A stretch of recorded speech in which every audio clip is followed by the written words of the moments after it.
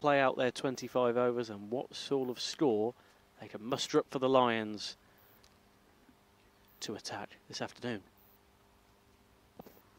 Well, I think England would be delighted if they stop them to 25 overs. 45, of course. Sun beating down on Owen's head, it's addling his brain. But yeah, it's the sentiment's been good so far. England would be delighted, Owen, at this point. 20 overs in, 2 Australian wickets down, and just 60 on the board. That's a nice shot played out into the deep. Paul Radish is out there. Deep cover boundary, just a fielding as Pavey adds 1 to his total. But England have got to press home this advantage now. The sun's out, as Owen said. It'll be dry in the pitch, might make it a bit sticky, might make it a bit trickier for batting as well. Oh, that just popped up a touch. Yeah, Darren Smith giving the pitch an awful glare. I wouldn't like to be that pitch with that glare from Darren Smith.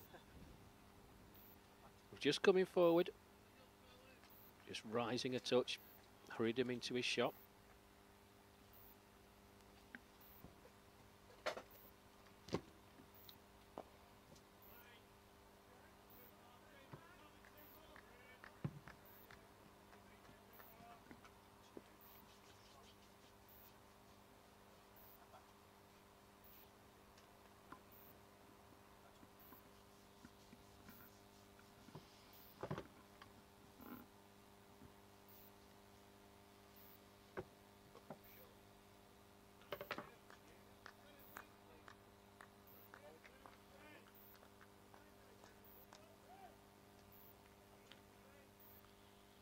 A little bit short there from Jason Corn, which was trying to hook there from Smith, and that almost didn't rise up as much as a couple of deliveries we've seen. I think Darren Smith was expecting it to climb on him as he drives that one out. The first little semi-misfielder, extra cover for a England fielder.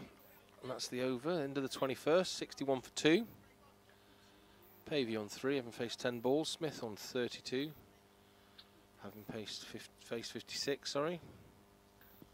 And they'll be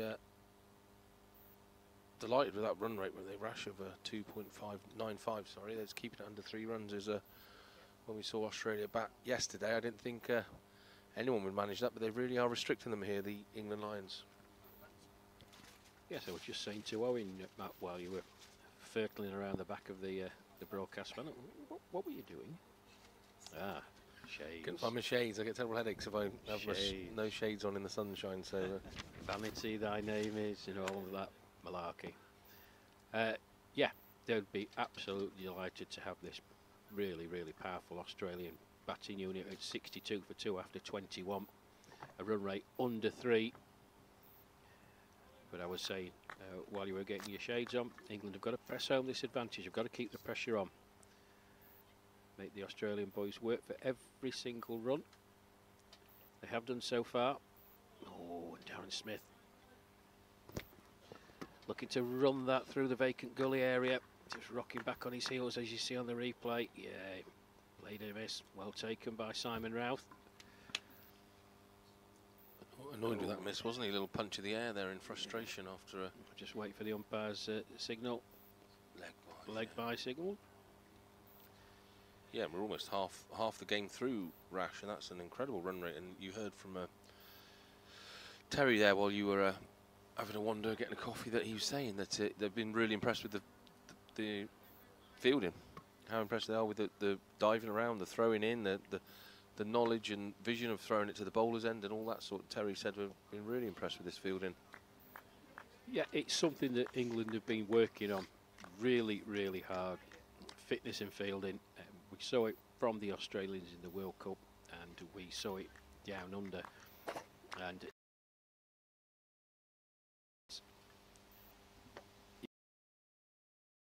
to match him, and it's brought the England fielding up tenfold, in my opinion, having watched them closely.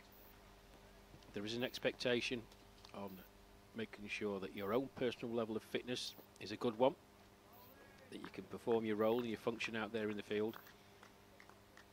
But we've seen it throughout this summer for the England team. if the Lions and the senior team, the effort and the commitment that they show.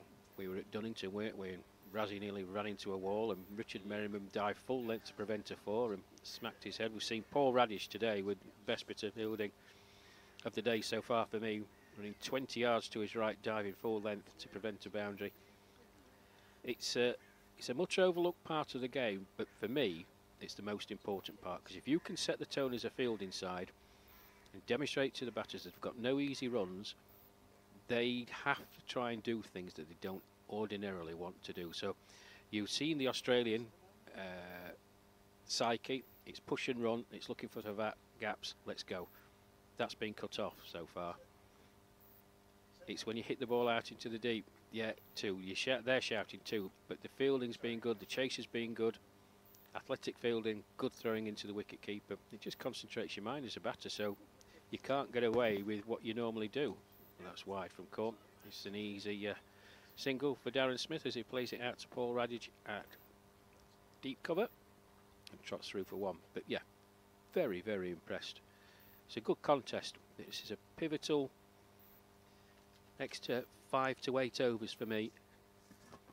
If England can limit Australia to below 100 as we get to the 30 over mark, I think they'll fancy themselves of. It's a bit wide again.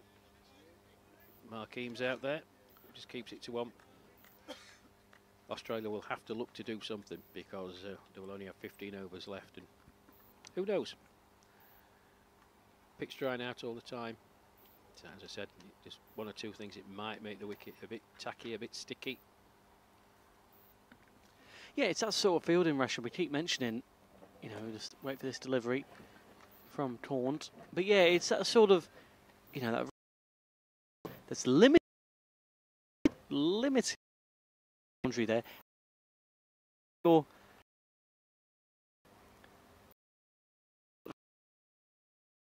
be like, well, sport as we've seen many a time. Again, closely trying to get to the wicket there.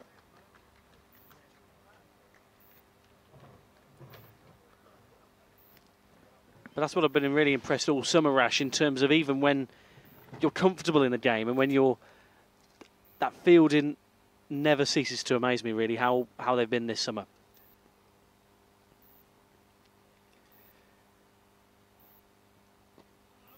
Yeah, we say it on every broadcast, don't we, Owen? These boys are an inspiration, as are all senior cricketers. They put the hard yards in, they put the effort in, the endeavour. Okay, the body can't do what it could have done 40 odd years ago, but they still give it their all. That's a nice shot. Great bit of fielding. Well, Darren Smith is throwing himself around like an acrobat, diving full length at one end and doing the same at the other. But it was a brilliant bit of fielding from Lee South. Hit very, very hard. Gathered cleanly. I think if the throw had just been over the stumps, Darren Smith was struggling. Picks himself up though. Doesn't seem to be any worse for wear. As Mel Dobson's going to continue from the far end. 67 for 2 Australia. Just past the halfway point then. 23 overs gone. Graham Pavey, man on strike, he's 5 not out. Brilliant, brilliant, brilliant. Oh. Yeah, with Simon Routh's normal performance, he would have had those bails off in a flash. Yeah. Well, he's got to put it out of his mind. Let's hope it's not too costly for England, but a clean gather there and Pavey's out. Definitely. He was miles out of his ground. Just Dobson taking his time here to get going again, and I imagine with the grass on that wicket and the moisture, that's probably going to be quite a bit of turn in it today, Rash, for these spin bowlers, don't you think? It's a difficult one to to say, Matt, ordinarily you'd say that they're probably rubbish as the pitch dries out. Oh, it's brilliant again from Watson. Got round there so quickly. Superb fielding, keeps it to 1. Hit very, very hard by Graham Pavey. Watson tumbling away to his left. Stopped a certain boundary.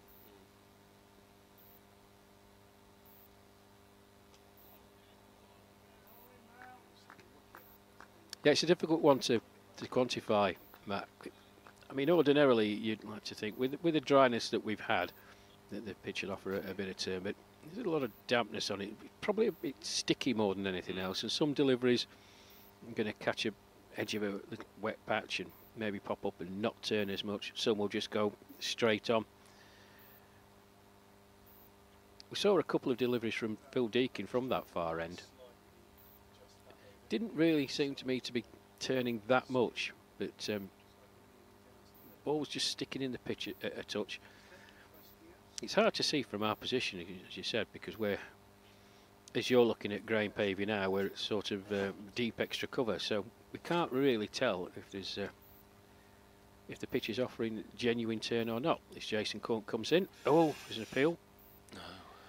Wide outside the off stump. Pavey backing away, trying to give himself room.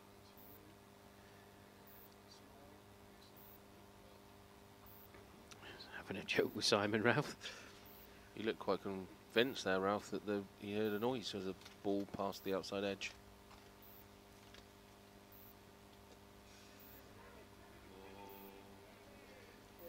Yeah, good again. Well, the England boys will know all about Graham Pavey. He's push and run merchant, as well as being a very, very stylish batsman. One of England's best, Kevin Watson, quickly in from his position at square leg. Well, it was literally just his speed there, Watson, that sent Pavey back, wasn't it? It was the speed of fielding.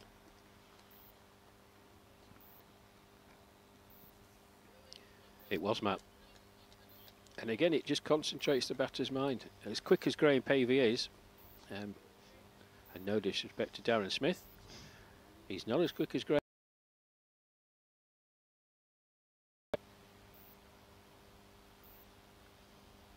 Ooh, pulled out of that one.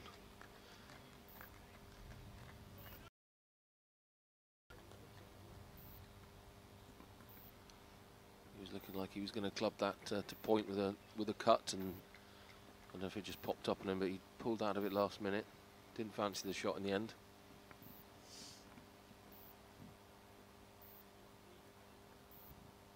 Well, he's the type of player who likes to get on with it, Graham Pavey. Oh, that's popped up. I'm looking for the run. It's going to be close. Yeah, well, got there in the end. Again, good running, Darren Smith. He really backed him up there, didn't he? Went He did. for it. Yeah. It's uncharacteristic for Pavey. 11 off 26 deliveries.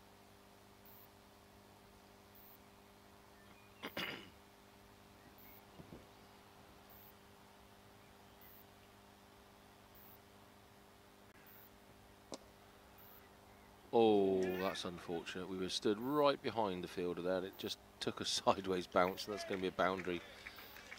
He's been unlucky there. First in quite a while there, like I say, quite unfortunate there, but we've been praising the fielder, haven't we, for the last 10 minutes or so. It's the first one that's really slipped out the hands there. Was that Timor fielding that? Yeah, Timor. Yeah, he was unlucky. Mm. I was sat right behind him, and it just bounced 3 feet in front of him, and it took a sideways nudge and passed him by. So a very rare boundary for the Aussie collective here, and the batsmen having a word with each other. And I wonder, Owen, whether they'll be actually kind of aware of how slow their progress is, and saying to, you know, we've got a lot of wickets in hand. They've only lost 2, but they're just not scoring. Is it time to get a wriggle on and start going for a few shots? Well, certainly, Matt. You know, especially when you're halfway through the overs, you know, you're looking at the moment, you know, where are we? We're 74 for 2 now. I don't know, it just seems Australia will be hoping for, you know, you look at how well, I know you're playing a different side, aren't you? In the Northern 11 yesterday in comparison to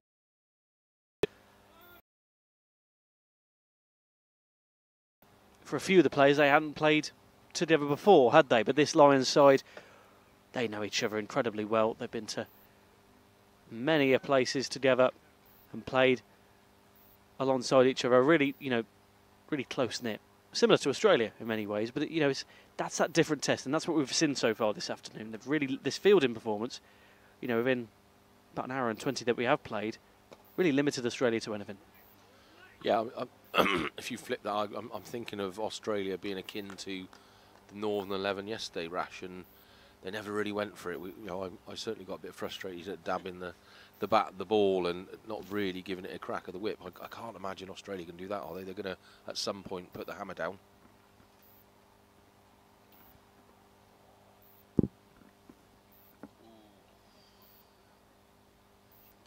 Well, wide signalled by umpire Burns. Nice take by Simon Rouse. I don't recall you chuntering about the Northern 11 not getting away yesterday, Matt. Only for the last hour and a half. Well, this is a difficult position, I think, for Darren Smith and Graham Pavey.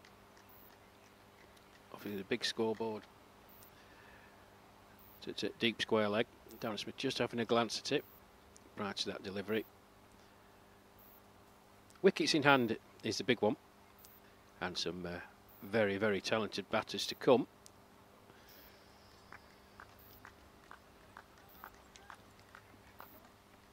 But they need to formulate a plan, because as I said, if you get to that 30 over mark and you haven't reached 100,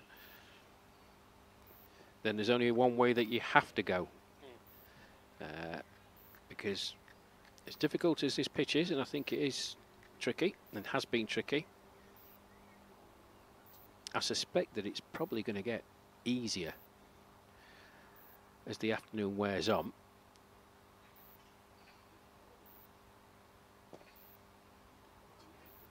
So I probably think in a couple of overs' time you'll see the batsmen have a bit of a conflab in the middle, try and formulate a plan and work in 5 over blocks.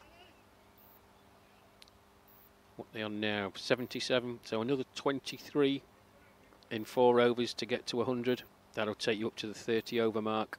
15 to go then, 8 wickets in hand.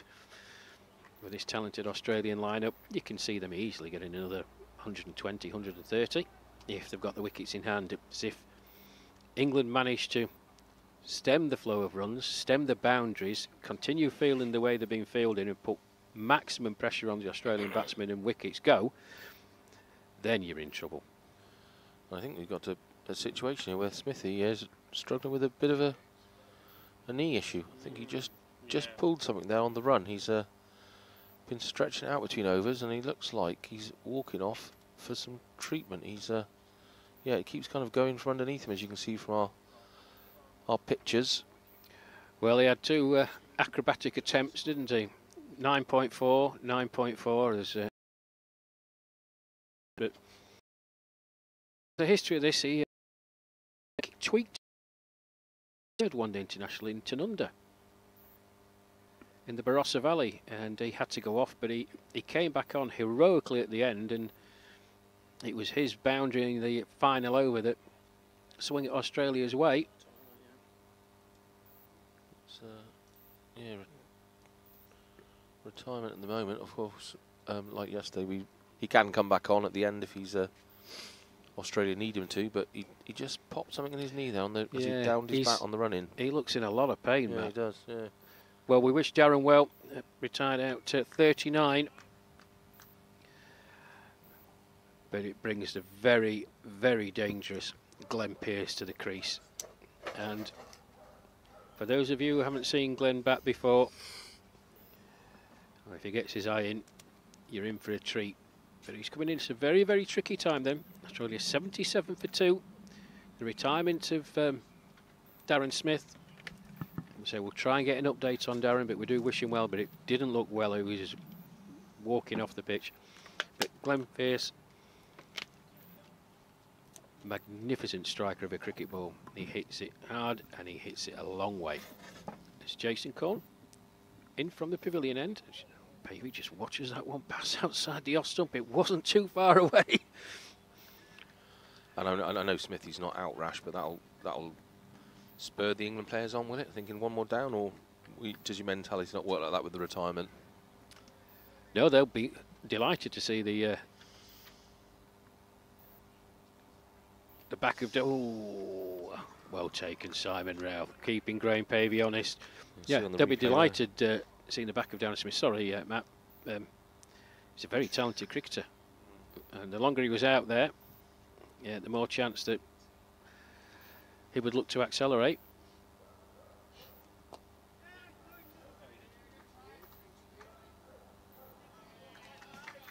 Well, a diving attempt by Mark Eames out in the deep. But that was beautifully timed by Graham Pavey. Didn't try to hit it too hard at all. Just dabbed down on it. Well, a diving attempt by Mark Eames out in the deep. But that was beautifully timed by Graham Pavey. Didn't try to hit it too hard. Just dabbed down on it.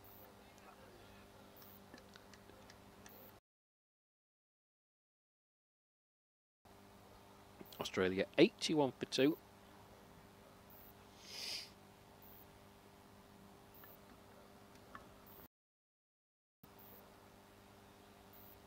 And of course, as the inning goes on, Rush, you've seen off the top class bowlers.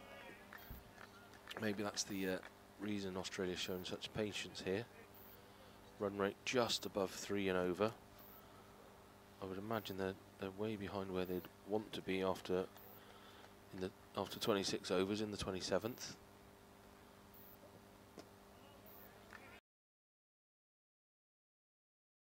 Their momentum, is it? No, it's not, but they're both incredibly talented batters.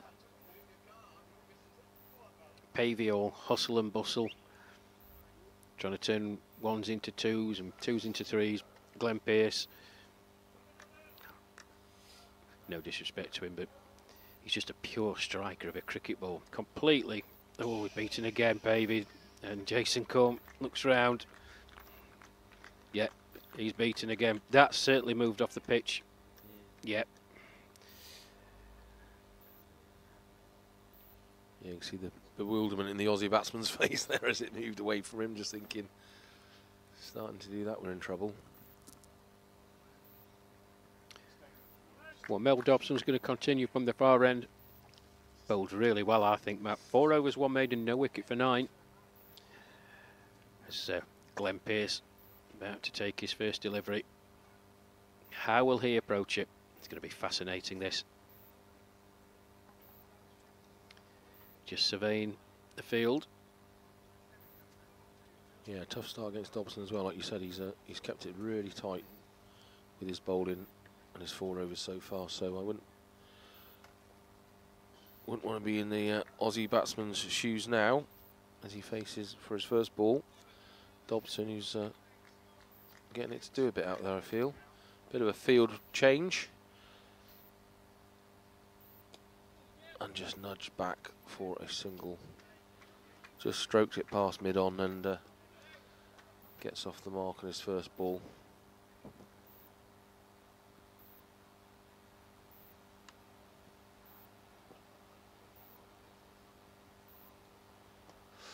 Just flicked off the hip there from Pavey. Just nudged it round the corner there. That's a slight little miss hit, I think, really, on that stroke. Dobson throws his third delivery down. That's cut away beautifully. Straight through. Cover. Extra cover, I'm not sure. No, he's not going to get to that before he gets to the boundary. That's 4 more on the board for Australia, and a couple more shots played there. I wonder if the message has gone out there, Rash, for a bit of acceleration needed. Possibly, Matt. First really bad delivery from Dobson. It was short. Graham Pavey recognised the length very, very quickly. Immensely powerful through that offside. Prompts Lee South. Looks like he's going back onto the cover point boundary. He is. And the skipper, Jason Corn, just rearranging his field slightly.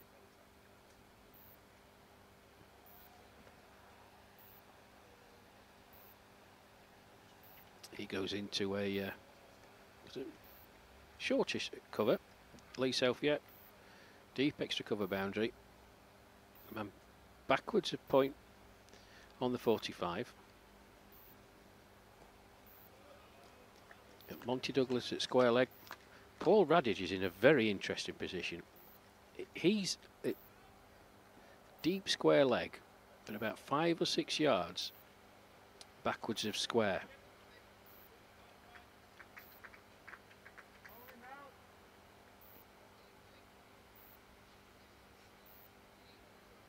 You've got Kevin Watson that's wide long on, and you've got Mark Eames at deep mid wicket. So I think the England boys are expecting Glenn Pearce to tee off. He just rocks back, plays that out into the offside, looking for 2. Lee Self has the ball in hand, going to have to hurry, and gets there. Good running by the Australian pair.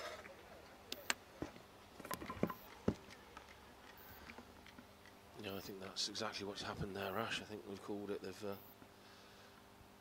got to get a few more on the board. They've got to tee off, run harder. I mean, we're heading towards the 30th now. When you said if they don't get to 100 by 30 overs, I thought you were being slightly pessimistic, but you've called it almost spot on there. They are 100 for 30, which is only 15 overs left. They've got to put some more runs on the board, you'd imagine. I know they do have a formidable attack, Australia, but that's surely too low to defend around that 3 runs per over mark. Well, I just fancy that you're going to see classic Graham Pavey here, and by that, and give the strike to Glenn Pearce. Obviously, if a bad ball comes along, he's going to take it. He's a quality batsman himself. But England, for the first time in this Australia innings, going on the defensive. You can see it by the field placings, but I know that's my prediction. No, beaten. He's out. Got him. Got him. Well, he was lucky to survive the previous over, Graham Pavey, on 2 occasions. But this time, Jason Corn strikes. Thin edge, well taken by Simon Routh. Australia lose their 3rd wicket. 89 for 37 caught.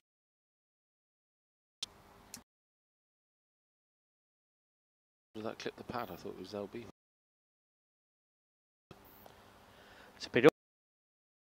They're building again, Owen. They just lost one.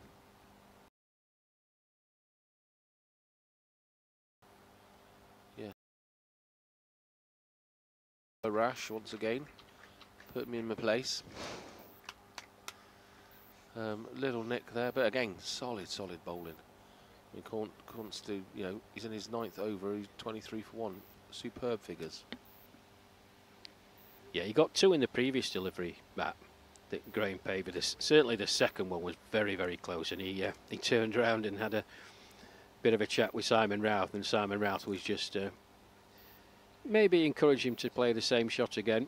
He knew how close it was, but excellent bowling from the skipper.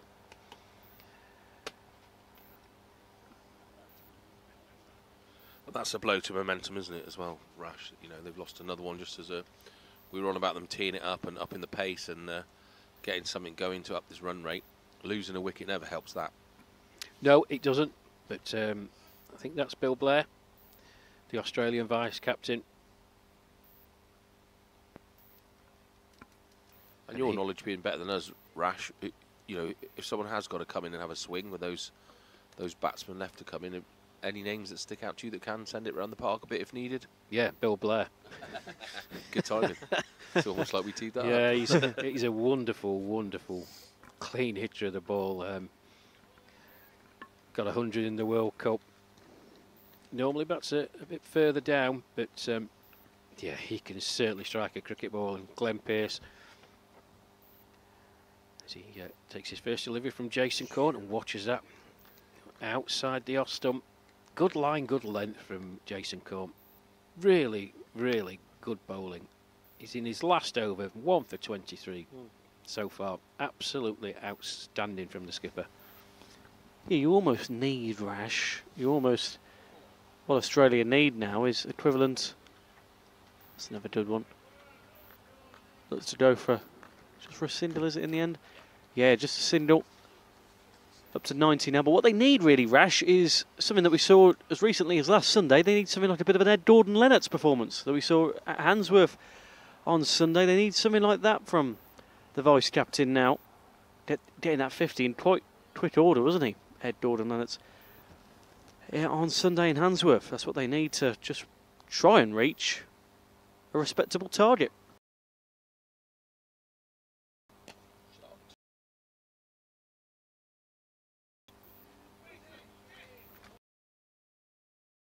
Let them.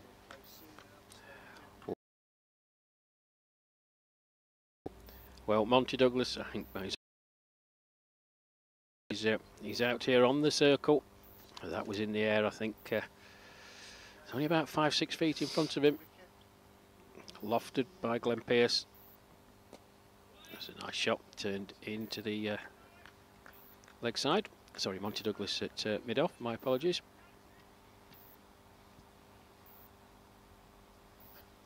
Yeah, it was in the air for a very long time, that shot, wasn't it, Rash?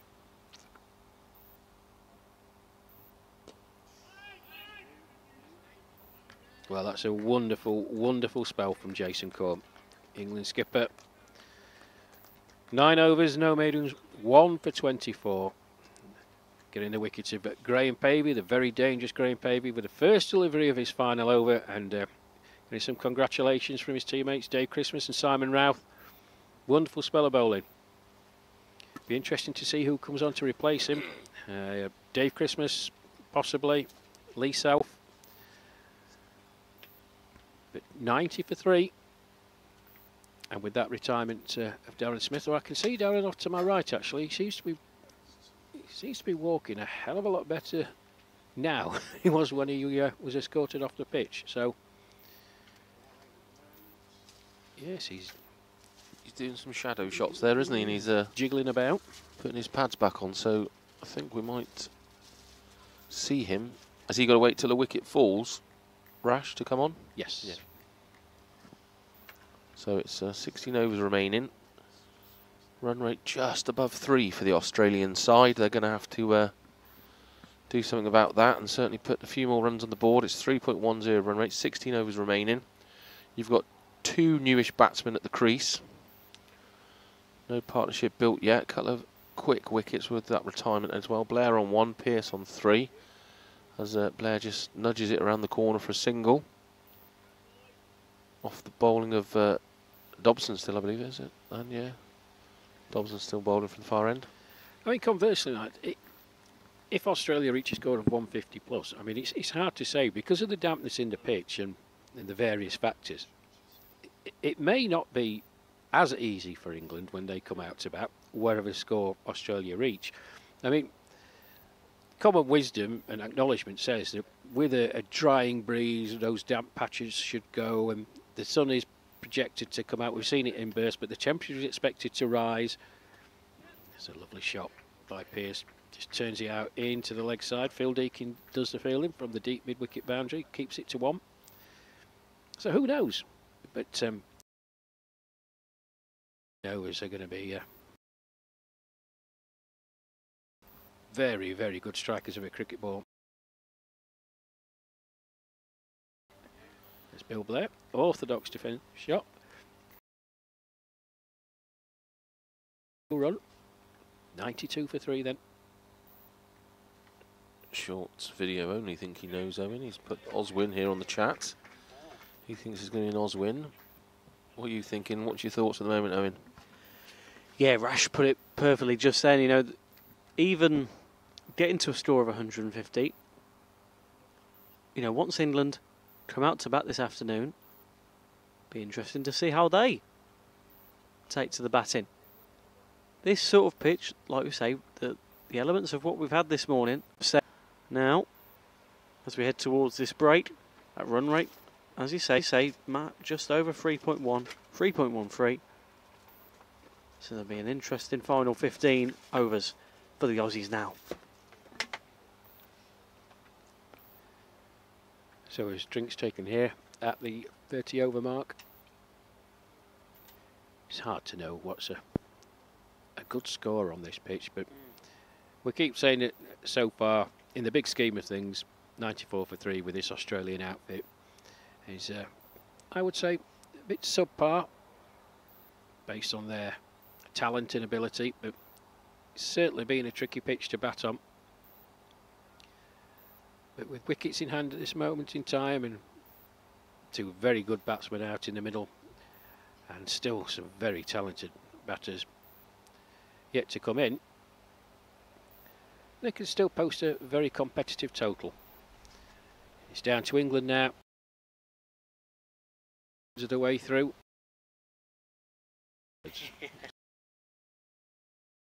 Same as half. Yeah. But two things.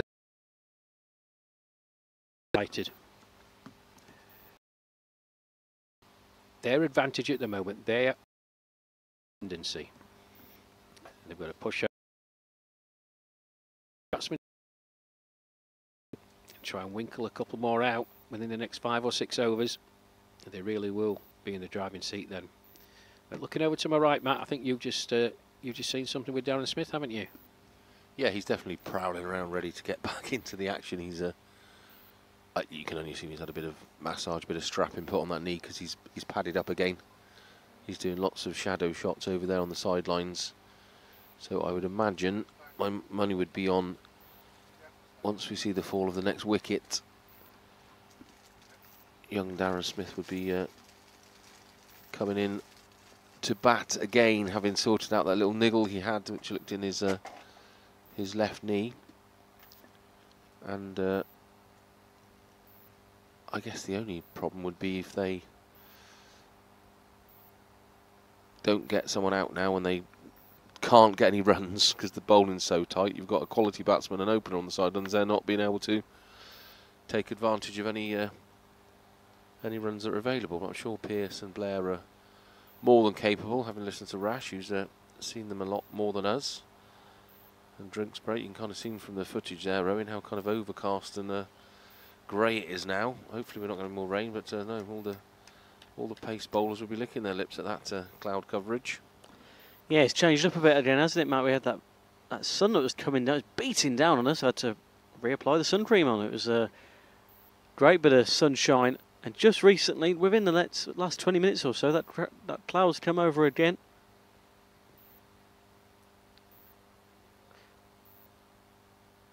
But yes, final 15 overs of this Australian innings in. 94 for 3, just coming up to just on 20 past 1 here in Cheadle Hulme Cricket Club. Another great day of cricket action brought to you live on the Inland Over 60s YouTube channel. Thanks for joining us, everybody, and we hope you enjoy the rest of the afternoon.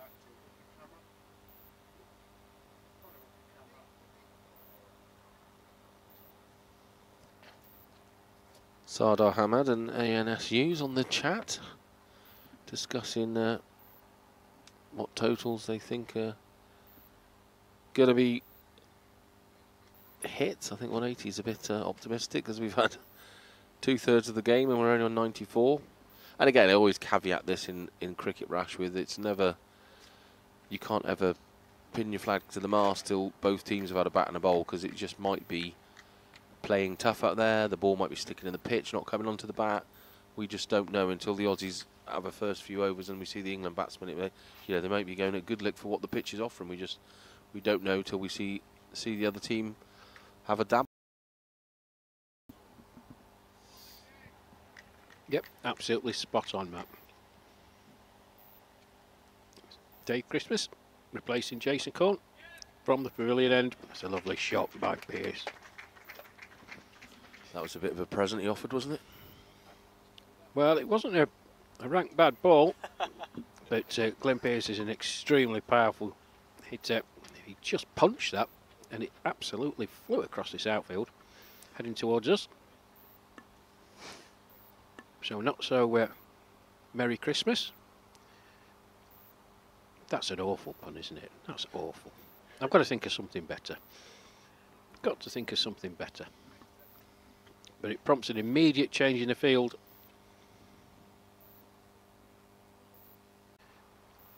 The way he's delivering the ball and launching it looks very Mel Hussain-like, and he's obviously very efficient being in this team and must get a few in his time. Yeah, it certainly does. And with that boundary from Glenn Pearce, wonderful stroke over wide mid-wicket. The Australia 100 is reached. 102 for 3 then. With that boundary, Glenn Pearce moves on to 12. His batting partner, Bill Blair, the non-striker's end at the moment, is on 4.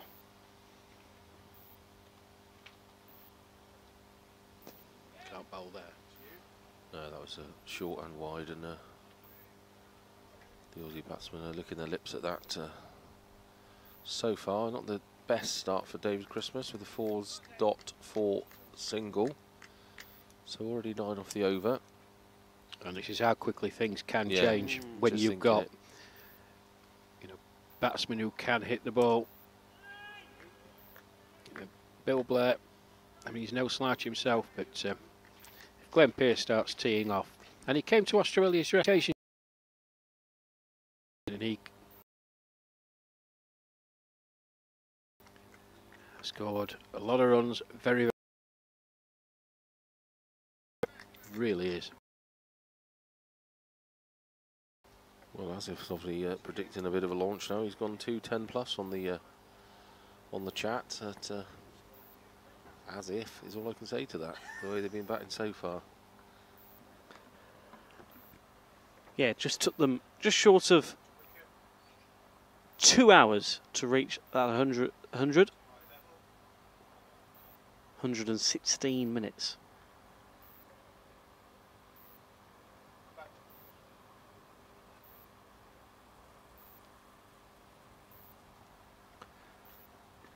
But these final 14 overs now, Matt, this is where it gets interesting, as we just mentioned.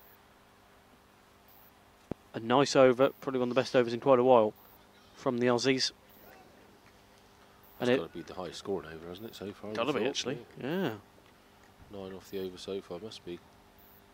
Bumped that run rate up to 3.3. That's again turned around the corner really smartly by the Aussie batsman at the pavilion end.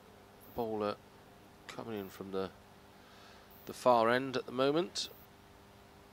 Just waiting for our screens to update. Again, with just a bit of lag and a bit of lack of Wi-Fi here today. Just prodded forward at that there and fended the ball off with a defensive shot. Still Dobson at the far end. So getting some turning action with the tailing the Aussie batsman from what we had at this end with Dave Christmas. Hopefully we'll see him for a second over and not do a Carlisle Stewart on us with a 1 over wonder. I think we need to adopt Carlisle, bless him. I think we have already, haven't we? Plays about my standard of cricket. Oh, that is gone. That First is sits of the day, isn't it? I mean, that has cleared the rope by 20 metres. Absolutely launched it. Blair and Rash did warn us that he can strike the cherry when he wants.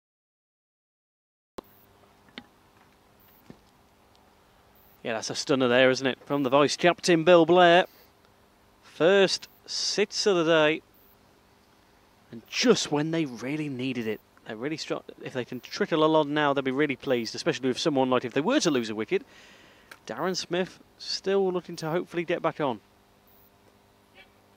And it's what Rash was warning them. There's no point having those tight, brilliant first 30 overs if you then allow them to get 250 in the last 15 and a reasonable score on the board, Rash. Yeah, and I can guarantee you these two won't be trickling along. That's for certain. I mean, Glenn Pearce, for all his brute strength and ability to smack the ball over the boundary, is a really, really intelligent cricketer. As I said, he came in for the Australians in their series against the Kiwis in New Zealand. Some very tricky times, but he just batted sensibly, backed himself. And when you've got a batter of that talent and ability who actually backs himself, you know, this is a tricky pitch, but he's backed himself, we've seen it. And you've got someone like Bill Blair, with all the knowledge and experience and talent he has, These boys, if they stay together for the next 13 overs, yeah, whoever has said on the chat 210, you may not be far wrong, you know. England have just got to, not say hang in there, but do the basics right, keep the pressure on in the field. And Dave Christmas will be hoping for a better over than last time. That's a better start from him, the better delivery, push through a bit quicker.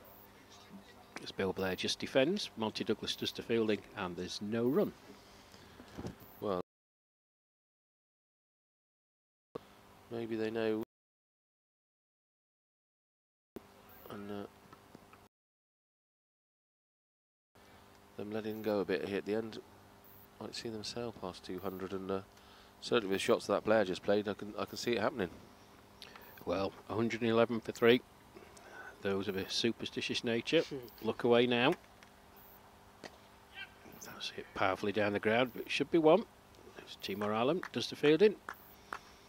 At long off. Brings Glenn Pearce on strike. And it's Phil Deakin out there in the deep on the leg side where he hit that boundary the previous over. Oh, that's too short.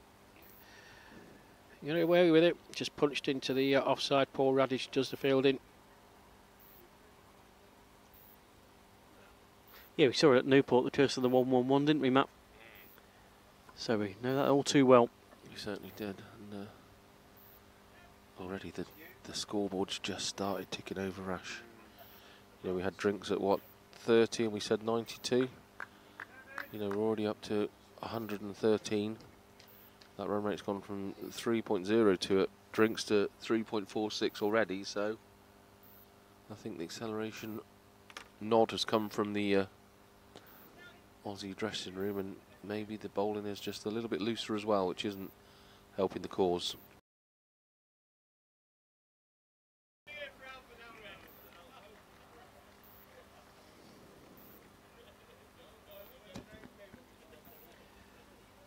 Yeah, it's going to be a bit of a quandary for Jason Corn because both himself and Phil Deakin have bowled out. Kevin Watson still got a few overs up his sleeve. You've got Lee South, who hasn't bowled as yet. Mel Dobson, I think he's bowled pretty well, to be honest. Just one bad over for him. 7 overs, 1 maiden, no wicket for 29. But another couple of overs from him and he's bowled out. So, decisions to be made. Oh, he's very lucky to get away with that. Dobson a full toss, a low one.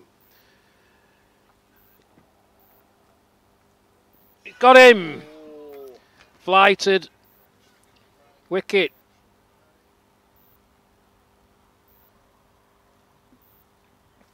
And Glenn Pearce going for the big shot into the leg side. Oh, it's a vital, vital breakthrough for England. It's the dangerous Glenn Pearce on his way back into the pavilion. Bowled Mel Dobson for 16. Australia lose another wicket, 115 for 4. Yeah, and I think that was a decent bit of bowling because that last ball he launched him over the boundary by 20 metres. Yeah, I've had a few more updates from everyone listening of where they're watching from. Stevenage in Hertfordshire from Bridgie Dude and Andre from Cyprus. Big fan to you there. And a few more store predictions, 207, 200. Yeah, I reckon you could be quite right there. Won't be too far off that, I don't think, Matt, if they hold all their wickets for the rest of their overs. Yeah, I mean, that nothing stops momentum like a wicket, so England have done the right thing there, and a great bowling from Dobson. They are 4 down now, so although an opener, as we know, has come back out technically on batsmen 5 and 6, and it will be interesting here. You know, the mindset of an opener is not very often to go for it, to get yourself in, play the shots. I know a lot of modern cricket and Baz ball is a bit different, but if I had to guess, I think the chat between Blair and Smith was probably Blair saying, you know, let's put a few runs on the board here. They've got to make at least 200, haven't they, Rash? Would that be their base level figure for this game?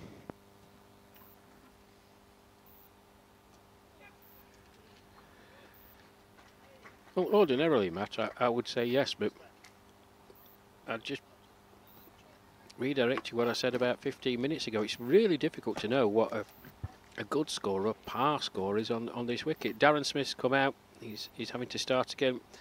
Now the pitch will have changed a touch since he's been on the sidelines, but it's just an unknown quantity. 34 gone then. Australia 117 for 4. Bill Blair, the vice captain, is 13 not out. The returning Darren Smith, he retired. He was retired not out with a tweak of his knee on 39. He just pushed a single. He's on 40. 11 overs to go then. What can this Australian batting unit reach? And Jason Combe knows all about Bill Blair. He trots out to Bill Blair. He trots out to long on. There's a long off. Deep extra cover. Deep point. Deep wide-ish mid-wicket. So it's boundary prevention. That was a good effort there. Hit powerfully into the leg side. Phil Deakin does the fielding. Keeps it to 1. Looking at that field there, Ash, they're obviously looking for some catches now, aren't they? Yeah, offering the singles up. But high risk, high reward for the Australians. Do they want to take those deep fielders on? Or are you quite content to let the Australians push the singles and take 6 and over? And 6 and over from here, yeah, you're getting up to about 180. You factor in a bit of acceleration as well. Yeah, 2. Easily reachable. Just another single there. As long as not too many wickets fall. Yep, yeah, yeah, agree absolutely. more there, Rash, yeah, but they nudge singles around here. Like you say, 180's on. With no wickets falling and getting some momentum. And that's not a bad total. And again, like we said, we haven't seen the England team bat yet, or the Australian attack.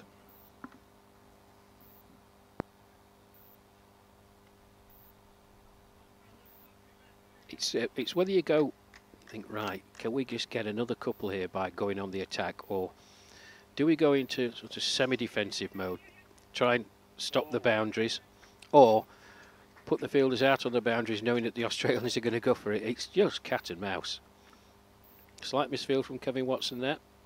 Well, that was the 4th consecutive single of the over. Darren Smith, he moves on to 42.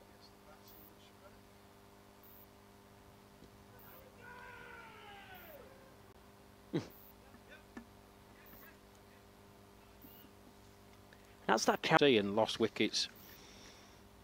I think it was 3 for about 7 or 8 until Ed Gordon-Lennis went absolutely berserk.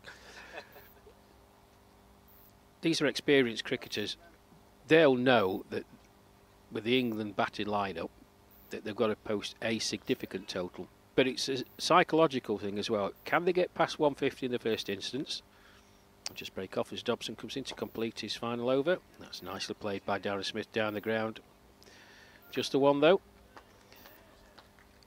And can they get there in the shortest amount of time to leave themselves maybe 5-6 wickets to go, 7-8 overs?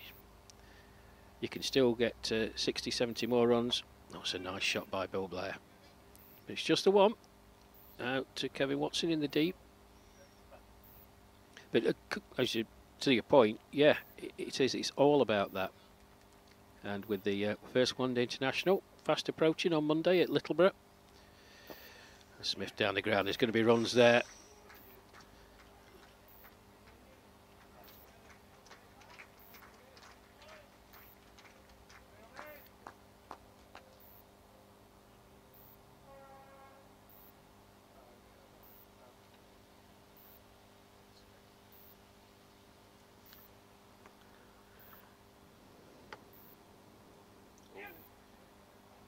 That's a nice shot. Little trickle. Almost towards the boundary, but it will be stopped.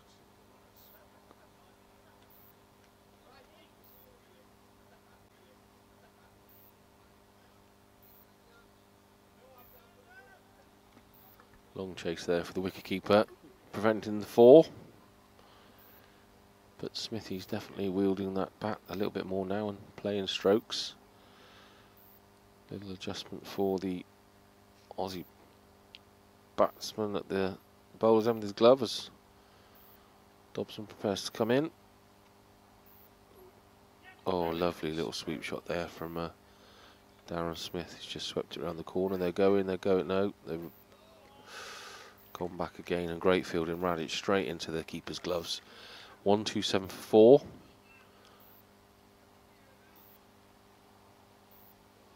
For Australia. Dobson's last delivery, and as Rash rightly says, his 9 overs, 1 for 38, not terrible figures at all, and that's straight to the fielder, and that'll be no run. So after 36 overs, down here at Cheadle Hulme Cricket Club, England Lions playing Australia, and Australia in bat. England won the toss and chose to bowl. It's 128 for 4.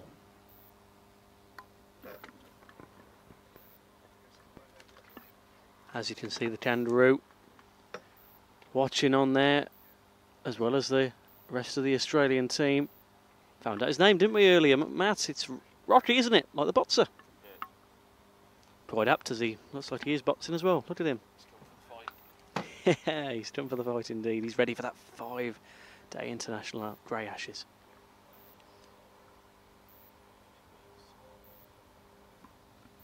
So it's Dave Christmas again from the pavilion end. Smith facing, he's played a cut shot to point. Again, great throwing into that wicketkeeper there.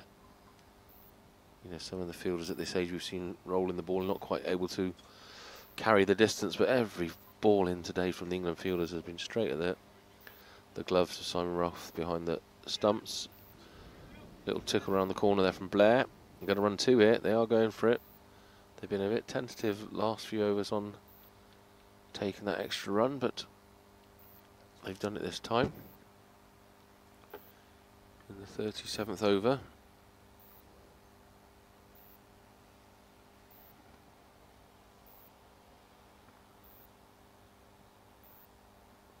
Christmas delivers again, and it's back foot drive. Ooh. He stopped it, it bobbled up on him, but prevented the run happening there. Yeah, 1 away from his half-century now, Darren Smith. After his... Oh, what a way to get it. I think that's a 4. I think that just bounced short of the boundary rope, but that brings up Darren Smith's 50, which is a... Sorry, Bill Blair. Oh, Bill Blair was on strike, was he? The vice-captain. I was going to say, that was an aggressive shot for Darren Smith. He doesn't normally play those sort of shots, but he gave that some welly, didn't he, Owen? He certainly did. Yeah, another cracker. As we say, Darren Smith only 1 off his 50, 49 off 79 deliveries. Well, as Blair just nudges a single there, Darren Smith will get the opportunity here, and I'm not sure how pleased Dave Christmas will be with his spell today. He's been a little bit expensive compared to the other bowlers. He's gone for 24 already in his 4th over. And if Smithy can just nudge on, no, sent back there by Blair quite rightly, because square leg was again round there so quickly and sending that ball in. And Ben Smith has given his pads a bash with his bat there. Furious at not making proper contact with that leg side delivery, I think. Yeah, with 8 overs to go. 136 for 4. The way they're going now, as we say, Matt, that run rate has gone almost up to 3.7.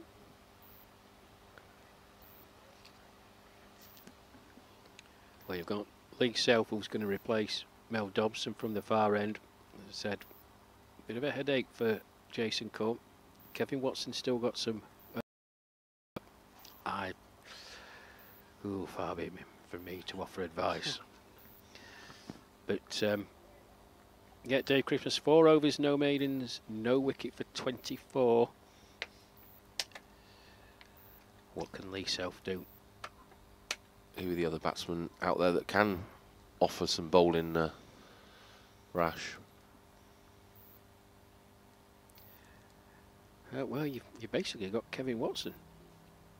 As I said, Phil Deakins bowled out, Mel Dobson's bowled out, Jason Corn's bowled out. You've got Dave Christmas, Watson. Difficult one. Yeah, because I mean, you know, not for me to criticise, but relative to the other bowlers, Christmas has been a little bit expensive. But if you're stuck in the position of having to use him, you know, and I don't think there's necessarily terrible deliveries from him. The Australian batsmen are just picking him and have hit him for more than the other bowlers. But if you've got to pick him, you know, you're stuck between a rock and a hard place. As Lee Self just produces his first delivery there, just pushed away by Blair, straight back to him. And again, the danger of that wasting that really tidy start rush of keeping the runs down and then it escalating in the last 8 would be a real shame, really. Well bowled, Lee Self. Saw Bill Blair coming down the pitch, just fired at him. He's chipped up in the end, just bounced in front of him. Intelligent piece of bowling.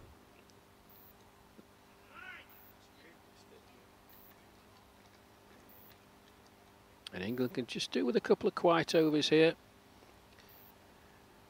just to ramp the pressure back on the Australians, force them into playing some big shots.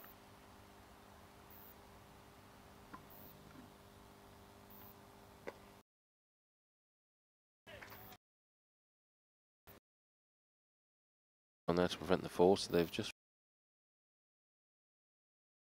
I was just going to say what Maiden would do at this point just to curb the run rate, but only 2 off its.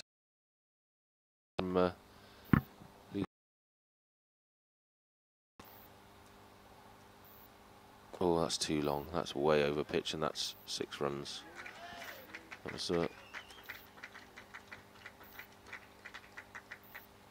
I'm not sure. Did he take that on the volley in the end, or was it half volley? Yeah, it was a full toss. Yeah, full toss. Yeah, I thought it was. Got the treatment from Bill Blair, just helped it on its way. Sailed over the boundary rope for 6. He moves on to 31 of just 34 deliveries. Australia now 144 for 4.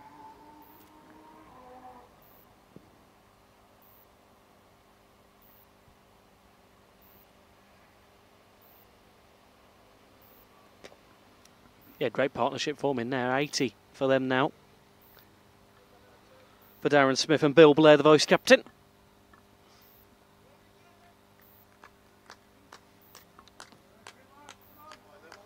Straight to the field of that last delivery, but still 8 off the over, so they've upped the rate a lot from what we saw in the first 2/3 of 0-2.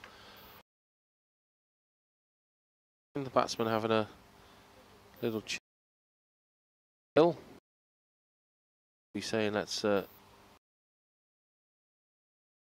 hand. There's no point saving wickets, as there's no second innings or anything. So I'm pretty sure this Aussie lineup bats deep, as young Dougie was telling us yesterday. So they're going to be looking for a few more off Dave Christmas as he comes in from the pavilion end. And it's a lovely drive and a brilliant bit of field in there from England. Yeah, well done, Mark Eames. Full length dive to his right to prevent Darren Smith getting to his half century. Sent back this time as well.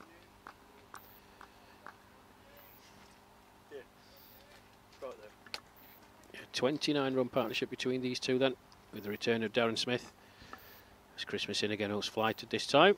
Oh, he's on the floor. That ain't going to help the dodgy knee, is it? Well, he wants to be tipping his. Oh, there you his go. There's the laundry replay. master. Look, you get to get the view out of him sprawled across the floor, keeping his back grounded. His laundry bills are going to be ridiculous. Yeah. But straight to the field, a good bit of fielding again.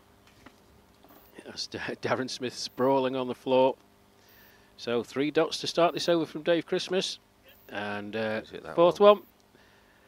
Hit nicely by Darren Smith. Out into the offside. Warm round of applause as he raises his bat. 50 for Darren Smith, returning. 4 balls, 5 fours amongst it. Retired with a slight injury when he was on 39, so he's added another 11 to his total. Yeah, just to Bridgie Dude's got in touch, and this is obviously an England Lions game. It's the 5 one-day games between England over 60s and Oz over 60s, starting with Monday's game at Fairburn, is it, Owen? It's at Littleborough, yeah. What's the other fixtures? Let Bridgie Dude know. So if you're close by, Bridgie, come and have a watch and a listen, and Owen will let you know where we are. Yeah, the 5 one-day internationals in that Ashes series, that Grey Ashes. Littleborough on Monday, then followed the next Monday, the 7th of July, at Fairburn Cricket Club, and then got Tame Cricket Club on the 18th of July, quickly followed on the 21st at Sparsholt Cricket Club, and then finally the 24th of July, the last game for the Aussies at Royal Ascot to round off the Grey Ashes and round off their summer here in the UK. And with a nice sweep shot from the last delivery of the Dave Christmas over, Darren Smith brings up the Australia 150. 150 for 4 then. 6 overs to go. He moves on to 54 not out. His partner Bill Blair, 32 not out. Just see Kevin Watson walking towards us into his position at deep backward square leg.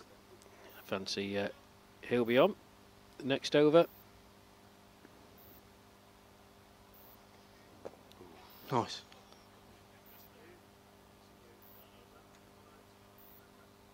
Had a big swing at that one, young Blair, just for a single. They didn't quite get hold of it. He was looking to launch it into those red tiles in the houses in the background. Didn't quite get it, and oh, there's Ben Smith has got one again. Didn't quite get it, just a single run. But they're definitely up in this run rate and running everything now, swinging a lot more.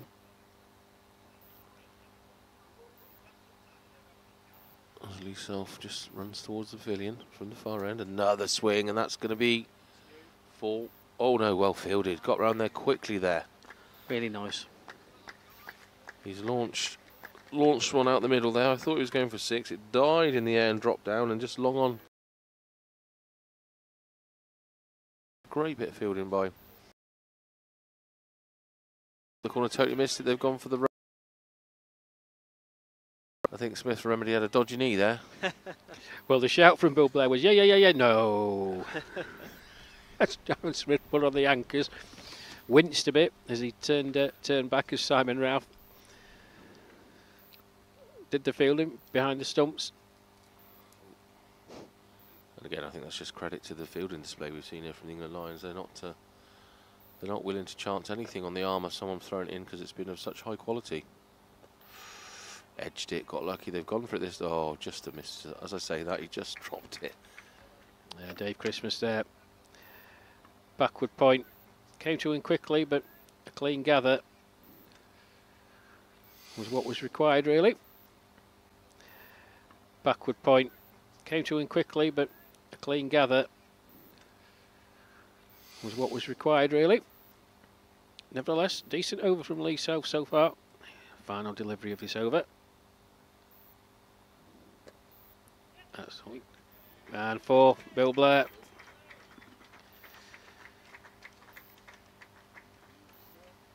Eight off the over then.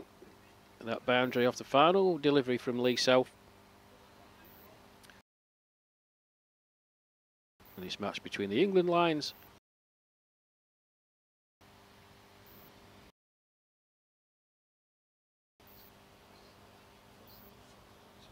The wind ain't off picking up over there, Owen. Those trees blustering. Wonder if there's some more weather coming in. Let's hope not. It's been a really entertaining watch for us this afternoon. Again, a big, deep and meaningful between skipper Jason Cant and that's Mike Watson back on, isn't it? Kevin Watson, sorry. Kevin Watson, so he's got a few more to bowl down, and what will be 5 overs to go. Self's had a couple, 0 for 16. Kevin Watson, who bowled superbly early, is just reshuffling this field here for a different attack. A lot of fielders back again. Rash, what's the tactic here? Well, I think, you know, from the Australians with 6 wickets in hand, they're going to try and pile the runs up. They'll be looking to nudge towards 200 if they can. Certainly 180. Kev Watson, I think he's just got to bowl full and straight if he can. What he would give for one of his trademark in-swingers. Has got it in his locker, and the wind certainly helping him with that. But the temperature has certainly dropped as that wind has picked up. The temperature's dropped, and we'll see. But Kev Watson he'll bowl out from this pavilion end, I would have thought. 6 overs, no maidens, no wicket for 18 so far for him. Darren Smith on strike, 56 not out.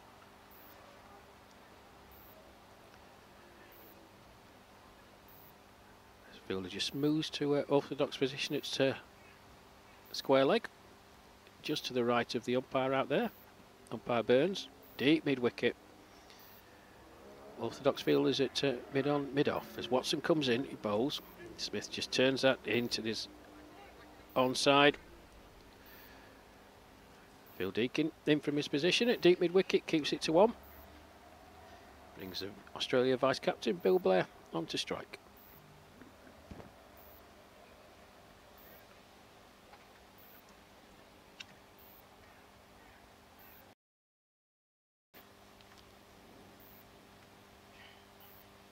Got a nice fact about Bill Blair from Munchie.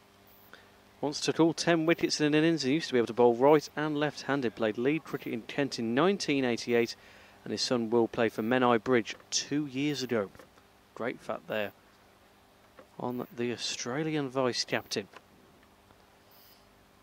And Neil Bridgen, brother of Keith Bridgen, the Australian manager, says he'll try to get to the time game and catch up with his brother. Watch a bit of cricket. That's a little bit fortunate there. Blair, he's gone to play a shot. I think it was dry for covers. It's caught the inside edge. Just missed the stumps from my view here and kind of nurdled out to backward square leg there. Very fortunate. Yeah, a good delivery from Kevin Watson. Getting Bill Blair to play on the back foot. That's nicely tucked round the corner. Mark Eames down there. Just keeps it to 1. No, 2's the shout. Oh dear. Oh, misfield, yeah. Well, Mark Eames, normally a very reliable fielder. We saw him a couple of overs ago. Full length sprawl to his right. And that ball went straight to him. It should have just been the 1. There's not been many minutes. Wide, yeah, leg side. He went to flick it on legs, missed it. Wicket keeper shows his frustration. He picks that ball up. I think they know every run. You've got a very formidable Australian bowling side that are going to come in and try and do their best to keep the run rate down themselves as they come out to field after lunch. And that was the 50 partnership up there for Blair and Smith. As our scoreboard tells us on screen, and what's coming for his final, he's just cut that way. Very good shot, brilliantly fielded again, stopped it, hit the boundary, and they've just run the 1. That's the, I thought it was end of over according to our machine, but there's 1 more to go.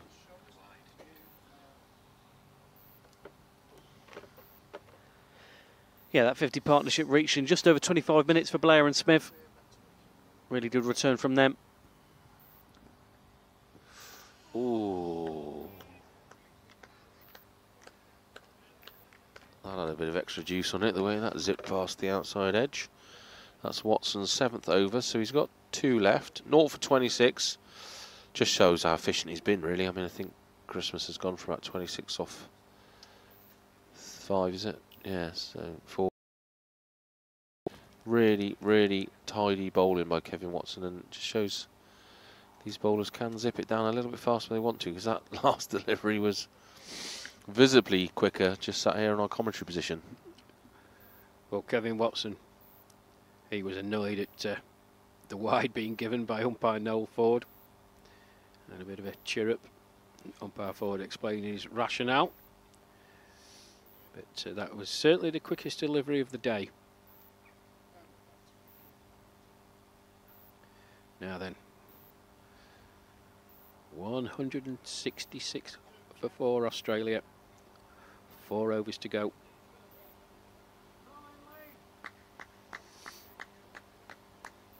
I fancy a bit of harem-scarum cricket for the next 4 overs, boys. Well, that's the Should be entertaining. First time as we hit the 42nd over that the run rate has clicked above 4, so they're definitely accelerating, and I think Rash is right there. I mean, you've got 6 wickets in hand, so they've got to, got to go for it. And the amount of fielders we've got back on the boundary, there's going to be a lot of that, a lot of sprinting in to pick it up quickly, and I guess they're just going to settle for the singles the way this field is placed. As Rash is saying, we've got deep square leg. Talk us around this one, Rash. Deep square leg. Yeah, you've got a deep square. You've got a deep backward square leg, Kevin Watson. Deep mid wicket, Phil Deacon. You've got a wideish deep mid wicket, Paul Radage. Long on, wideish long on. Both on the rope. Long on and long off, aren't they?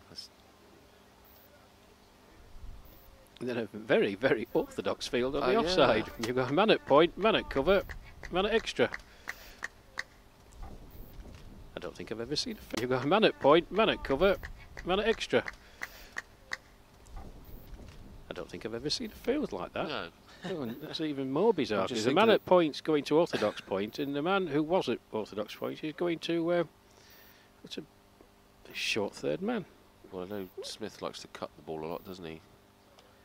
Would they have knowledge of the batsman? If they're going big, they always hook it onto the leg side. Would that be in their armoury, that sort of tactical knowledge? Well, yeah. I mean, these two sides know each other very, very well. But Lee Self's bowling to his field.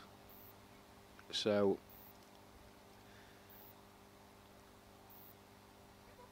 he's hoping that the ball really doesn't go on that offside, because there is a massive gap between Mark Eames, who's a wideish extra cover, and the man at point. Bill Blair's seen that. It's gone straight down the ground. Oh, Timor Alam.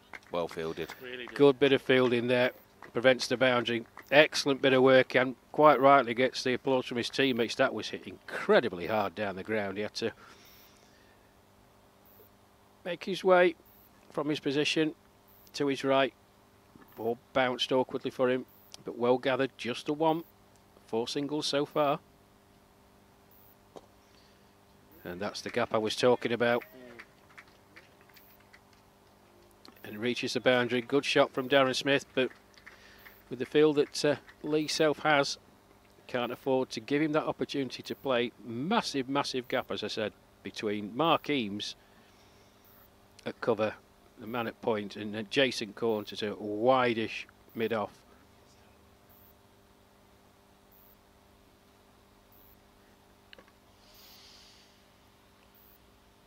Oh, no.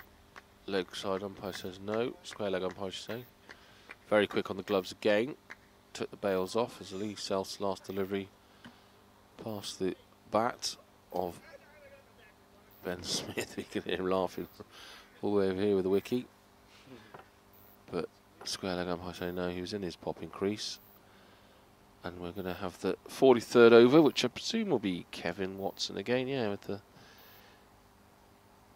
Has he got one more left or 2? Yeah, he's got 2. He'll bowl out. Yeah, he'll bowl out to the end, he'll bowl this one. Lee Self will probably bowl from finish up, I would have thought, Matt. Happens. No, he's been very efficient, hasn't he, on the run rate with his bowling. And that wind picking up behind him's probably given him a couple of extra miles an hour on his deliveries. Massive change in the field now with Watson with ball in hand. Well, full and straight will be the order of the day for Kevin Watson. No width and nothing short. But Bill Blair 44 not out. Here we go then. Kevin Watson in from the pavilion end. Bill Blair just chops that down into the offside. Didn't time it particularly well. Dave Christmas does the fielding. One more to him. One more to the total then. 175 for 4, Australia. Losing the toss. Put into bat here at Cheadle Hulme.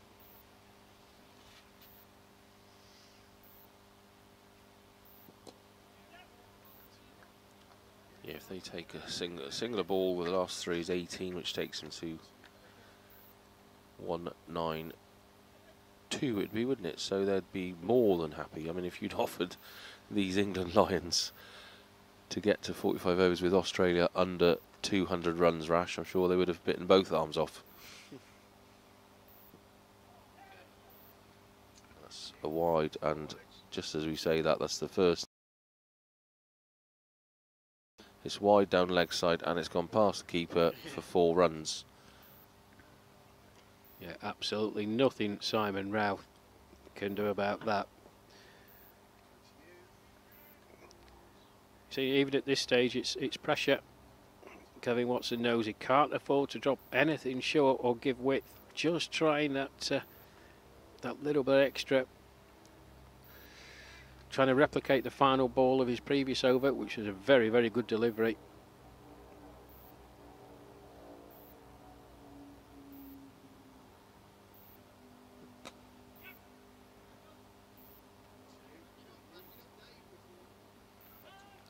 Smash straight down to long on, just a single taken again. Which I think by the back field placements and defence, they're quite happy to take a singular ball, which Watson would have been on for had he not bowled that 4 wides. Simon Ralph behind the wickets just cheering the team on. Tell them to keep it tight again. A very fortunate inside edge from Smith there. Went for the big swing on leg side and got a big thick inside edge. Darren Smith, but he still survives on 66. I'm not sure he can make the century with the amount of balls remaining, but he's bar the injuries, batted very well. Another delivery, didn't it? Long on's in for that, picked up well throwed in, single.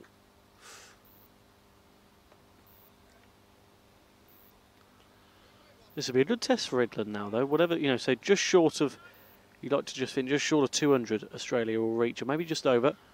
But when it comes to it, Matt, this afternoon, this will be, on this pitch, a good test for the Lions. Watson in again. Sure. Yeah, like Rash said, you kind of never make... You never make your prediction really in cricket. Now you're flag to the mast. You've seen both teams have a go on the same wicket. You know, it could just be a low-scoring wicket. The Aussies might have got everything they could have out of this wicket. We don't know till we see their bowling, and Rash will know far better than a pair of us what the Aussie bowlers are capable of. And I'm sure the whole team will be backing their bowlers to get the job done, which is what they've got to do now in a game like this. Low-scoring, they've got to lean on their bowlers to keep the runs down and skill England for less than they scored.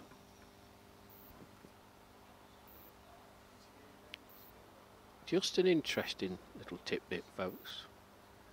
Well, certainly to my co-commentators. The wind has dropped significantly and the temperature has noticeably gone up, and that sun is trying to break through. Now, conditions out there are changing all the time, from the dampness that we had early doors. Had a bit of a blustery wind, then the wind picked up, as you heard Matt talking, and the cloud came back over. We really don't know how this pitch is going to react in the second innings, so the old adage, get a score on the board, and that's all Australia can do, and they've regrouped very nicely indeed.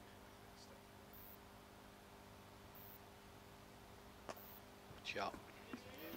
And it's exactly what they've done, Rash, isn't it? As Smith smashes, hooks a 4 straight over square leg there. That's what they've done. I mean, they, you know, at the drinks break we were thinking they were going to go nowhere near 200. I mean, I was laughing at the people online saying 200 plus, and all of a sudden, before we know it, there's 185, is that, or 189 now? Our system's a bit slow today, but 189 now. So they're looking getting very close to 200, and as Rash said, they've just done all they can do at the moment, put a score on the board and give England something they've got to get. And against this sort of quality opposition, 200 isn't a given.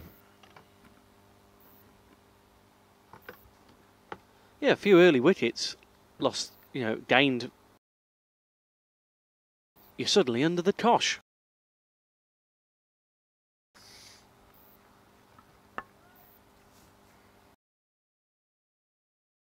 That's South there. It's a lovely shot, I thought, from Smith. Kind of backward cut, backward point, but just Rash was signalling there. Nearly Rash, nearly. Rash was pointing to the sky section at about deep mid wicket. I think that's what he was going for at the batsman, but didn't quite get hold of it. But they're certainly trying to, and why not? Last 2 overs, you've got to put as many on the board as you can now. That's another good cut shot. He plays that really well, Smith. Cuts it straight out to point. Well fielded again. Not as accurate on the throw as we've seen all day. As Simon Ralph lets him know that he had to go and fetch that one with his wide arm signal out towards the point fielder. So Self's gone for 7 in this over already. Couple to come. Sends that one down. He's had a swing at that one, Blair. Big old swing. Is he going to get there in time? He has stopped it. Very well done. Not the most nimble on his feet, Deakin, but he's made that, and that's Blair's 50 up, is it? It is indeed, Matt. And a good effort from the vice-captain, Bill Blair. 50, run a ball. 50. Congratulations to him. It's been a fabulous knock. Yeah, and he really did steady the ship when he came in. It was looking decidedly rocky. I know Smith had retired with that injury and he's re-returned, but he has steadied that ship herself. Throws down his last ball. He has a big old swing. Is that caught? He's dropped it. Smashed miles out to long on by Blair, chasing as many runs as he can for Aussie, but fielder got there. It was very low when it got to him, but he put it down. As the Aussies are on 195 for 4. And we have one more over to get, and quite rightly predicted by our expert here, Rash Mahmood. It's going to be Kevin Watson, just looking to contain this run rate, which is 4.43 now. Really has escalated. And we're on 195. It's a good job I didn't have a bet with all those people watching online, isn't it? We're losing a fortune. That sun really is beating down now for this final over. Benny's reapplied the sun cream. I might have to join him in a minute. Owen sizzles at the end of the table here, next to me. We'll have to have a swap second half with your fair skin. Your mum will be telling me off. Especially as only half of you's going to be burnt on the right-hand side, which is facing the sun. You can't really commentate your back to the cricket, can you? Oh, lovely. Lovely. Straight through all of them at the sight screens. Watson's put that down. Blair's had one look, cut the steps, and launched it straight back over his head. I can see Watson's furious about that. He ain't going to take that lightly, though, is he, Rash? He's going to think of something. It's just a touch short from Kev Watson there. He knows Bill Blair's going to go for it this over. He's hit that incredibly hard as well. Looking for 2. He should be getting 2 as well. Yep. And he dug that out as well, because that looked a bit awkward. That was a cracking shot from the position he was in. It was, yep. 199, but there was that correction, 201. With that 2 for Bill Blair. 201 for 4 Australia then. Oh, that's short. Oh, goodness me. I don't know what happened there. Well, it was a slower delivery from Kevin Watson. Bill Blair didn't pick it at all. Fancy it wrapped at the top of his pad. An appeal for LBW, but umpire forward. He wasn't moving. One more to the total with a leg bite. 202 for 4.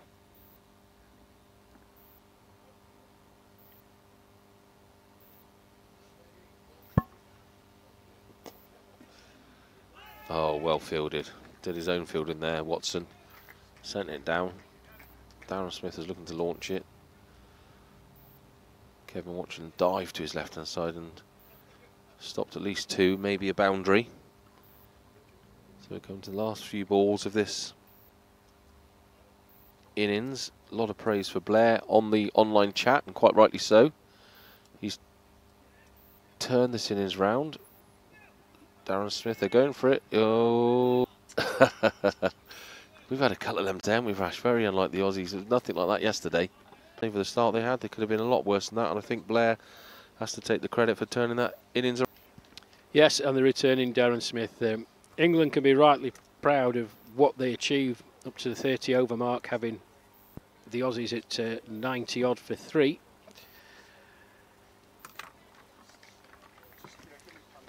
But the Australians, they battled on well. England wants the dismissal of Glenn Pearce. I thought they were slightly in the ascendancy, and certainly, as I said, after that 30 over mark, restricting the Australians to less than 100, they would have been well pleased. But since it's time, so please rejoin us then. But a really enthralling first session here at Cheadle Hulme for this match between the England Lions and Australia. We'll be back in about 35 minutes time. We've had a bit of food, bit of drink. See if England get on in their pursuit of 205 to win.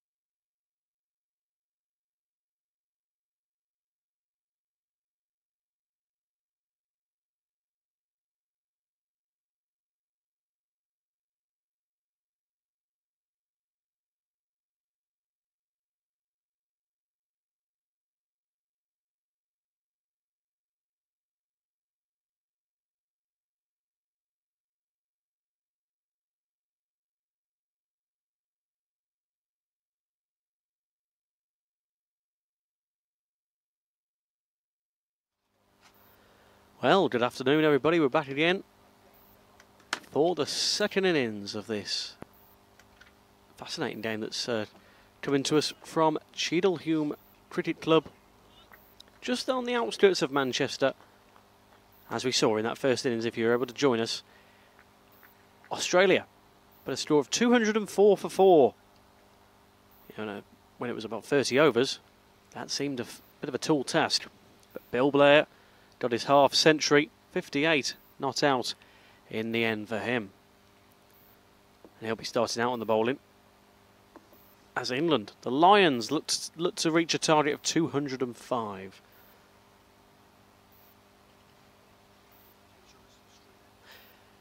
Yeah, just one moment before we get underway again. If there was any lagging issues, we do apologise for that. We've had a few issues with the connection here at Cheadle Hulme this afternoon, beyond our control, so we do apologise for that.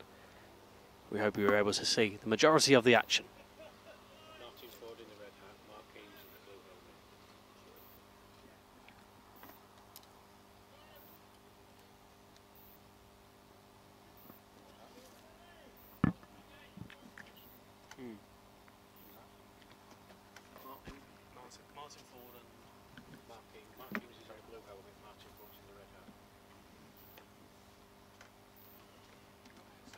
So starting off on the batting side for England, Mark Eames and Martin Ford to get us underway. On the batting order as they look to reach that 205. That run rate as it stands at the moment, only at 4.57, but that depends how well England start this batting order. Alongside me, Owen Mason, will be rejoined in the commentary box by Rash Ramood to my left. Rash, welcome back. It's going to be an interesting innings now for England, especially on this pitch.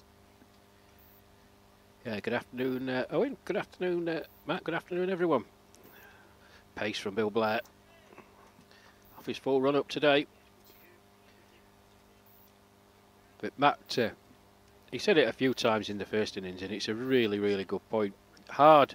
We normally get to grounds and we speak to the grounds when they say, oh, par scores this and par scores that. But that's on a perfectly normal day when all conditions are equal.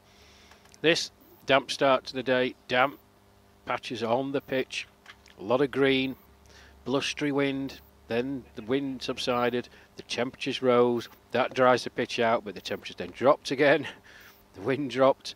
It's going to be really difficult. The first 5 overs are absolutely crucial. England, it doesn't really matter what they've got on the board. Do not lose an early wicket and give these Australians a sniff.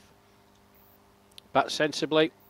A target of 205 is well within their reach. Just got to apply themselves. So it's a left-hander, Mark Eames from Warwickshire. Fresh from his half century last week against the West Indians.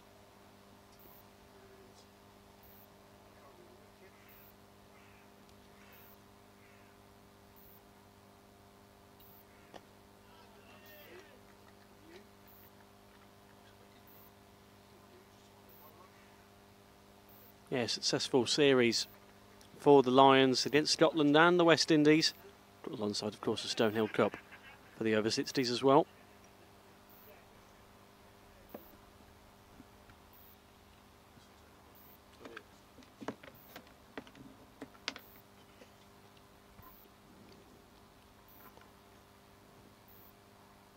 Another delivery in then.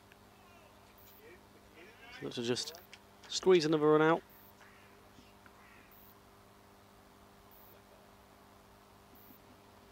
Led by on that occasion though.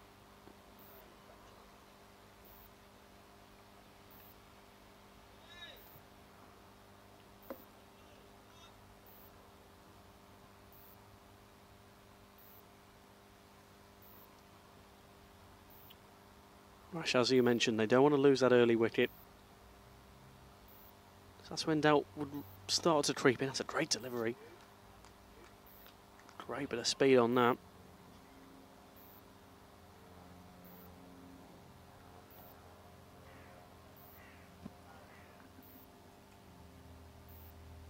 Two very experienced openers for England, Martin Ford and Mark Eames.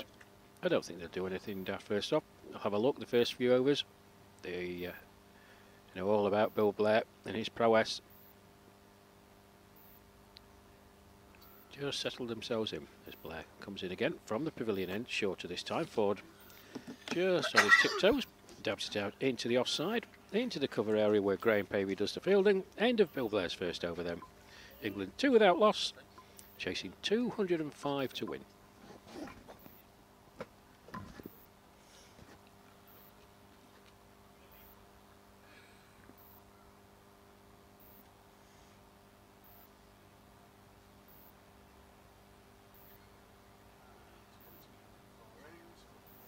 Yeah, just pushing 3 o'clock here in Cheadle Hulme. Welcome back to the stream, everybody. Some supporters for us, Australia and England. 50-50 in the chat, Matt.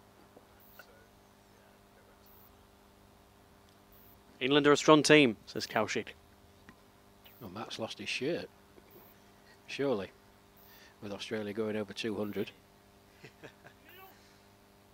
Looks like Stuart Ridge from the far end. Doug Murphy just moves out of my way. Get out of the way, Doug. I fancy that Stuart Ridge, boys. You've probably got a better look at it. Yeah, no, it is. Yeah. His first delivery wide outside the off stump, and Mark Eames just lets that well alone. Goes through to the keeper. John Adamson keeping today. The big O, Claude Orlando. Ooh, right on cue. There he is, Claude.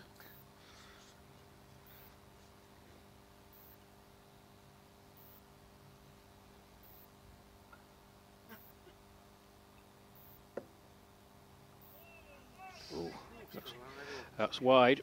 Running away towards the boundary. I think it's going to get there as well. We'll wait for the umpire's signal. 4 byes. Well, that was short, wide, and then it took a hop. John Adamson, absolutely no chance of stopping that. Very strange delivery. Yeah, it was a strange one. 6 for the loss of none then. As England try and reach 205. In this first of 3 tests for the Lions against Australia. Ooh, at that time, Mark Eames, bottom edge. No harmed him. Chopped it straight behind him. Good bit of work by the Aussie stumper. John Adamson.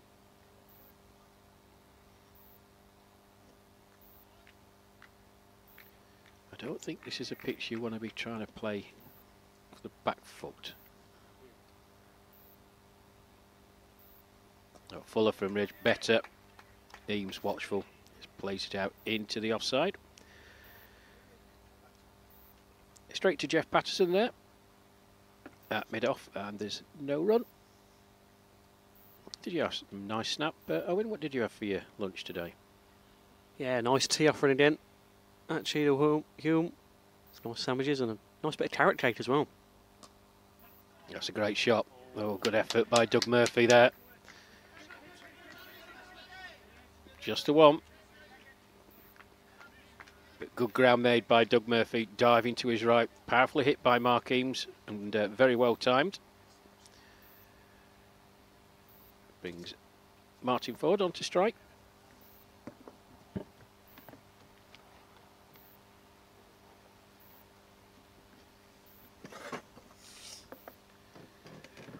Martin plays his county championship cricket for Sussex. Brighton and Hove Cricket Club. His home club. Very accomplished batsman.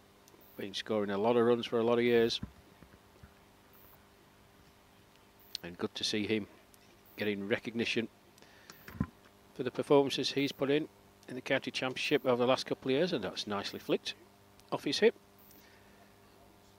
Down to Bill Blair at fine leg. 1 more to the total then. England move on to 8 for no wicket at the end of that Stuart Ridge over. 2 coming from it, plus the 4 byes.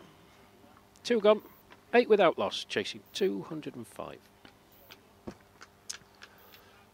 Yeah, welcome back, boys. discussion with me and Owen at lunch was really the attack of England, of giving them something to hit at. You know, we saw how powerful they are. Grappan Hall the other day, you know, you've only got to be a little bit loose and Australia can hit 300 without a doubt very quickly. So bowlers have done their job. They've given them a makeable target, and the England batsmen have now got to go do their job. Well, I popped into the England dressing room at half-time, Matt. They were really, really buoyant. Lots of smiles, lots of hugs, lots of back slapping. Look, we don't know how difficult a total 205 is going to be to reach. I've got a sneaky suspicion that this pitch is going to flatten out, but I have been proved wrong in the past. They just need to go steady away. But the England boys were absolutely delighted because, as you said, Matt, it's such a powerful top 6 for Australia.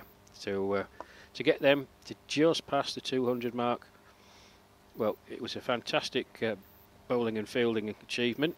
And that's played by Martin Ford, just to open the face of the bat, using the pace from Bill Blair. Arguably probably the quickest bowler in seniors cricket. Just opened the face, guided it through for 4. But we've got to give a lot of credit to Australia as well. 92 for 3, I think they were after 30 overs. So for them to get up to that score proves it can be done. Sensible batting. But England making a bright start here. There's a lovely shot from Ford. Just use the pace of the delivery from Bill Blair. Open the face, and it ran all along the ground. Props a change in the field already. Tony Panacasio going out there. It's the 3rd man. As Blair comes in again. Bowls. Ford just popped up on him a bit. We saw that a couple of times when England were bowling. Darren Smith got one.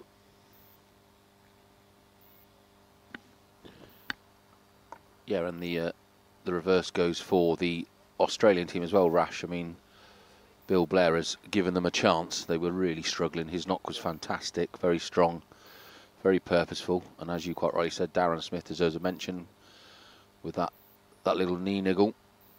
I did get a chance to have a word with Doug about the run out. He said for the purpose of team harmony, we'll call it a cricketing misunderstanding. Lovely little shot played there off the hip, and I think he's, all the way to the boundary there. Fantastic timing there from Mark Eames. And on the reverse side, you know, the batsmen have given Australia a chance. That's still defendable. It's now down to the bowlers. Unfortunately for Bill Blair, he's on both sides of the camp. He's got to produce the goods with the ball now. Well, he is a wicket taker, Bill Blair. But because of his pace, he can go for, I don't know what the technical term is, he can go for a bit of tap now and again.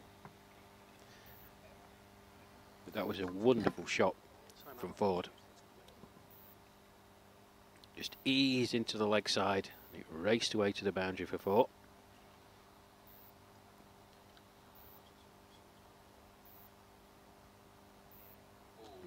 Wide down the leg side, and signalled as such by umpire Noel Ford from Australia. 1 more to the total. England 17 without loss.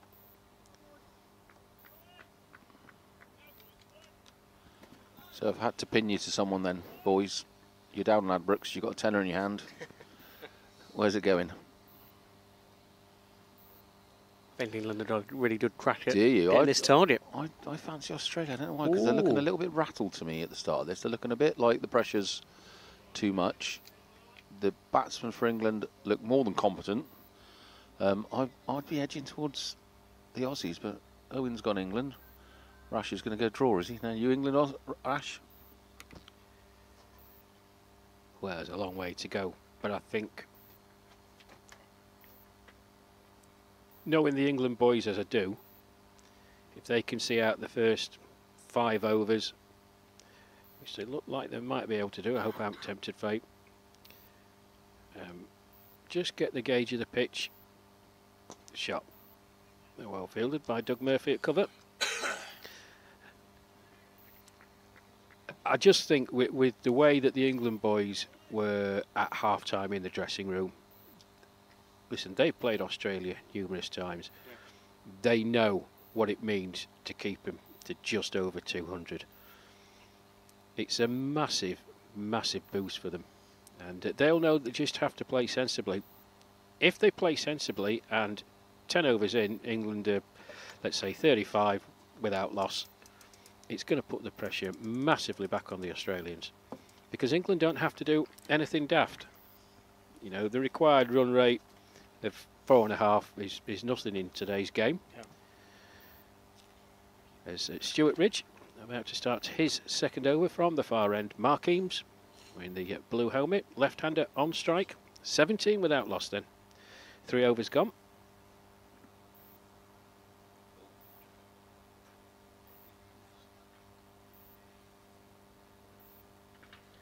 Yeah, Andre agrees with me. A new rash, he says England to win.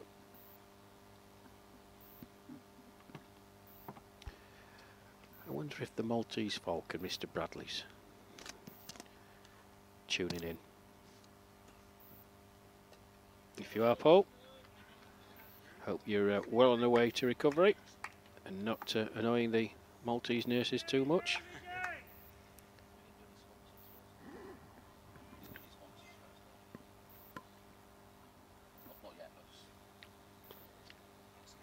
Yeah, 17 for the loss of none then, as we say, 10 from 11 for Martin Ford. Mark Eames, 1 from 7 currently.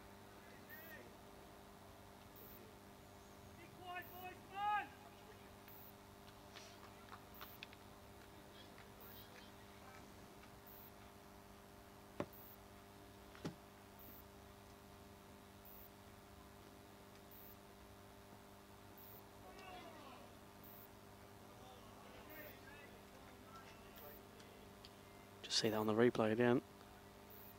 Ooh. Yeah, Mark Eames looking wistfully down at the pitch. He thought it was there to cut, but just as he got into position, the ball steepled on him a bit. Whistle past the outside edge. That's a better shot. Just missed his line, Stuart Ridge. That ball, contrary to the one before, it sat up very, very nicely indeed. And Mark Eames, nice swivel, dispatched it over backward square leg. His first boundary, 21 without loss, England. He moves on to 5. His partner, Martin Ford, 10. Just the start England would have wanted. Yeah, as you mentioned, Brash, it's getting past that, you know, getting to that 5 over stage and not having lost a wicket would be a decent return. 21 for the loss of none. Obviously, you look back at the, I know it's a completely different innings, but you look back at Dud Murphy, that was 5 for 1 when he got out.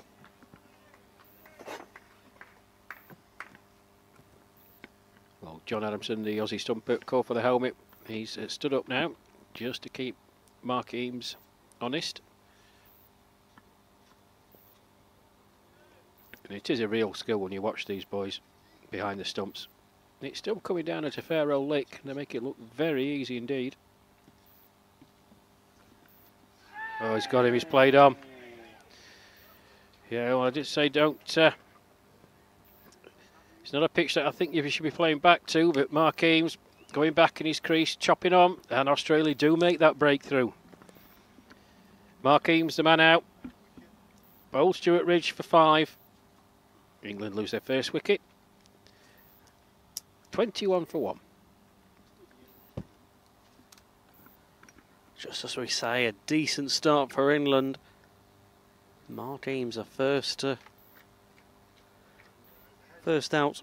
5 from 13 deliveries then for Eames, and coming in for him on this far side.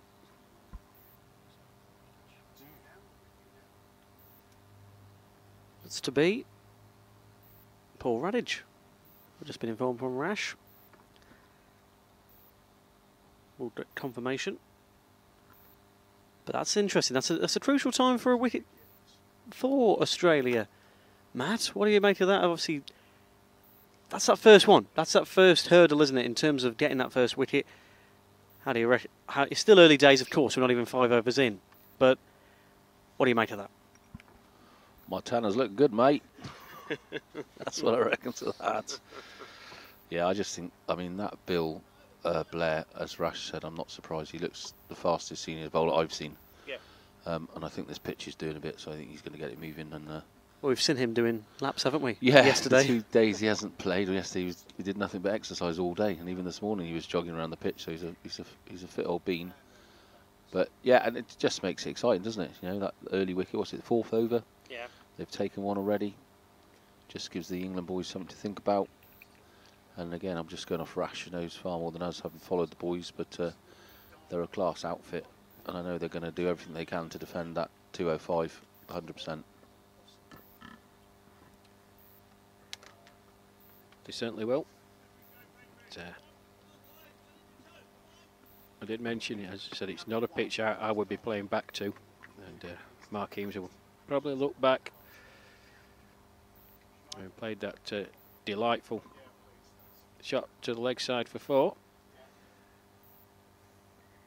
Plays on. That's nicely timed by Ford, but straight to the fielder, and there's no run. Yeah, can you give me a close up? Just close up on the ball batsman so I can use it for action replays. All right, okay, don't worry.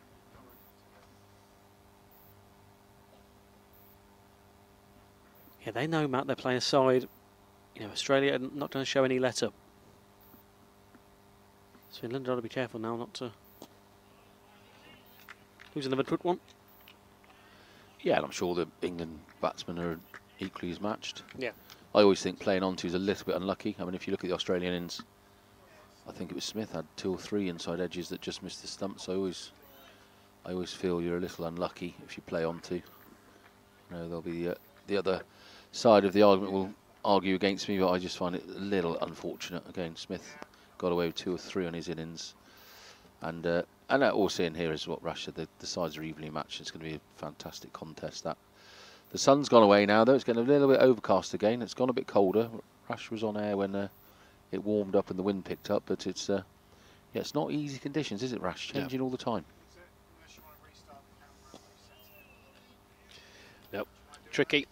Which is why we said we couldn't sort of estimate whether that score of 204 that Australia posted was a par score with the conditions or an above par score. Time will tell, of course.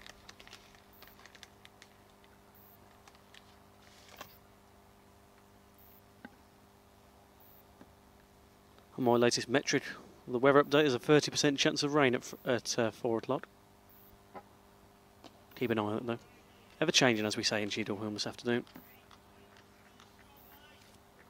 Well, fuller delivery from Bill Blair there. I don't know if that somewhere touching the air just squared Martin Ford up a touch. He was looking to play it through the leg side. He sort of squirted off, thickish outside edge into the leg side, but possibly a hint of movement in the air.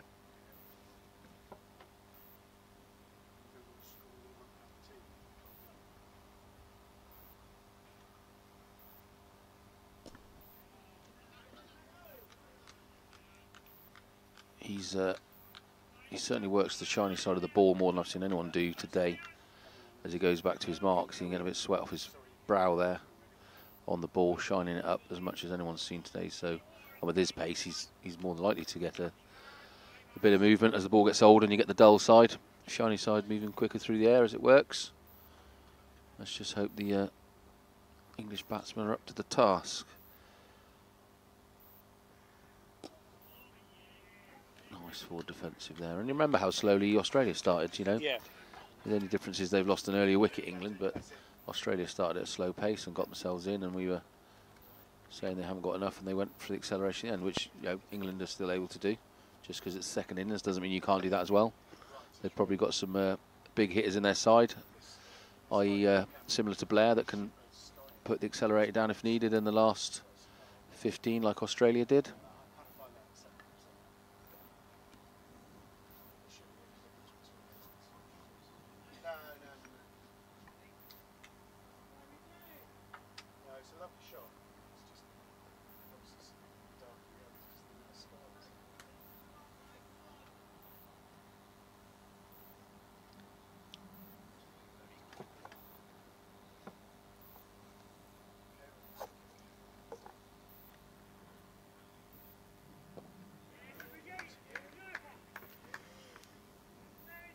So that's still Ridge, Stuart Ridge, in fact, from the far end.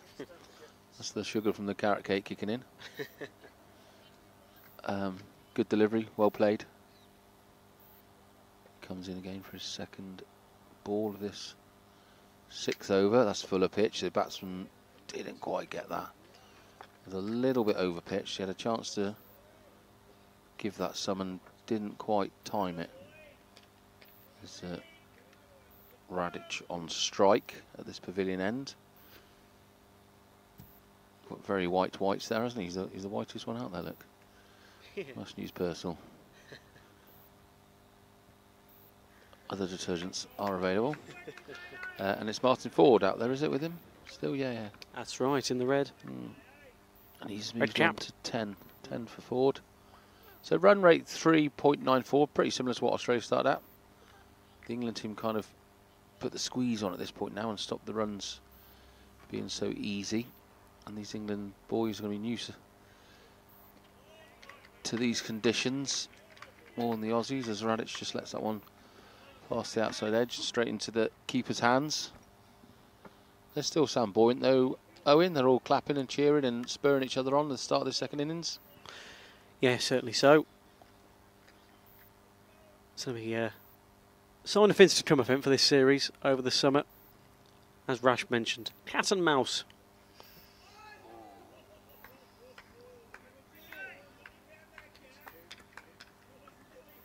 Really stretching for that one, wasn't he? Almost planted his foot early and left himself a lot to do. He wrapped the pad, but there's no appeal, so very leg side, one would feel. Bridge comes in again from the far end. That one's popped up a little bit as well. Thought about the cheeky little single, but I think Radic sent Ford back, as that's the end of the 6th over. It's 21 for 1. Ford on 10. Radic yet to get off the mark, and that was a Stuart Ridge maiden, which we haven't seen many of today. So decent bowling. Yes, well, Australia want to keep that fielding really tight, as we saw at times from England. You know, it got to the point, as Rash mentioned, 30 overs on the board. What were we in the 90s, weren't we? And, you know, it's they want something similar, the Aussies, but for, as we say, still early days, and it's still a tough old task. It's been done though, and Australia will be able to defend this target. Yeah, and I'm sure if you went out there and spoke to any one of those fielders or bowlers, they would back themselves to defend this. Got the one slip in place, which is obviously not as attacking as we saw against the Northern 11 yesterday. Blair's still firing in, shining that ball up, bit of sweat off the forehead. Get that ball moving through the air and give these English batsmen something to think about.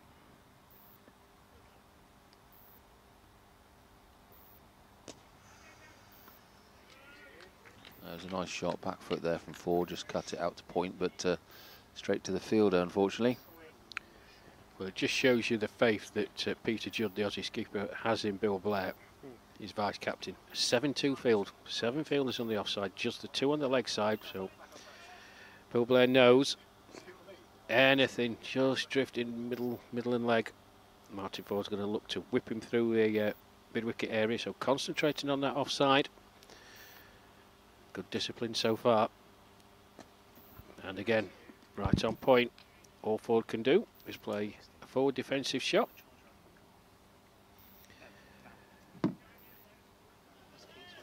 Down to mid-off, where the Aussie skipper, Peter Judd, does the fielding. I've got one in my bag.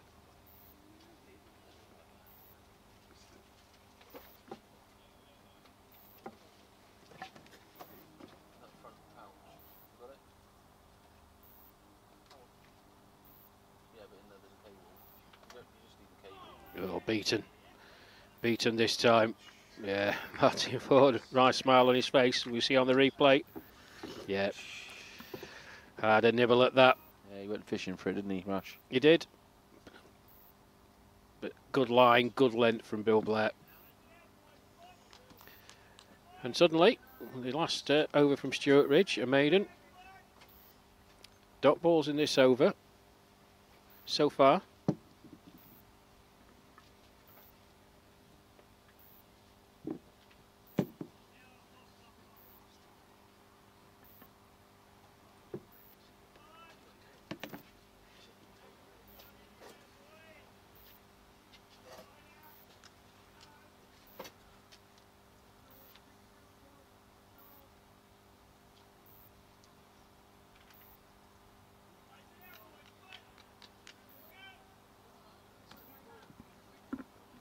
England then still yet to register since losing Mark Eames.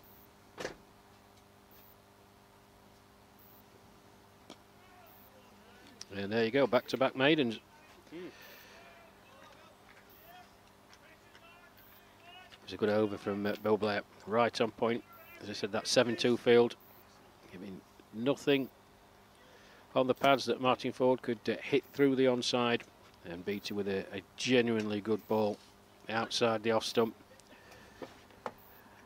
Ford might say he left it alone. He certainly didn't. We saw it on the replay. He had a little nibble as it moved away from him, just off the seam. So as Matt said, there's still a bit of life in this pitch. It's going to take maximum concentration by these England batters. But just little hints like that, Owen, give the bowler a great deal of confidence. We saw it in the England bowling innings, and Jason caught to Graham Pavey. Did him twice in one over and then got him with the same delivery the next time. Of course, you do need a bit of luck, but put the ball in the right places often enough, you're going to get that luck. Stuart Ridge continues from the far end. Oh, poor Radic himself in a bit of a pickle there. He replays the shot that he should have played. Very lucky that that didn't bounce into the stumps. Yes, two maidens in a row there, Matt. It's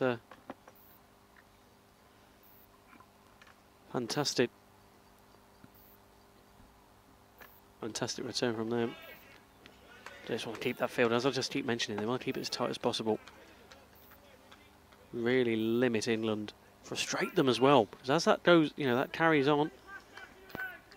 As you mentioned that earlier, Rashos, there's 5 over blots. You almost want to have a bit of a target in your own head.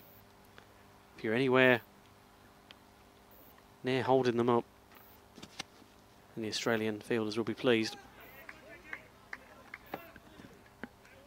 Oh, that was just spat up as well. Wrapped poor Radic on the glove as he came forward very tentatively. What would that be, Rash? Just a firmer bit of the pitch? Or could be those 3 or 4 we've seen jump up? Yeah, it's a harder bit of the surface. It's that length ball as well, Matt. It's not back of a length. Oh, there's an appeal. Well, umpire Burns not moving. Big appeal from the Australians. We see on the replay. It's hard to tell from here whether Paul Raddy's got anything on it. But again, that was a length ball and up it went. So tricky times for these England batsmen out there.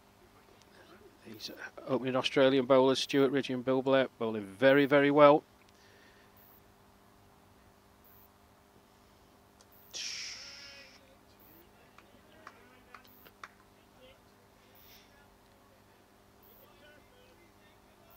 Well, that's the 11th delivery that Paul Raddish has faced. He's yet to get off the mark. He'll just be praying for a nice juicy half volley outside off stump that he can dispatch through the covers. Yeah, we're 1 ball away from 3 maidens in a row as well, Rash. Yes, indeed. Well, yeah, as you said, Matt, 3 consecutive maidens. And even at this early stage, pressure building. England 21 for 1. And as Owen said, no runs have been added since dismissal of Mark Eames. He played on, back in his crease, chopping the ball down into his stumps from a delivery from Stuart Ridge. Martin Ford's been out there since the start. He's 10 off 23, and Paul Raddish yet to get off the mark. 12 deliveries faced. 8 overs gone. Good pressure at the start from this Australian opening pair. Yeah, and the run rate I always keep an eye on. Rash 2.63 now. It's dropping as it did in the Australian innings, so that's risen up as well. Nothing we haven't seen. There's definitely a difficult ball out there to play if they can hit a length both times, Blair and Ridge, just causing the batsman real problems, just rising up and making it awkward. And the Aussies obviously thought that Radic had a little nick off the glove or something with their appeal earlier. Umpire didn't agree, but it's just a really awkward one. You think it's coming to you at natural height, just, I don't know, rises a half a foot, which, as you know, at this speed of bowling, just makes it really awkward if you just don't know when it's coming. And it looks like, to me, Ridge and Blair have both spotted this and are trying to hit that length every time. That's well played, that, from Martin Ford, sporting the red cap down there at the far end. Yeah, it'll be interesting if a few of these keep appearing, those risen balls. I do like the look of Blair's bowling. He's got a bit of zip to him. Yeah, is there an element of frustration there, Matt, I suppose? You know, 3 overs in succession. Maidens, of course. You know, still early days. We're coming up to almost 10 overs now. Yeah, just done him there for pace, yeah, as Rash said. You'd hope not. You hope they're more patience than that at this level. Like, I mean, Rash alluded to it in the Australians. There's a long way to go. They've got a depth in the batting field. You'd hope, Rash, they're not losing patience already, wouldn't you? Yeah, you'd hope that the scoreboard isn't working, so they can't see it. That Martin Ford playing back on that occasion, trying to play back foot to drive through the covers, beating for pace. He's really bending his back, Bill Blair, getting some good carry through to John Adamson. That's an appeal for LBW. Looks to me like it was drifting down leg. A stifled appeal. Shake of the head by umpire Noel Ford. Optimistic, to say the least. Yeah, they need you in the dressing room. I think Rash, you called it early doors this innings. Don't play off the back foot. Every little bit of trouble we've seen has been someone trying to play a back foot drive or that back foot cut from Mark Eames that played on to. So listen to Coach Rash. He's got local knowledge. Do not listen to me, folks. Goodness me. That's why he's sat here commentating. A bit like me in my golf. Got through there again, hasn't he? Yeah, again, Martin Ford playing backwards. I don't know if we'll catch that on the replay, but going back in his stance.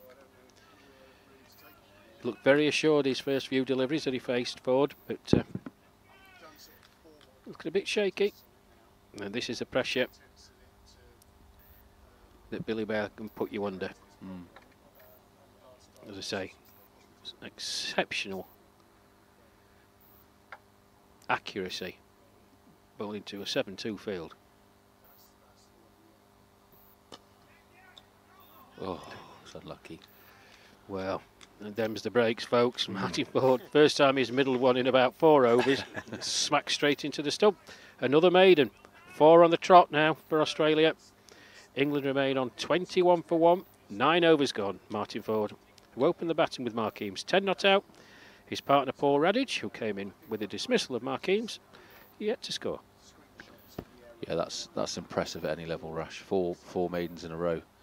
That's not only impressive, but that is piling the pressure on. We're down to 2.33 run rate. It's the 10th over, 21 for 1. They really are, yeah. 5.11 required at this rate. That's, again, it's just trying to get some more points on the board at the moment, isn't it, for England? But it's that frustration that fielding has just been so compact for those last 4 overs. You know, not letting anything away. Will that continue? Well fielded again, another dot ball. And it's, you know, it's the commentator's way, isn't it? It's easy sitting here at this table talking about it from the years ago when I did play, and I'm sure Rash remember more fondly than me. You're out there and they're pinging them down at you at decent balls, good line length every time. It's hard to get them away, and the bit they're doing well is the more that goes on, the more the pressure builds. And you try something silly or that's not on and they get you out. Yeah, I've mentioned it in the Australia. You've got to back yourself. Okay, it's tough. But you'd expect nothing less against an Australian side. You know, they're not going to roll over and say, tickle my belly. They're going to make it difficult for you. This is international cricket. Yeah. That's a nice shot. Well, that will give Paul Radage a lot of confidence. Nicely timed, lofted over mid-wicket for 4. Welcome boundary for England, welcome runs. He gets off the mark. England move on to 25 for 1. Yeah, you've got to expect this. You know, this is not, no disrespect to the county championship, a run-of-the-mill county championship game, where you can sit there and stand there and smash it all around and come off with a nice 100. You're going to have to work for your runs here. And he's listened to your game there, Coach Rash. Backed himself and hooked it over leg side for 4 runs. So let's long may that continue. Yeah, he's very much a this sounds a really stupid thing to say, but he's very much a confidence player, Paul Radage. He's a wonderfully talented batsman. I've seen him play some exceptional innings for England. But hopefully that will give him the confidence he needs. Oh, straight to Tony Panacasio, I think it was. Yes, it was at cover. But just a bit more intent there. Didn't quite catch all of it. They're not far. We haven't got one of those Sky Sports graphs. You know, the budget doesn't stretch that far. But if we had the 2 worms that track along, we're thinking we were saying they were on 90 runs at 30 overs. That's the end of the 10th. Oh, Rash may have it in his armoury, but end of the 10th over that, and England on 25. So I bet the worms would not be tracking too far away from each other as Rash frantically flails away on the laptop. Statman Rash coming up. Yeah, but that's the my money would be on it not too far away. I think they're pretty evenly poised. Owen normally makes a note of when the wickets fell. So what was it? 1 for 50 was it? And 1 for 5. there you are, 2 for 70, 77 for 2 and 89 for 3. There you go, sir. So England just dipped under. Those 4 maidens have just dipped England under the Australian worm, and they're pretty much equal now, just slightly below. So that steady climb at the end is what's helped Australia. So they're not in a bad position. Keep an eye on the wickets falling, because as we just said, what were they? 90. It was 89 for 3. Misfield there from the Aussies. Not going to make the boundary. Could be running a 4 here. No. Yeah, 89 for 3, about the 30th over. So let's keep an eye on that, lads, because that's the sort of game we've got to pay attention to, isn't it? I think. Yeah. Yeah, I hope the England supporters listening to this broadcast don't think it's all doom and gloom. Listen, we're here and we can see what's evident in front of us. These England boys have got a battle. It's in the face of some very, very disciplined bowling. On that occasion, Bill Baird just straying down, allowing Martin Ford to play back, and he's played that nicely into the offside, out into the deep. Just a 1 though. Previous delivery misfielded by Jeff Patterson, allowing him to get 2.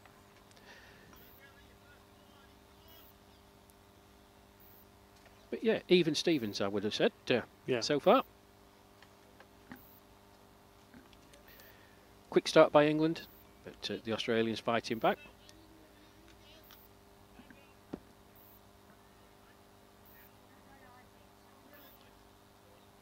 Will they bowl out the first 2 openers, Rash? Will they bowl their 9 straight off? I know we saw a couple of the England bowlers do it. It seems a big call when you're as pacey as... Oh, he's done him. Done him. Nice Player's back got again. Straight through off the back foot and just toppled the off stump back. That's the wicket they were looking for. Great delivery. Yeah, another wicket falls. It's Paul Radage this time, trying to play off the back foot. It was a pacey delivery from Bill Blair. England lose their 2nd wicket. Paul Radage bowled Bill Blair for 4. He was out there quite a long time. 18 deliveries for his 4. And Australia strike. And it brings out the unmistakable figure of Monty Douglas. Yeah, I think the pace just did him there, Rash. The way he played it, the way he went back foot, I think he's just absolutely undone by the pace, and he does seem to tear in for me. Bill Blair, he's got some wicked pace in him, and As you say, the unmistakable figure of Monty strides out there. He could put some away with Bill Blair's speed on his ball, and he gets his shoulders working. We could be in danger here. Yeah, we saw some great returns, didn't we, from him last summer? And of course the World Cup, you keep mentioning Rash, but what a time he had out, especially in Australia as well. He had some fantastic returns, didn't he? Yeah, he played well in Australia. However, I'm being unkind to Monty. The Australians did a number on him. They know they know his scoring areas, and they packed the fielders there. And Monty was smacking it right out the middle of the bat. It was going straight to the fielders. But on his day, he can turn any game on its head. He's due a few runs though. To answer your question, Matt, I think with Bill Blair taking that wicket, he might have had a blow after this over, but I reckon we'll see him come back. And there you go, trademark Monty. Just a flick. Great fielding. No, Monty's going to have to hurry. He does, he gets back. Doug Murphy out there in the deep. Good chase, good throw. Douglas off the mark, first delivery.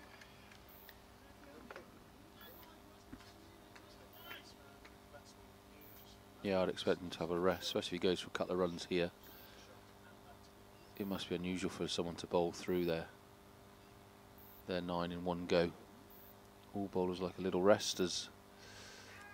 Oh, Blair just sends one down the leg side. No wide, seemed to clip the thigh pad and a little half appeal at first slip, but I don't think there's any bat on that, Rash. No, I'm a bit surprised it wasn't called a wide actually. Yeah, as a spin bowler, Matt, you can probably go 9 overs straight through. We've seen Phil Deacon do it. Darren Smith normally performs the role for Australia, but Bill Blair being a bit of a pacey bowler, it takes a bit more out of you. Oh. Well, 4 for Monty Douglas, but just for an instant, that slip Gordon and Gully were interested. Flew off the edge. Claude Orlando retrieves the ball from the boundary. End of that, Bill Blair over them. 11 overs gone here at Cheadle Hulme Cricket Club in this match between the England Lions and Australia. Australia losing the toss, being put into bat.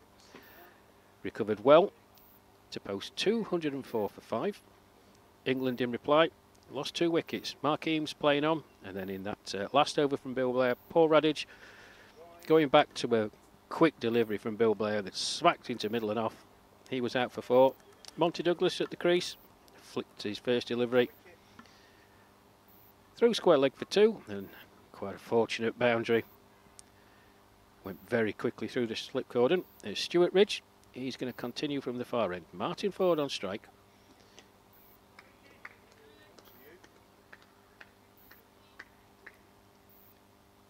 And all the time he's been in, I don't think Stuart Ridge has had much opportunity to bowl to Martin Ford.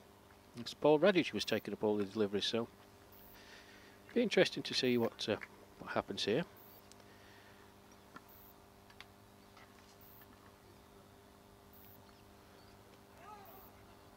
And 10 for 1 off in his 6th over is superb figures as the umpire signals a wide there.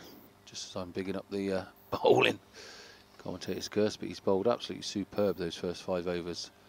10 for 1 after 5 overs. Picking up that really important wicket. Oh, and he comes in for his second delivery towards Ford. Bit of height, he's chipped it straight over the fielder for 4 runs. Yeah, Stuart Ridge, I think he was trying to try the slower ball, didn't get it right, it just sat up there, and Martin Ford helped himself to a boundary. England move on to 39 for 2. Ford with that boundary moves on to 17. Rash Mahmood, Owen Mason, Matt Evans with you here at Cheadle Hulme. We will be there together, the 3 amigos. Littleborough Cricket Club on Monday for the first one-day international between England and Australia. The first match of the 5-match one-day international series for the Grey Ashes. England hoping to make a good start on Monday in their pursuit of regaining the Ashes. Yeah, the way this is playing out, Rash, this Lions fixture, first of 3, of course, against the Australians.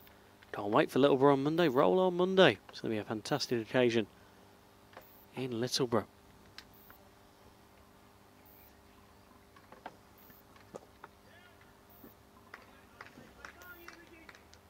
That's also mainly because you got 2 shifts at work between then and now. So I'm just having a quick peek round, boys, to see if I can see any of the recognised Australian bowlers warming up, and I can't, which may suggest that Bill Blair comes back on at the end of this Stewart Ridge over. We'll see.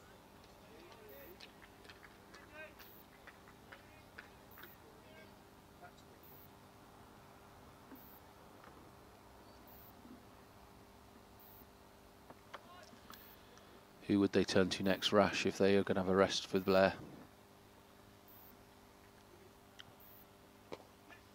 That's a nice shot by Ford.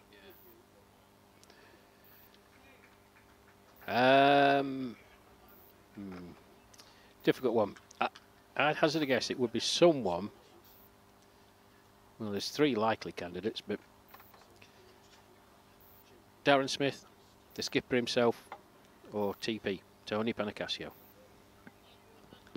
Yeah, just a quick mention for the sponsors of the England Cities team, proudly sponsored, of course, by Stonehill, Sporter Tours, MV Play, MatTech, The Jube, and Clean Clad. Thank you very much to all those sponsors for providing, you know, it's a great support that all of those sponsors bring.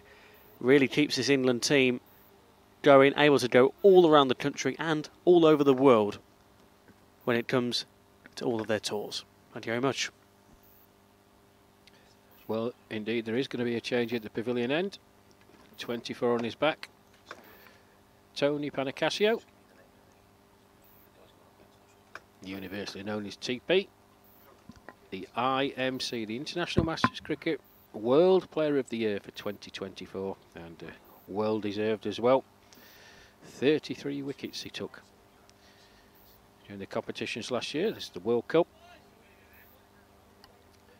and the Ashes series.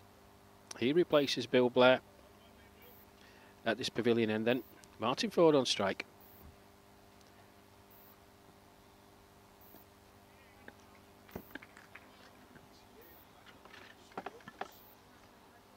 Just defended onto the leg side there by Fordy, and he certainly bowled very well at Dunnington TP. You can see why he's one of the... oh, that one's got away as well. He's just a little flick of that wrist there from him, and that seemed to pop up for such a... well, a lot slower pace than Bill Blair. He popped that one up and surprised both batsmen and wicketkeeper as Ford just strides forward and defends that one. And he's certainly somebody who can keep the dot balls coming, isn't he, Rash? He'll get more maidens on the card and build that pressure on England. Oh, most definitely. Well, beats him. Got him. Yeah, well, right on cue. That's pitch turned, gripped, and look at that. Yeah, there you go. Martin Ford looks back in disbelief. I don't think he did too much wrong. But right on cue. England lose another wicket. And it's Martin Ford. He goes for 18. Clean bowled. A stonking delivery from Tony Panacasio.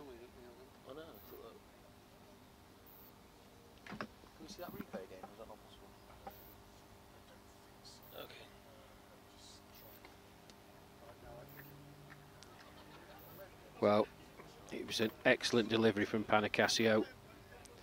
It pitched, gripped, turned, bit of bounce as well. Just seeing if the get another look at the replay, but he might have just gone by.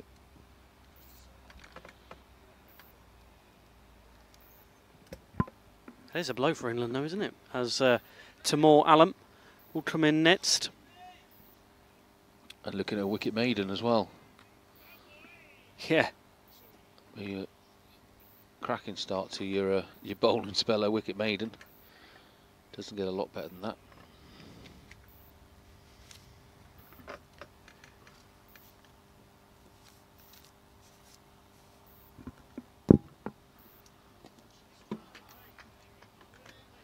So that's what we were saying about keeping an eye on it, boys, weren't we? So they were 89 runs for 3 wickets. Yeah. The Australian outfit at also 30 overs. Yeah. All of a sudden, England are 3 down after, well, into a 13th over. So almost the opposite to the Australian innings. They're going to have to watch the wickets fall in, but also chase the runs. You don't want too many going and not having enough firepower left in that last 15 to do what Australia did and bump your score up and give yourself a fighting chance. Well, a wicket maiden for Panicasio to start with. Just what his skipper would have wanted. It's going to be a double change. Jeff Patterson replacing Stuart Ridge at the far end. Stuart Ridge, really good spell from him. 6 overs, 2 maidens, 1 for 16.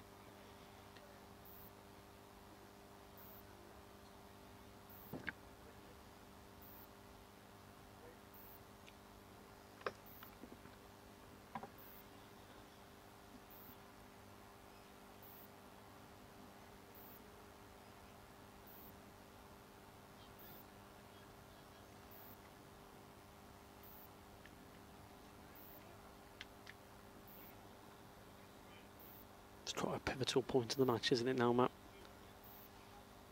First, almost at that first rinse break, with 3 wickets lost.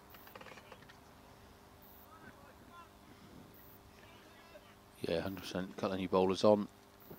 Got to steady the ship.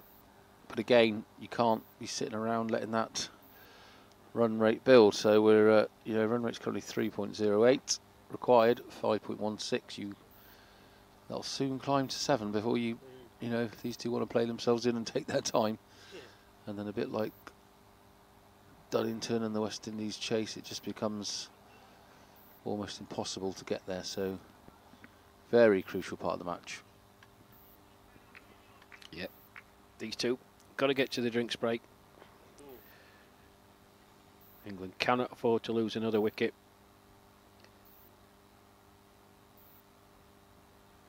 The score is pretty irrelevant at 15 overs, to be honest.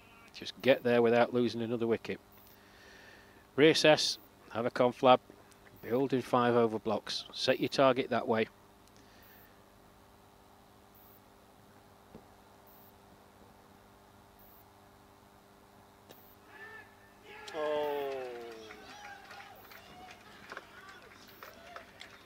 Brilliant from Patterson, caught and bowled.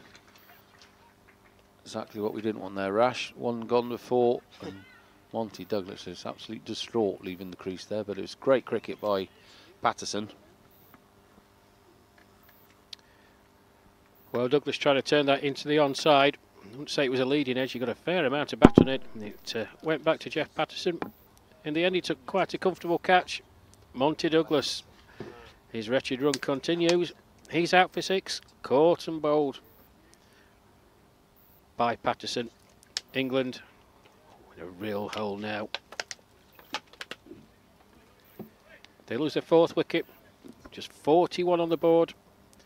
20 runs have been scored for the loss of 4 wickets. And it's going to take some application and some grit and determination to get them out of this hole that they've dug themselves into. Looks like, who's that? Is that Simon Routh?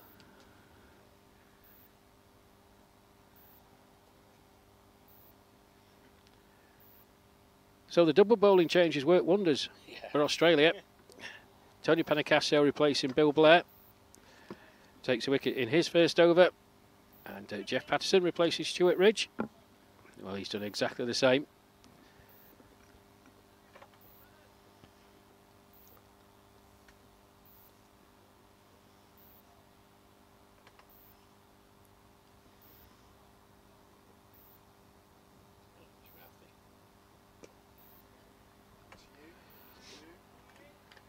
Yeah, I'm pretty sure that's Simon Routh.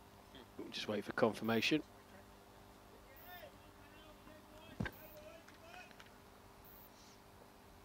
What do you think's going through the mind of the England Lions skipper, Matt Jason Corns? Well, it's really crucial. You know, It is. they they haven't even got time really to sit back. You know, again, already that run rate's 5.15, so they can't take too long. But I mean, I think Rash is right. The crucial thing is no more wickets before the drinks break. At least they get a chance to get together with the skipper then and have a little chin wag. And but it is certainly an uphill task here now, and we don't want. What we don't want for Monday is a drubbing, because you know a lot of these boys have had England games, and we've got, like we said, this is almost a squad team. Yes. And if Australia have a really decisive victory here today, it's not going to send a very positive message up the road for Monday. No, certainly so. That's the end of another over. 41 for 4 then. Very, very interesting point of this match. Of course, Australia got the target of 204. I'm sure Rocky the Roo's got a little smile on his face. I don't know if I'm just being paranoid. He looks like he's smiling at us with the fall of those early 4 wickets. Go and stick a pin in him. I didn't mean that. To all our Australian viewers. Yeah, Rocky over there to our right. Big smile on his face. And why shouldn't he? Australia right on top as Panacasio comes in to get. I'm looking to play that in the offside. And that's the hard bit. They've got 2 absolute quality bowlers on now. So the job's not getting any easier, is it, Rash? No, it's not. It's not. Ridge and Blair soften them up.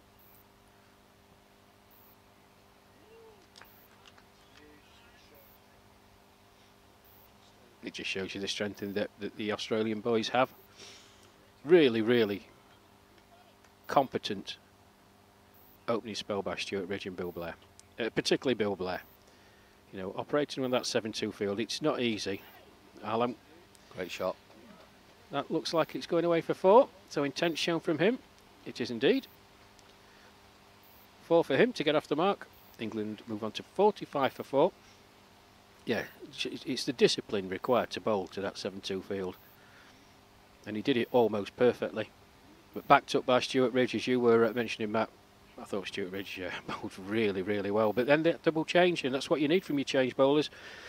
The strike bowlers have got you into position. You want your first change. To add to that, Panacasio certainly did in his first over. He's in once more. That's wide outside the off stump. And Alan just watches it go by. The team up by nature, very attacking player. He's had some good knocks for the Lions already this summer.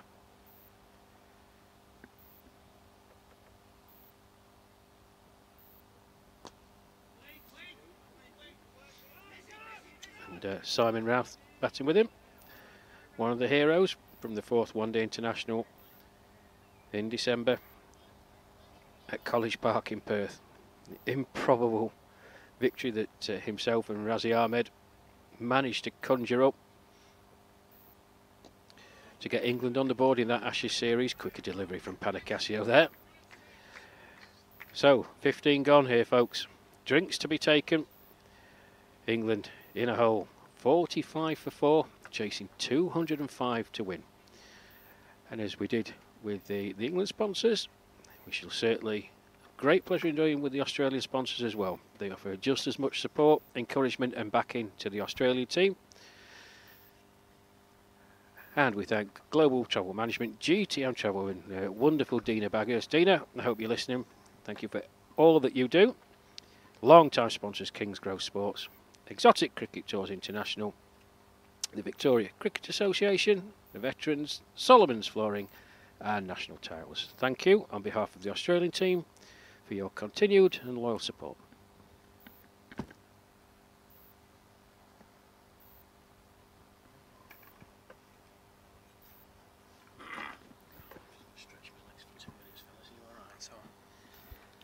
$45 for 4 then, Matt. This is a. Show's going to be intact then, isn't it?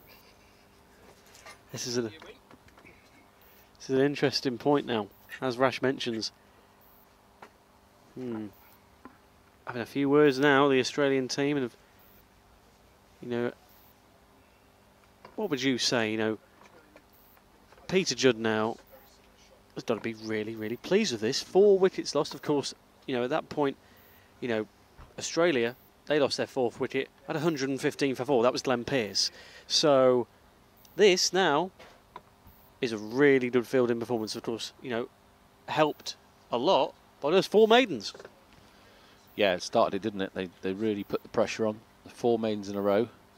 And as I said on commentary before, that makes you kind of go for things that aren't there, makes decisions taken that you probably wouldn't have done with the pressure not being so high.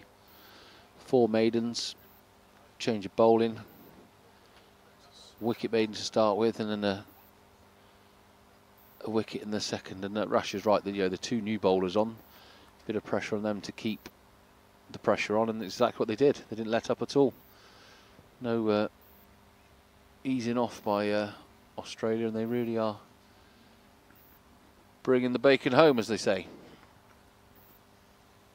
Certainly so. Really deep in conversation, aren't they, these Australians? They just want to say more of the same, really. They would love to just scalp over the Lions before that first ODI at Littleborough on Monday.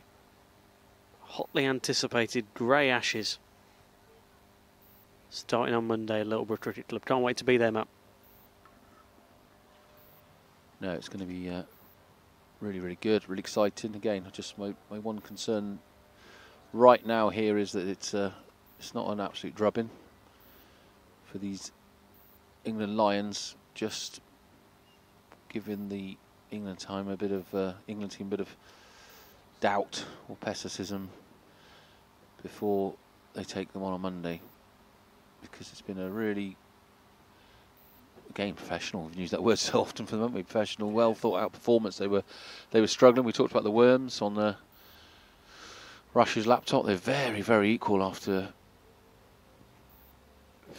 10 overs, was it? Yeah, 10 overs, very equal. Then all of a sudden, 5 overs later, they've taken twice as many wickets as the Aussies had at this time, and they're really not allowing any runs to be taken here now. And it's not, yeah, the fielders are in, really tight circle. They're obviously really confident in their bowling attack, because everyone's close in, and then, oh, stretch there, that just done him there. Luckily it wasn't on line for the wicket, because it must have turned. It's sent the batsman stretching right outside his off stump after it jagged off the wicket. And Patterson comes in again. He's had a swing at that. He's missed everything. He's missed the edge, missed the wickets, missed the wicket keeper. First slip had to run round and retrieve it. And with figures of 1 for 1 in his second over with 3 dot balls, Patterson really is putting in some sort of performance here. Yeah, he certainly is, and they will just get a run here. England, but they require now just short of 159 runs to win, to beat that target set by the Australians of 204.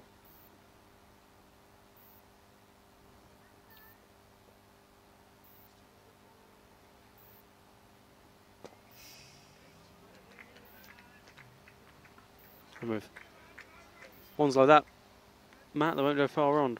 Now it's smashed back at Patterson, and he was just there like a brick wall, stopping it from probably a certain boundary.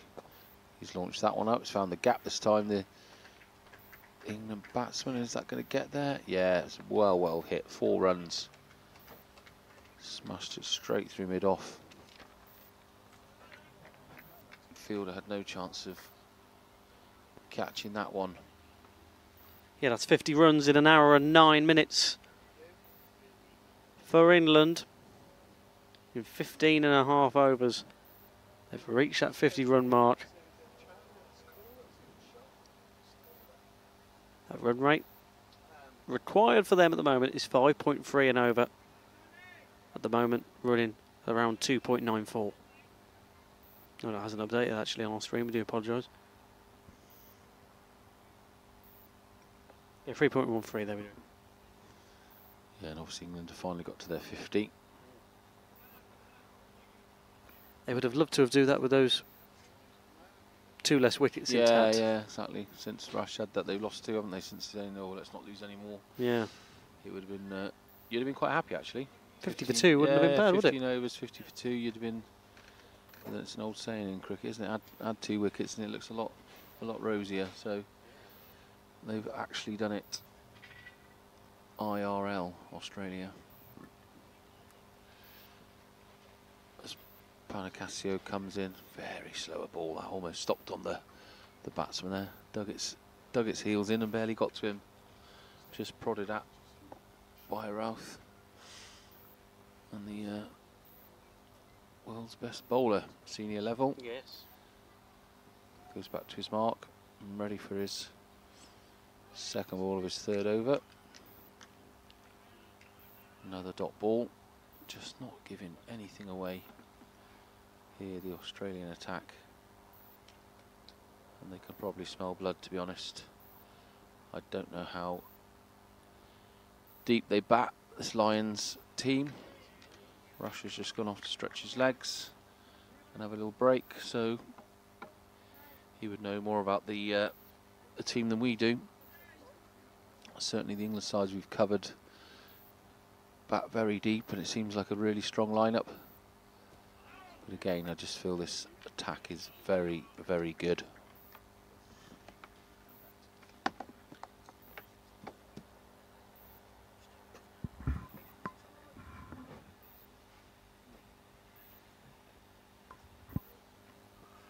Still Timur Alam then, and Simon Ruff in the middle. It's an interesting time this for England now. As you say, it's the first Lions game we've covered. Matt, a decent side, aren't they, the Lions? Had wins over the West Indies, an unbeaten summer really for them so far. Win over Scotland.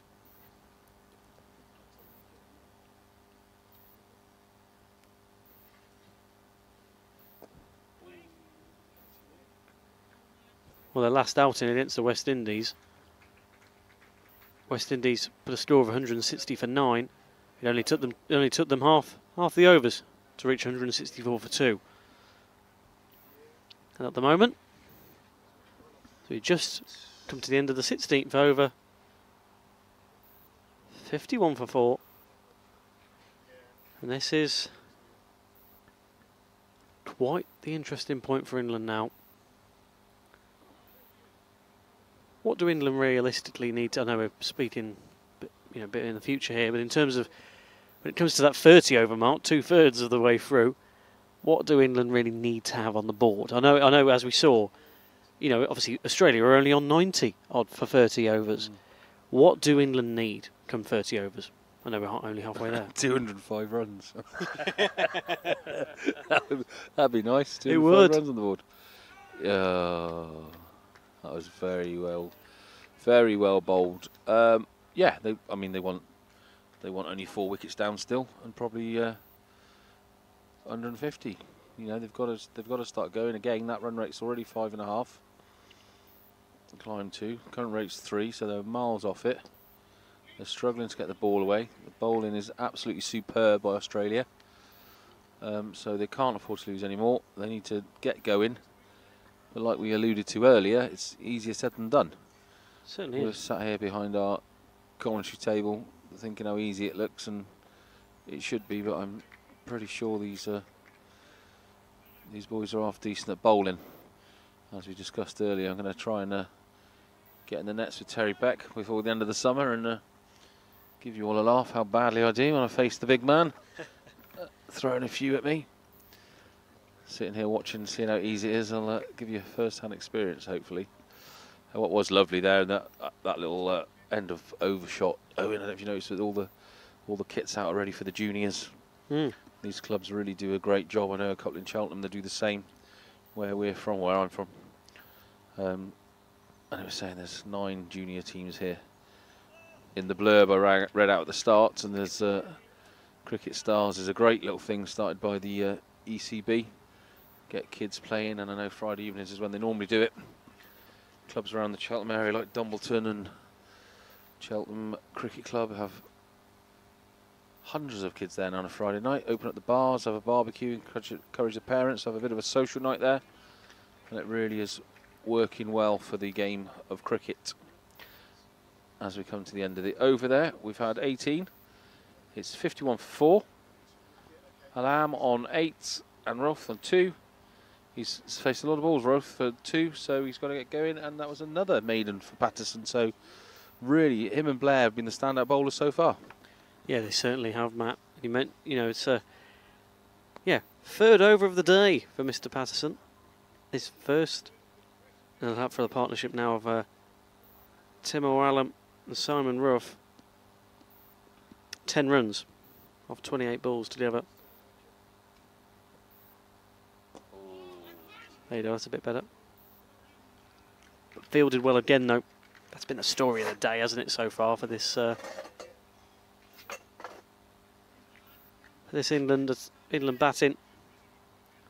Fielding's been second to none, as we saw really in the England fielding as well.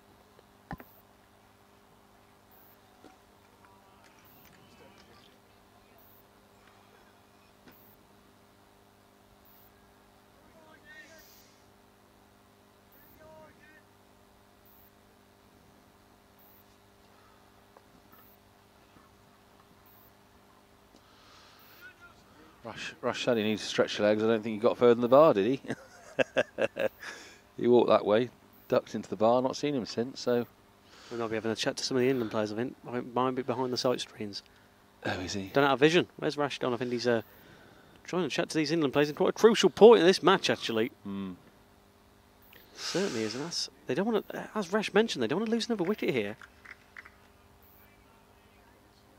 It'll be all she wrote, I think, if they lose another wicket at this stage. Yes, it's only half your wickets lost, but that mentality there, Australia, as you just mentioned, could then smell blood.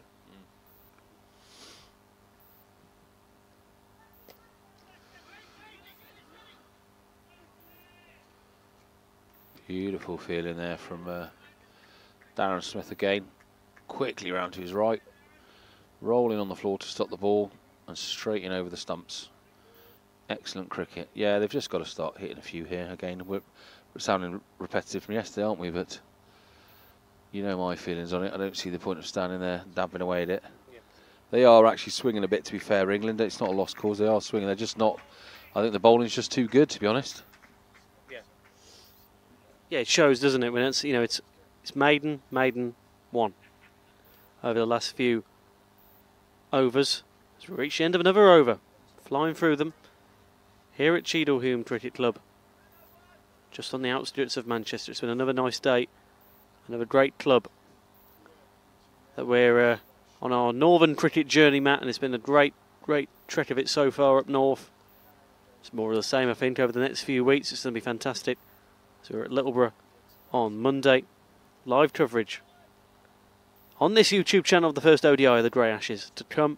And we'll be at Ooty Bridge next week for the second of these Lions games against Australia. See, that's well played. In a normal game, when you're under so much pressure, you'd say, well played. Alam has just stretched forward and pushed that into covers. Good shot, but they need a little bit more than this now, England. So quick on that stumping. Watch this replay. Look, the minute that's got through to the gloves, he's got the bails off. He's had a swing, he's missed it, bails are gone. Fantastic glovesmanship there behind the stumps by Australia. They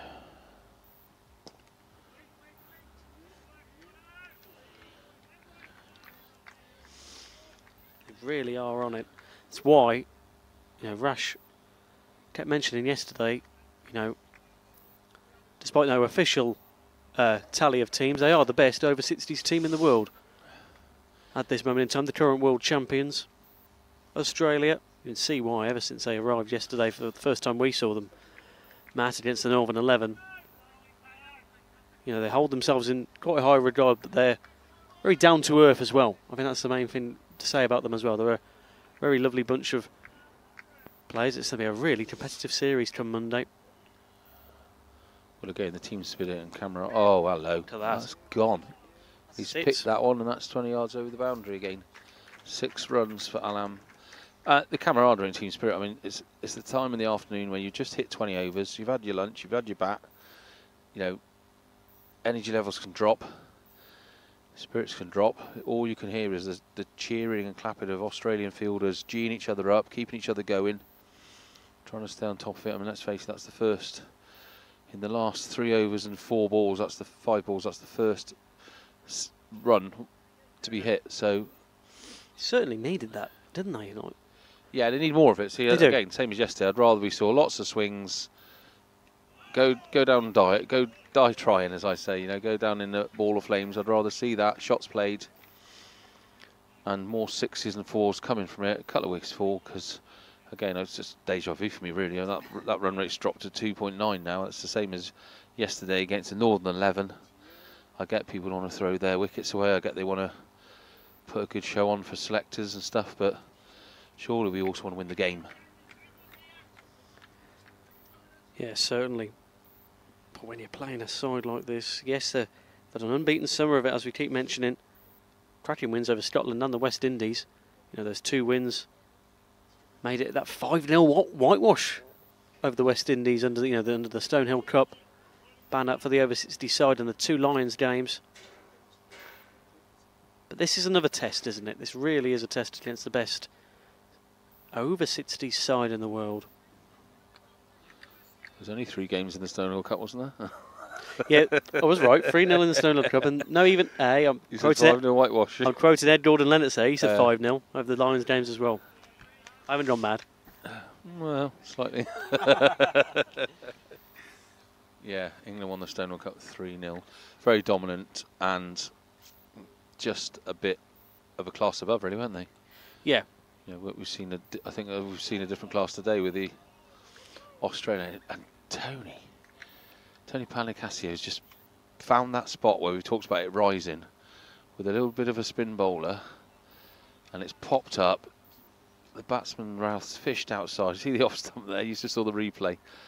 Did him ends up, and then he cuts one away. And again, first fielder misses. He's backed up straight away, right into the gloves, over the stumps by the fielder. And look at the energy out there, Owen. They're bouncing around, they're throwing the ball to each other, clapping, cheering on.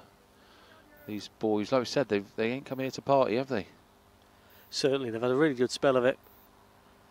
Obviously beating that Staffordshire 11 by 140 runs. And a similar win yesterday against that Northern 11, 120 run margin of victory in the end yesterday at Grappenhall Cricket Club. But here at Cheadle Hulme at the moment, just coming up to the end of the over. That run rate down to 2.78 now. What I do like is they are playing shots now, the England batsmen. They obviously, I hope they keep it going. Every time I say this, it seems to deteriorate, but they've obviously seen that they need to get a move on. Run rate required now is into the 6s, 6.13, while the current run rate is still dropping.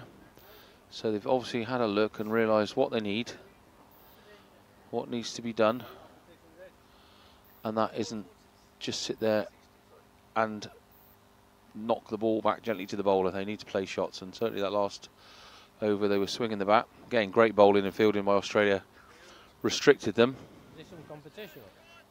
Another maiden for Panicasio, and that snorter of a ball that just rose up and turned and nearly got the faintest of touches into the keeper's gloves.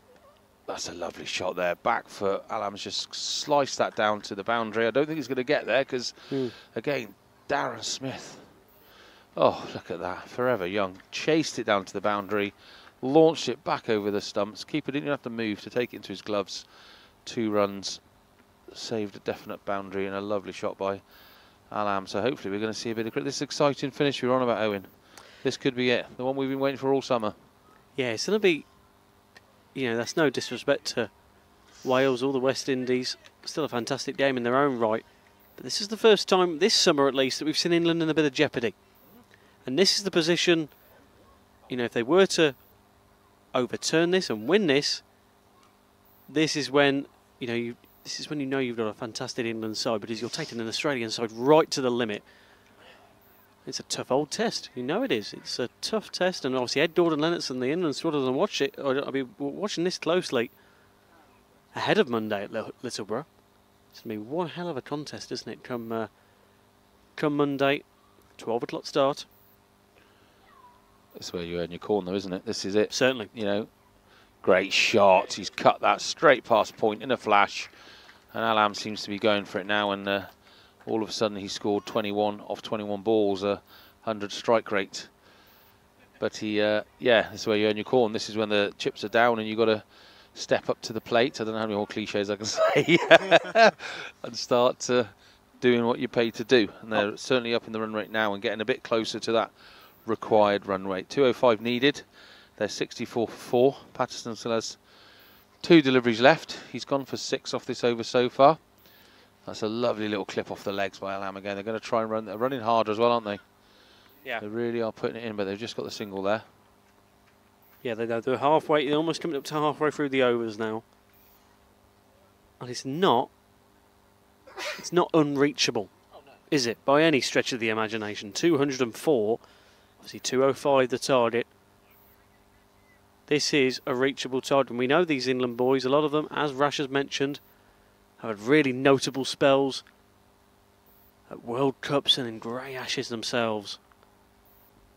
It's a fantastic standard of cricket we're watching. I think it will go down right to the wire, this game, Matt. I hope so, because we've been talking about this in the evening, sat around our campfire, about a nice, exciting finish.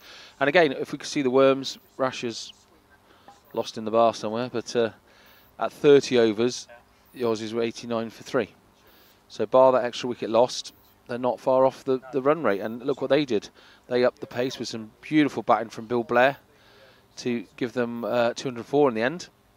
So that's all it takes, is this partnership to build. Alam's certainly swinging the bat now. Rouse backing him up well. They've just got to keep this going. Get over the line of, what, 30 overs, like we said, last 15, and then they can start going. And by definition, you've seen off the good bowlers, like we say. You know, the opening bowlers are gone. You've seen the better bowlers off, I should say. You know, the fielders are a little bit tired. There's gaps appearing. They've more than got a chance. We'll get Rash back on the old worm graph when he gets back, and my money's on it's not too far apart. And if you are watching any of the England boys taking part in the grey ashes, Yeah, come on down to those games. It's going to be a fantastic occasion, starting at Littleborough on Monday. Can't wait for that. But it's going to be a grandstand finish. Stay tuned, folks, because this is going to be a fantastic finish to this. 22.5 overs then remain. No, sorry, got that wrong. 23. good maths again, Owen. You know it's coming up to the end of the week. My great maths coming in again. Yeah, We're 23 a third of the way through. 22 overs. There we go. But no, 22 off 23 for Timur Alam. Simon Ralph 3 off 31. Rash is coming back towards us now for what looks like it's going to be a grandstand finish here at Cheadle Hulme Cricket Club. He's been getting a bit of insight from the England players. So I think we might get a bit of a scoop in a minute. But another delivery comes in. Oh, shot. Lovely Really back foot cut, well fielded there. And yeah, if any of the England boys are watching on YouTube, give us a mention. We'll keep the live feed going. Let us know what your thoughts are, obviously without giving any too many secrets away. We'll see what you've got to say. England Lions 66 for 4 as the first ball in the 23rd over. We've had a change of bowler, obviously O'Reilly's on. Try something different, see if they can stop this little improvement that England have made. Run rate up to 3.02. Yeah, Rash, we were just saying Timur Alam, you know, some lovely hits from him. Just what England really needed.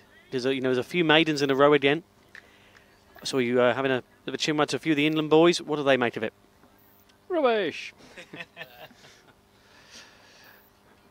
No, they're obviously a few of the batsmen that got out, obviously disappointed. But you're always disappointed. But Timor Alam, they know his. Oh my goodness me, that's gone for 6.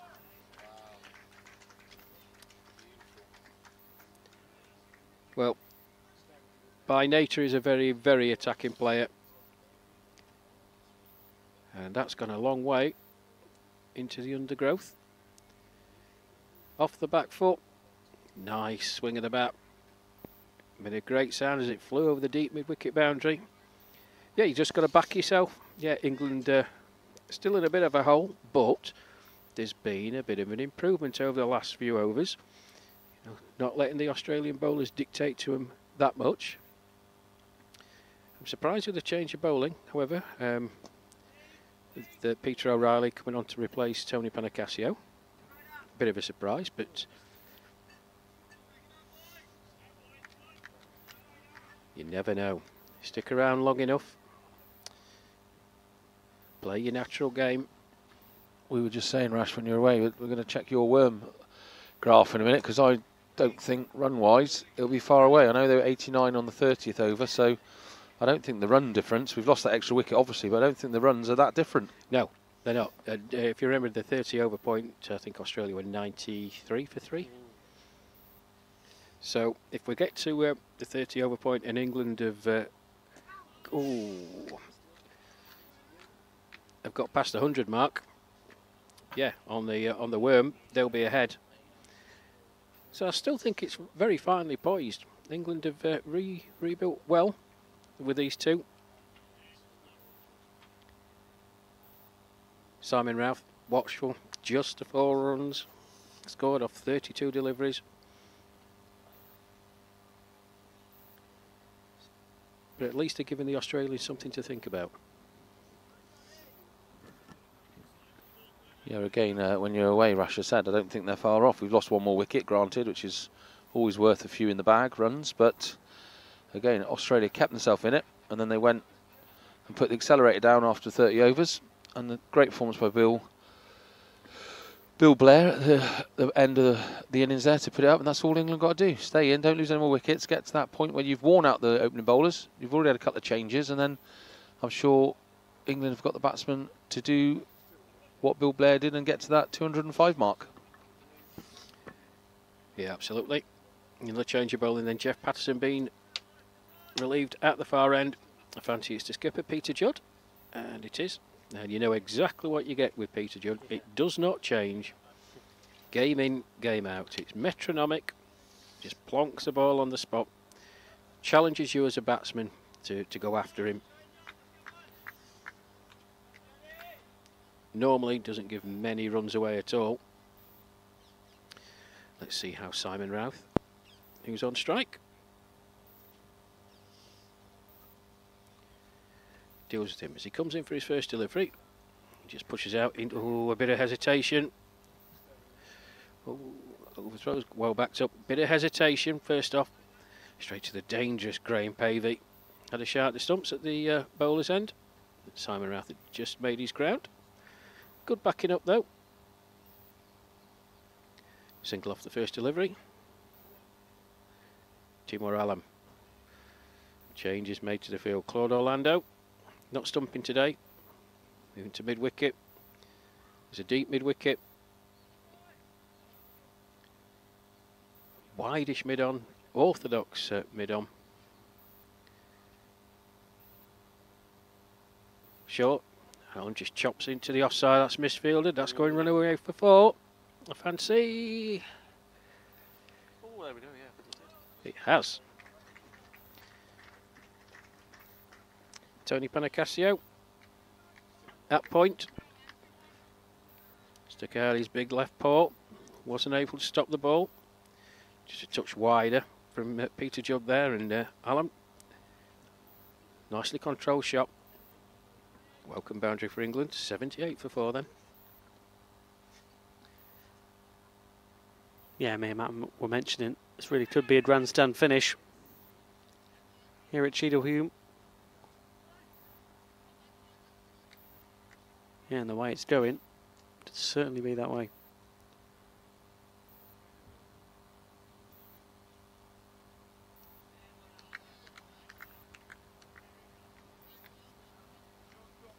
Third match of this summer in the United Kingdom for Australia. 16 matches over the course of the next few weeks for them until the 24th of July, that last of the 5 one-day internationals. And it's at Royal Ascot.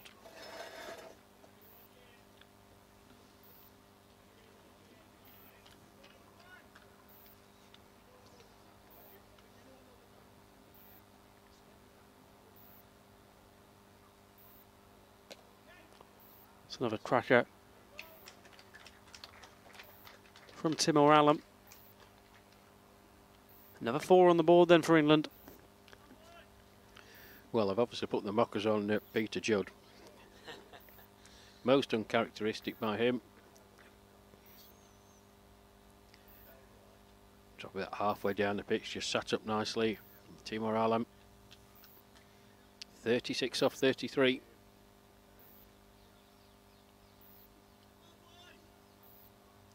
Five fours and 2 sixes in that, Owen. So 32 of his runs have come in boundaries.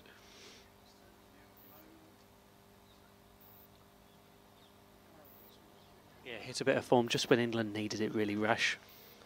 Just as they're just trying to get out of that hole, aren't they, as you mentioned?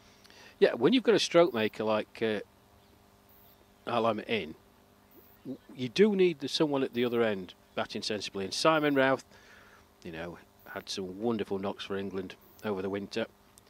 He's batted very sensibly in the circumstances, I feel. There's O'Reilly in from the pavilion end, and as I say that, he just has a nibble at one outside the off stump, berates himself as he trots away to the leg side.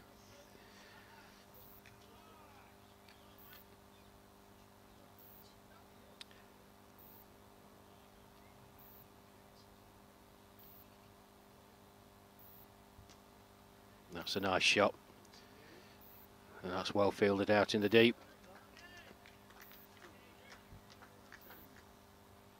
One more to the total then. 83 for 4.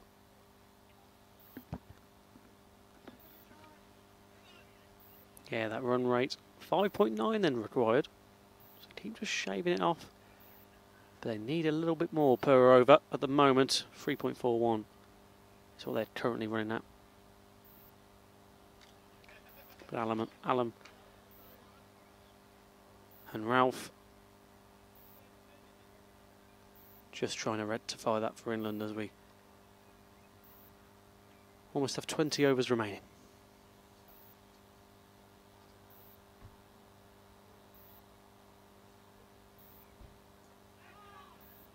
Very good. So trickle over for a boundary. Is it'll just about not get there. Just about slows down before it reaches the boundary line. But they will get a run or two out of it. Yeah, 85 for 4 now. Well, thick edge and a genuine edge as well. No chance for John Adamson behind the stumps. His fellow stumper, Claude Orlando, doing the chasing. 2 more to Allen then. 38 he moves on to. England 85 for 4. Oh, we talked about 5 innings, 5 over blocks. Yeah. Nope. 85. Looking at the next 5 to get up to the 30 over mark. Your target is 100, really. Don't try and do anything other than that. Definitely. And then you come to the last 15. Still 6 wickets in the pavilion. There's a widey signal by umpire Ford. And we saw what the Australians did. So, game on. Still very, very finely poised. Oh, that should be a wide as well. And it is. So, back-to-back wides from Peter O'Reilly.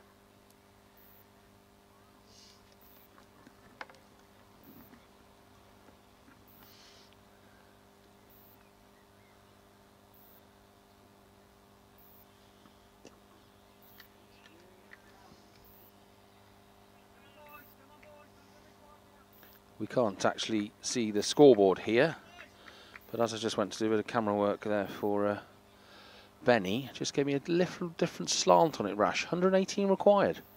Doesn't sound so much, does it, when you look at it like that. Are these boys capable of scoring 118 in 20 overs? Of course they are, more than likely they are. So when I looked at it from that different angle, I thought we've got a game on our hands. Yeah, I'll put it a different way as well, Matt. Another 12 required to get to the 100. You take that off your 118, it's 106. Now, does 106 in 15 overs sound achievable? Yeah, it does. As I said, while you were just doing the work for Benny, while he was skiving off. He's not heard me, bless him. It's all about keeping wickets intact, but recognising that although the run weight says 5.80, we're going along at 3.5. It's inconsequential for me. It's wickets in hand, play your own game. As the game gets on, and England continue to score, fingers crossed, and there are no wickets taken by the Australians will start having to change their tactics.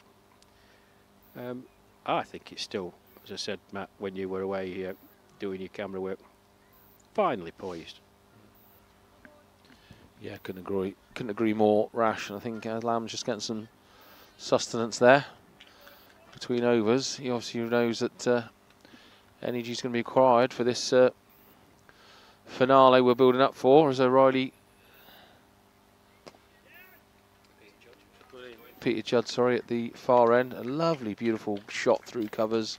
The fielder's going to get round before it makes it to the boundary. Another very accurate throw in, but that's another cut of 2 on the scoreboard, and that's all they need to keep doing, isn't it? Chipping away like this. Perfect.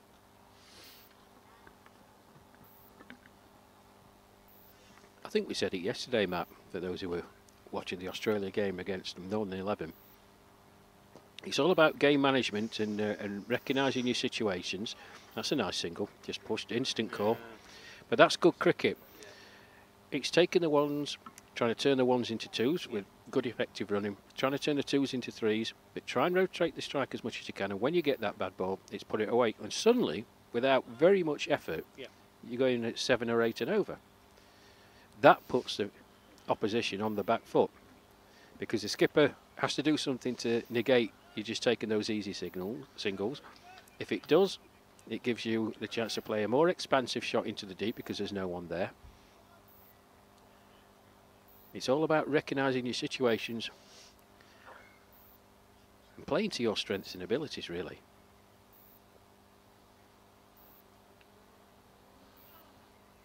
Yeah, that's nice from Simon Routh again. Just dubbing it down. 3 balls into this over.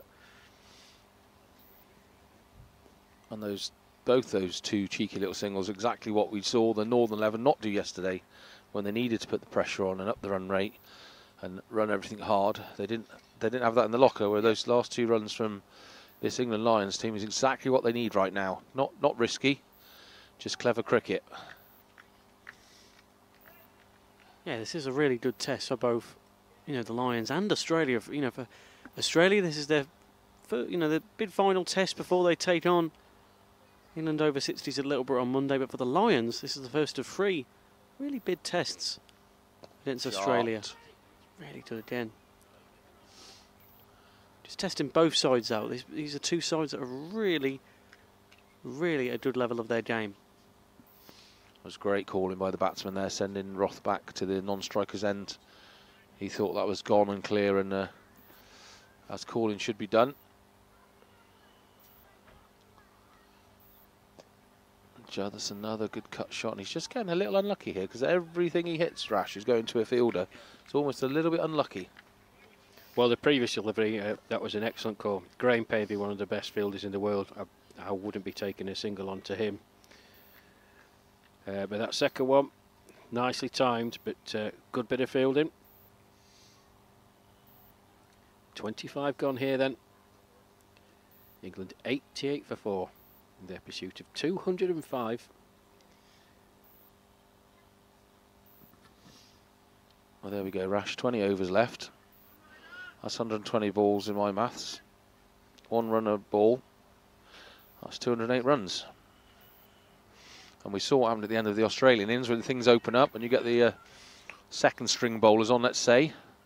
Fielders get tired and you can open your shoulders. So I think England are playing this really well after losing a couple of early wickets in a short space. And they are definitely looking to play more shots than they were. In fact, Ralph's really disappointed with himself that he didn't get that one away again. Yeah, he's not going to berate himself, Simon Ralph. He's hit 3 or 4 that have gone straight to the fielder. Bounce the probabilities say that you keep on doing it, you're going to get one past. It was a nicely timed shot.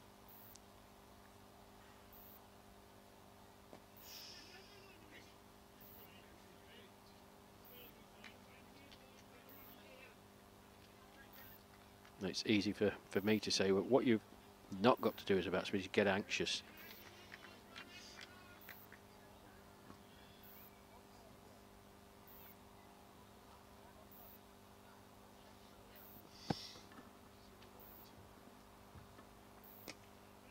Shot, there's the... Oh, I thought that was one you'd called, Rash.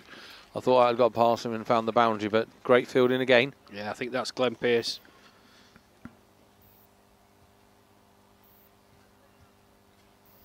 Very, very good fielding.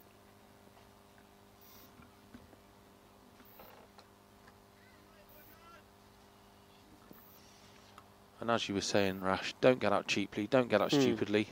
I mean, for my money, keep doing what they're doing now. This is absolutely perfect. They're making the Australians think and work for it, while all along the scoreboard's just ticking over.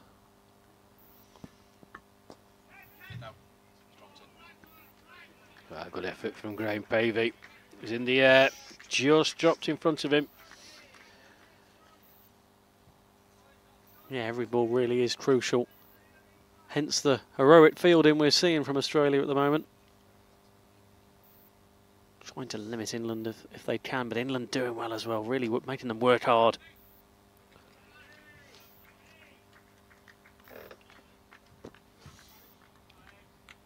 And I tell you what might just be that 1% Rash. It's a Friday night, it's 20 to 5. There's a few more appearing on the balcony of locals. I'm pretty sure there's going to be more English locals than Australian, so a bit of crowd support behind them. I can hear a few more claps now as the English boys have a dabble. That's a lovely run. A little dab down there to gully, backward point, and they've run a really quick, smart single. Kids cricket's obviously going on this evening because the Cricket Stars stuff is out, and there's more and more tables filling up on the veranda, and if that's what we need just to get England over the line, that's absolutely fine by me.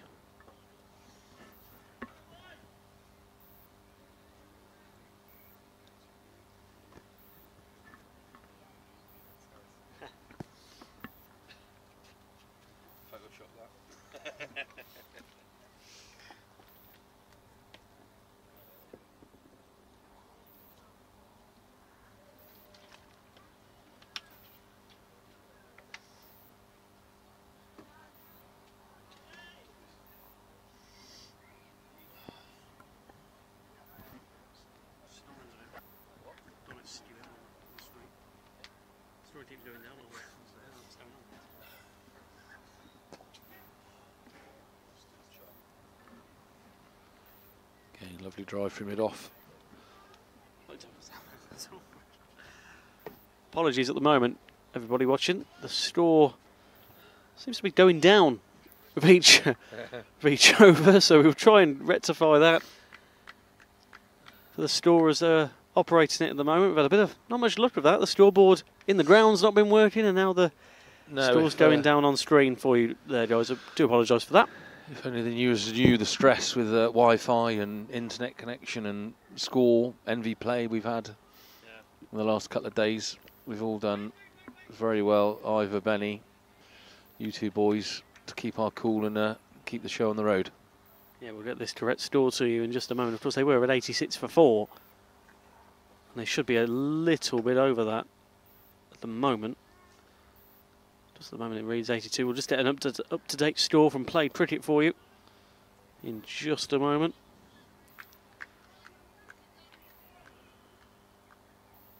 But as you said, Matt, at the moment, pleased with how England are applying themselves here.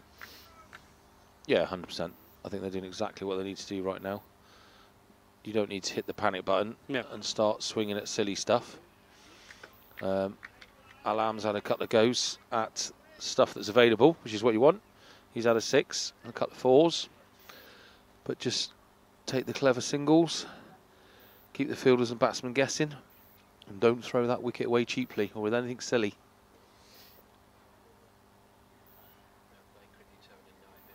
Right, yeah. Looks like played cricket has gone down as well, because I think we're at an over a go. We're not like, we're not in the right over in terms of played cricket. Of course, the internet can have its mishaps, as we've seen over the years, but there we go. 87 for 4. It's updated itself now on here. I was going to say, I think it is still behind. Yeah, and that's where we were when we started. Oh, full of delivery, well driven, well fielded, good cricket all round. How's that There we worm go. looking, Rash, while you're on that laptop? 91 for 4 is the updated score. Close to each other, are they? I bet they're not far apart. I think England will be ahead. Do you think ahead, do you? That's a big shout. 25 overs then, 91 for 4. Is that updated score? Yeah, England need Rash has 100. scored it right. Yeah. England are actually just ahead on the Wow. in-progress worm. I think there's still one more wicket down, are they? Or is it level now?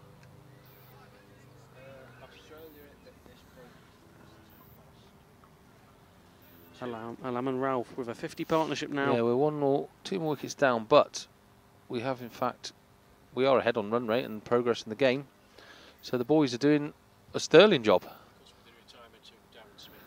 Yeah. Oh, yes. Keep it going then, Matt, is the message. Yeah, absolutely. 50 partnerships just come up for Alam and Roth. Doing really well, and that's what we needed. Build a partnership. That's another good shot. Stopped well by O'Reilly, the bowler. Build partnerships, build momentum. You can hear already that the Australian fielders aren't so vocal. We've made them take a step back by putting some runs on the board and not losing any more wickets. And I mean, I'm in dreamland now, but if these boys could go on and bring it home for me, it'd be an absolutely cracking performance. Certainly would. It was Australia. Yes, there's been rotation in that squad, but this is their third game in as many days as well. There's quite a lot of factors going into this now, into this final 20 overs. Well, we did mention yesterday, boys, how much effort and how much energy. That's a lovely shot. Brilliant effort. Timur Alam. As that goes Sorry, in. it's, Simon Routh finally gets one through the offside, into the bush as it goes. You could just see him shake of the fist. And about half a dozen that he'd timed magnificently well. And a combination of straight to the fielder and excellent fielding prevented him from getting a run. But that time, right out the middle of the bat, through the covers for 4. Yeah, right, well said, Rash. He deserved that after the 3 or 4 strokes he's played that went straight to fielders. I know that's why they're there, but he was a little unlucky. Yeah, I was just going to say, Matt, the Australians were out there for 45 overs yesterday on the back of their first outing on Wednesday at Hammerwich. I don't think they exerted themselves too much, but the fact they were out there on the field for 45 overs, it's going to take its toll. 2 matches in 2 days, and then, as you say, Owen, the third match in 3 days. A lot of these players have played in all 3. Yeah, exactly. Yeah, great point made by Owen. I'd not really thought of that, but the 3rd day in a row, this maybe energy levels are dropping as we hit the back half of this game. And again, he's dug it out there. Ball was a little over pitch, dug it out of his feet, and has just got a cheeky little single. And again, the scoreboard ticks over. Yeah, we still haven't got a fully updated score, because I think they'd be nearer 100 at the moment, Rash, won't they? Yes. Yeah.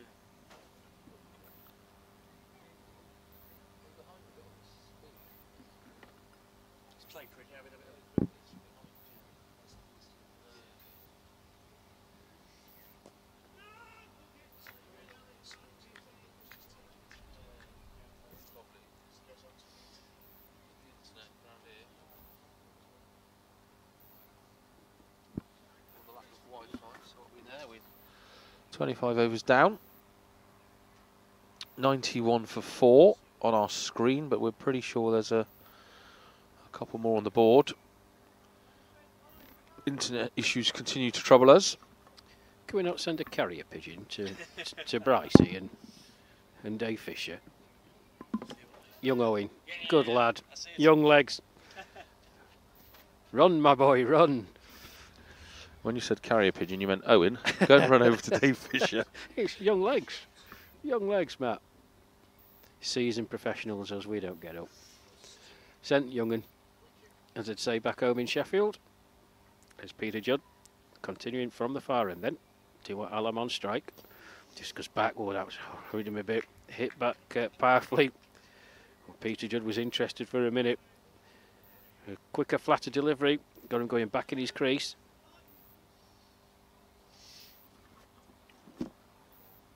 So am I right in saying, Rush, the next game is England on Monday?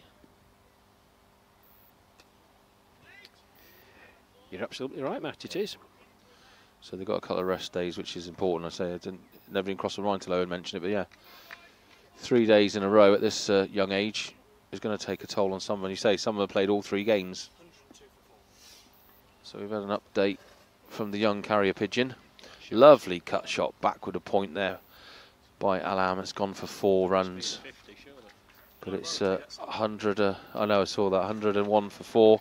And I think that's 50 up for Alam, judging by the claps on the veranda. Again, our score on screen is a little bit wrong. That's Timor Alam getting to 50, and he really has steadied the ship. And I have to say, very Bill Blair-esque innings.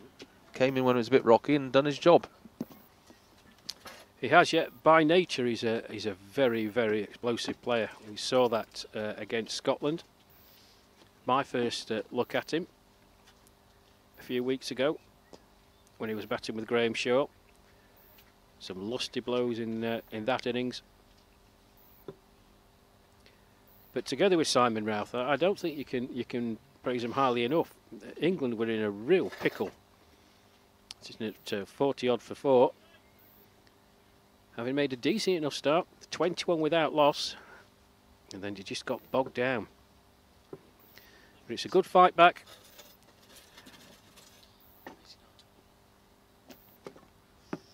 And that target, Matt, I think he's just approaching the 100 mark.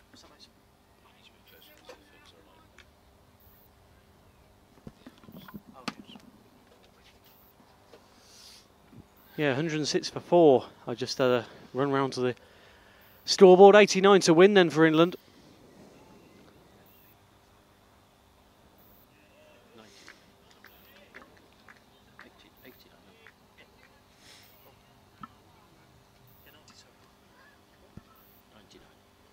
Sorry, yes.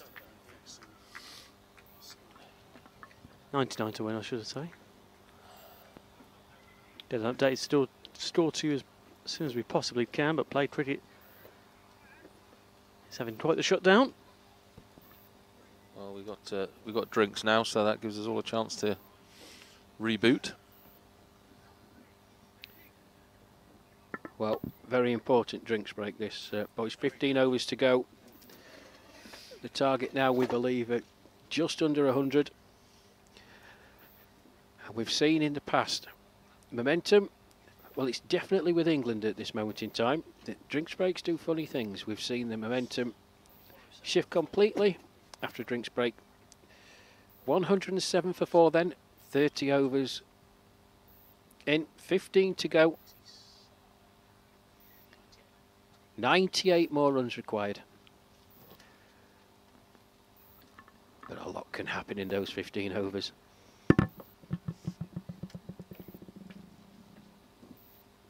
And Timor Alam, just see him over to my right, having a word with the England line skipper, Jason Corn. Simon Routh, chatting with Paul Radage and Kevin Watson. We just say, just keep on going, fella.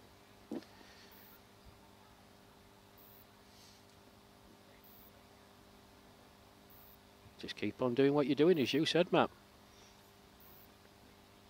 And again, they should be looking at little milestones, so 90 odd to win. Let's get it down to just under 90. Let's work in 2 overs to get it just under 80.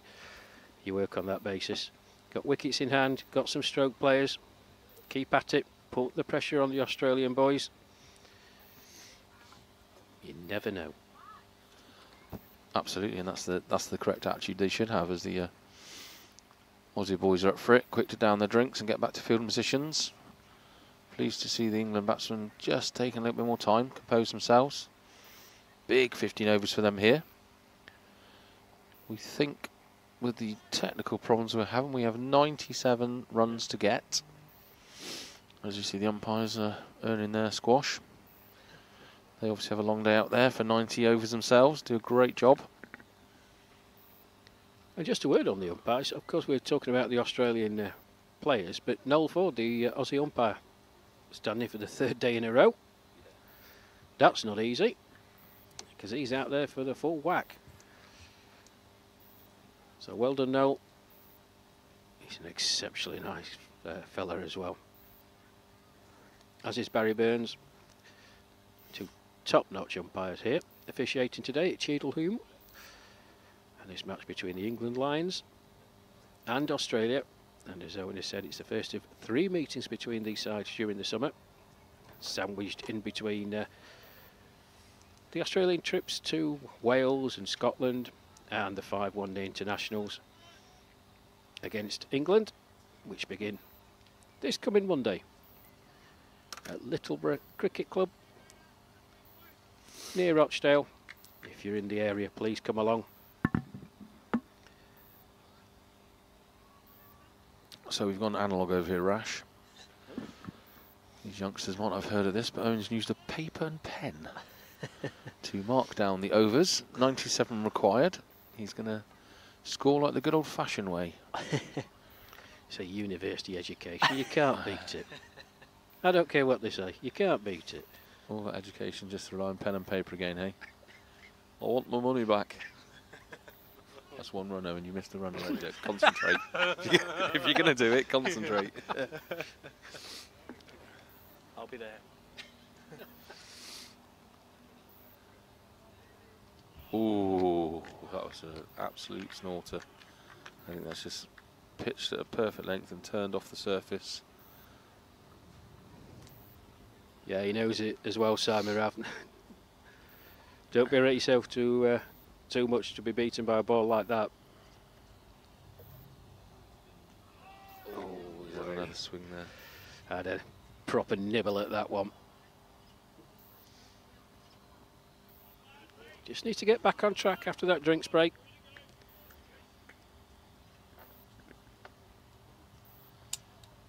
Yeah, you called it, Rash. Sometimes these drinks breaks do funny things.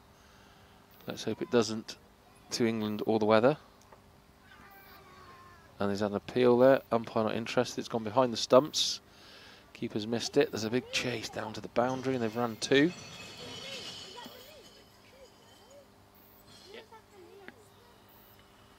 Yeah, 2 leg byes. 2 leg byes. That's 3 you got. 94 needed.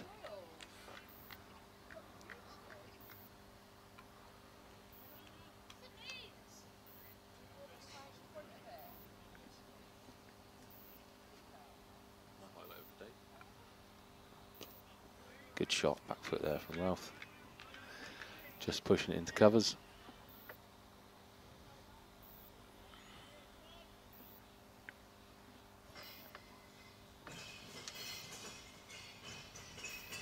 So Riley still bowling from pavilion end. Simon Rath on strike. He's stepped there, driven it.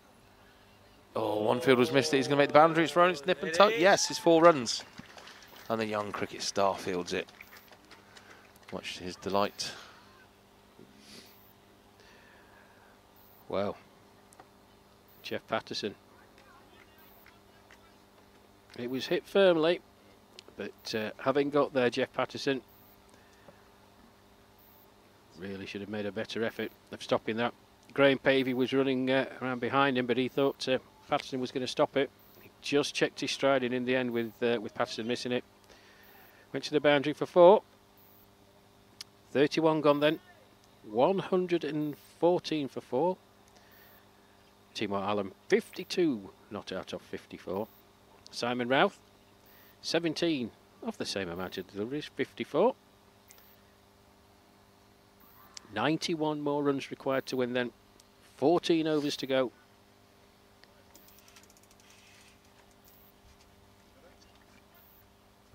6.5 runs per over from here. Here's Peter Judd, the Aussie skipper, continues from the far end. Alam just rocks back, plays it back down the pitch, and there's no run. Yeah, hopefully that's There we go, Store's back on. scoreboard sorted for everyone. And I was just going to say, when you were going through those figures there, Rash, that Ralph's played a real perfect supporting role, hasn't he? You saw Alam had the shots on him, and he's just sat back and let him take the same amount of balls, but he's just scored 17 and let him do the hard work. Yeah, not quite Jack Leach type innings, but invaluable. And he's a really good cricketer, Simon Roth. I think very underestimated. I thought he kept a wicket really well today in a very, very tricky surface. He got one straight in the grill as well. Oh, Yeah, nice shot. Good shot, and well parried by the bowler. Didn't quite stop it. There we go, boys and girls at home. That's how exciting it's getting. We've upped our game on the graphics. Runs to win 90, balls remaining 82, wickets in hand 6. We're coming down to that exciting finish, Owen Mason. we certainly are. This is going to be a real grandstand finish now. And as you mentioned, Matt, that crowd is building. Bit of support for England now. That's a great shot. Is that made? No. Oh, he's misfielded it. I don't Misfielded. think it's hit the boundary ropes. They'll keep on running. Well, very, very uncharacteristic in the space of about half a dozen deliveries. Jeff Patterson misfielding and allowing Simon Rath to get 4. And I think, I'm trying to see who that is. I think that might be Pete O'Reilly out there. Way out at long on. Misfielding, allowing the batsman to come back for 2. That's short, wide. Good shot. Hit powerfully into the offside. There is a boundary rider there, however. Keeps it to 1. They have been unlucky in that respect, Rash. They've hit a lot of good shots that have gone straight to the fielders, and I know that's why the fielders are there, but there seems to be a very high percentage in this England innings that have gone straight to the fielders. Well, this is interesting. Very, very interesting. Final ball of this Peter Judd over, and he's bringing the field in to Simon Routh. Now he's challenging him to go over the top, although if he blocks it out, Timo Allen will still be on strike. And he does just block it out, plays it straight back to Peter Judd. End of his over, 5 coming from it.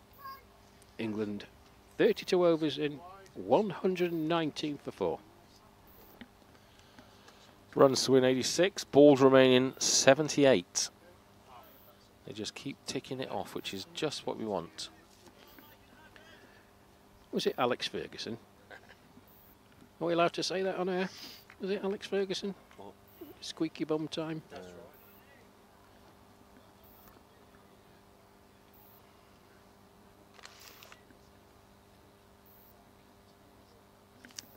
Proper grandstand finish now here at Cheadle Hulme. Just approached 5 o'clock. Yeah, I wondered when this would happen. I just saw Tony Panicasio winding round his arms as he was fielding out in the deep. Peter Judd recognising the situation. Be a good contest, this.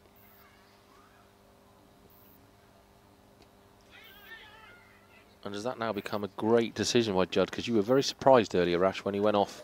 I think he only bowled 3. So he's got 6 in the bag. Now it's coming down to crunch time. Is that proving a really shrewd decision? I think he bowled 5 in the end, Matt, but I was surprised with the way he was bowling. Oh, that's hit powerfully. That's a chase for the fielder. That might get there. It does Great indeed. shot. Hit very, very powerfully by Allen. Through the mid-wicket area. Long, long chase for Doug Murphy out there in the deep. He's stationed at wide-ish mid-wicket. There is a fielder as well at long on. He was making his way there. Bisected the pair of them for valuable runs to England. Allen moves on to 60 off 60 deliveries. 123 for 4. It's a fantastic partnership they're forming now. Yeah, great stand. It's worth mentioning now, because if we lose a wicket and they're out and then go through the game and the inevitable happens, it will get forgotten. But this stand that has steadied this ship just when it was needed has been absolutely sublime by Alam. Roth, and he's gone for one there. It's in the air. It's over the fielder. He's not going to get there. He stuck a hand up, hopefully. They've run a brilliant 2 there. Poor old Jeff Patterson. It happened to him yesterday as well. At Grappenhall, he was running backwards and people are Nearly hit saying, him in the head, didn't it? Yeah. it's behind you. Poor old Jeff. 2 more valuable runs, 6 off the over so far then.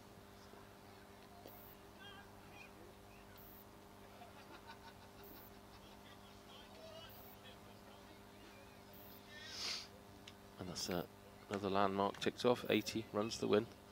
That's all they've got to keep doing. Ticking those landmarks off. Staying in touch with balls remaining.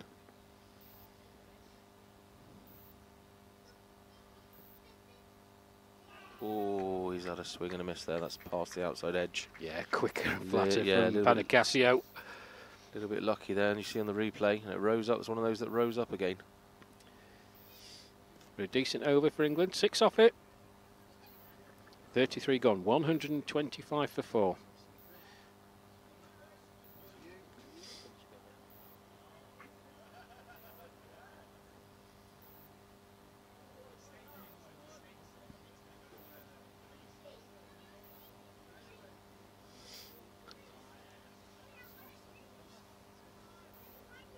$80 runs then.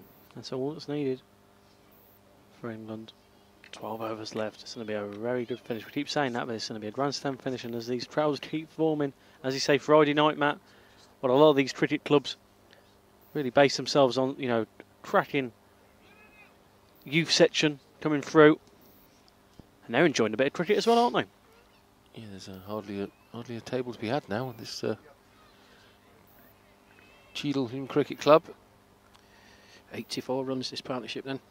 They came together when the score was 41. That should be a wide, and it is. Umpire Burns. Well taken by John Adamson.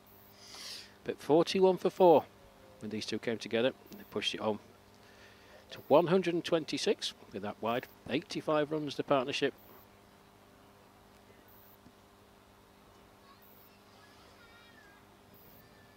Oh, he's edged it. Oh, it's dropped. It's gone straight through his hands.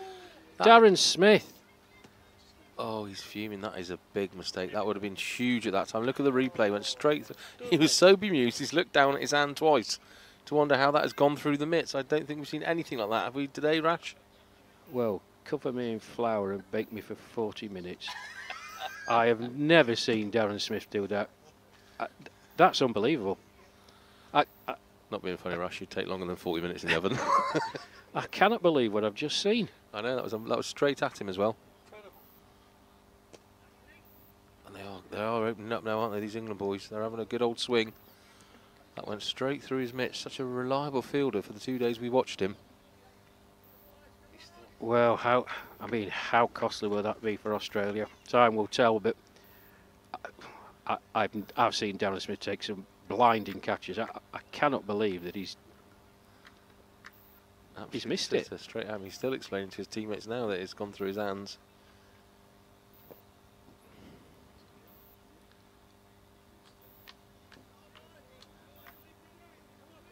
That could be the turning point. Maybe just give the England boys the feeling that this is our day.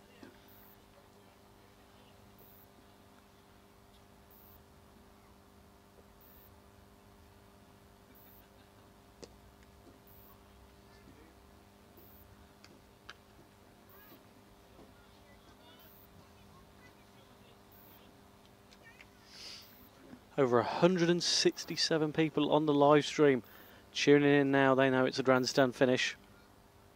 Thanks for joining us, everybody. Hope you're enjoying the entertainment.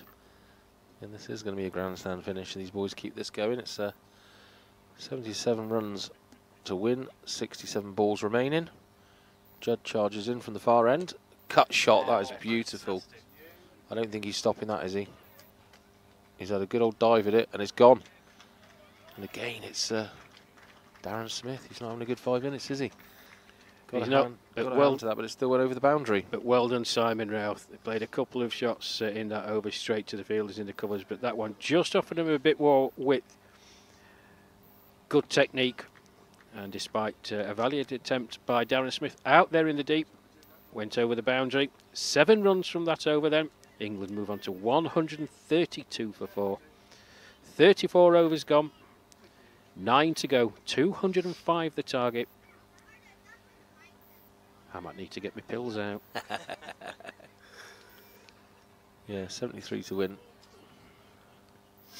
Partnership, 91 balls, 91 runs, 124 balls, 74 minutes. 73 to win, 66 balls remaining. Who have we got at this end? It's Panic Casio again, so Mr. Reliable.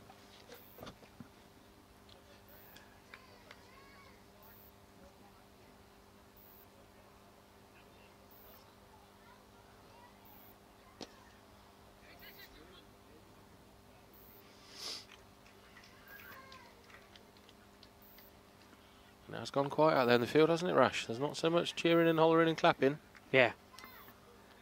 Yeah, it has. I tell you what there is as well. There's a lot of finger pointing and gesticulating. On this occasion, it's someone to move behind the sight screen. But just before that, there were 2 or 3 Australian players going, well, Claude Orlando, 28 on his back. Why is he stood near Graham Pavey? It's all getting a bit tense.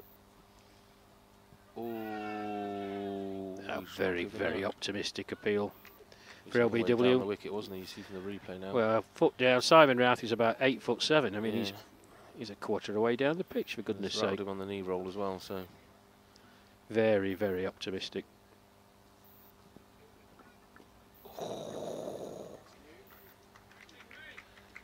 He wasn't sure where that had gone after he just locked it. He thought he was heading towards his stumps. And again, full patio now. It's getting really exciting for the local. Great for the local club. Having a game like this coming down to the wire. It's fantastic, isn't it? Oh, that's a lovely cut shot. That'll be Not another getting for that either. 4. That's 4 runs. Yeah, and generous applause from the crowd as Matt says, building very, very nicely to our right. 137 for 4. And with that 4, Simon Routh moves on to 27, his 4th boundary of the innings. And these two 4 away from the 100 partnership. 5 off the over so far.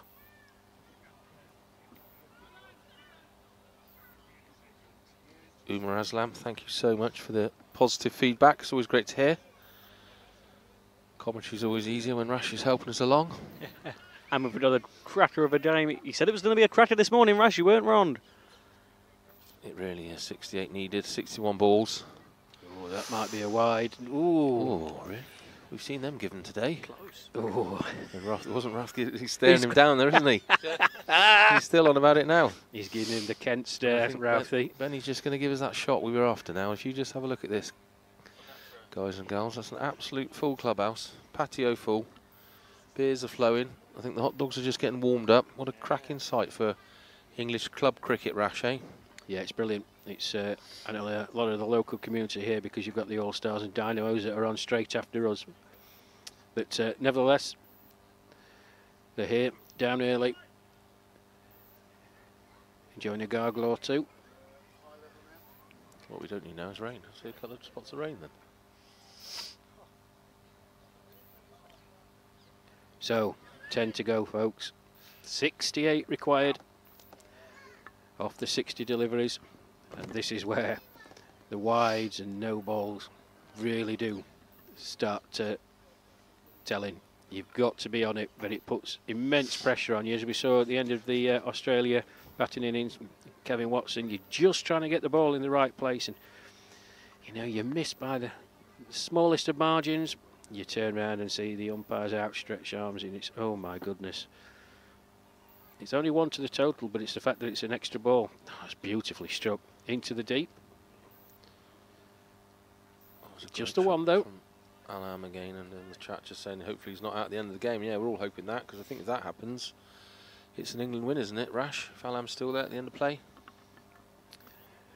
I don't want to tempt fate.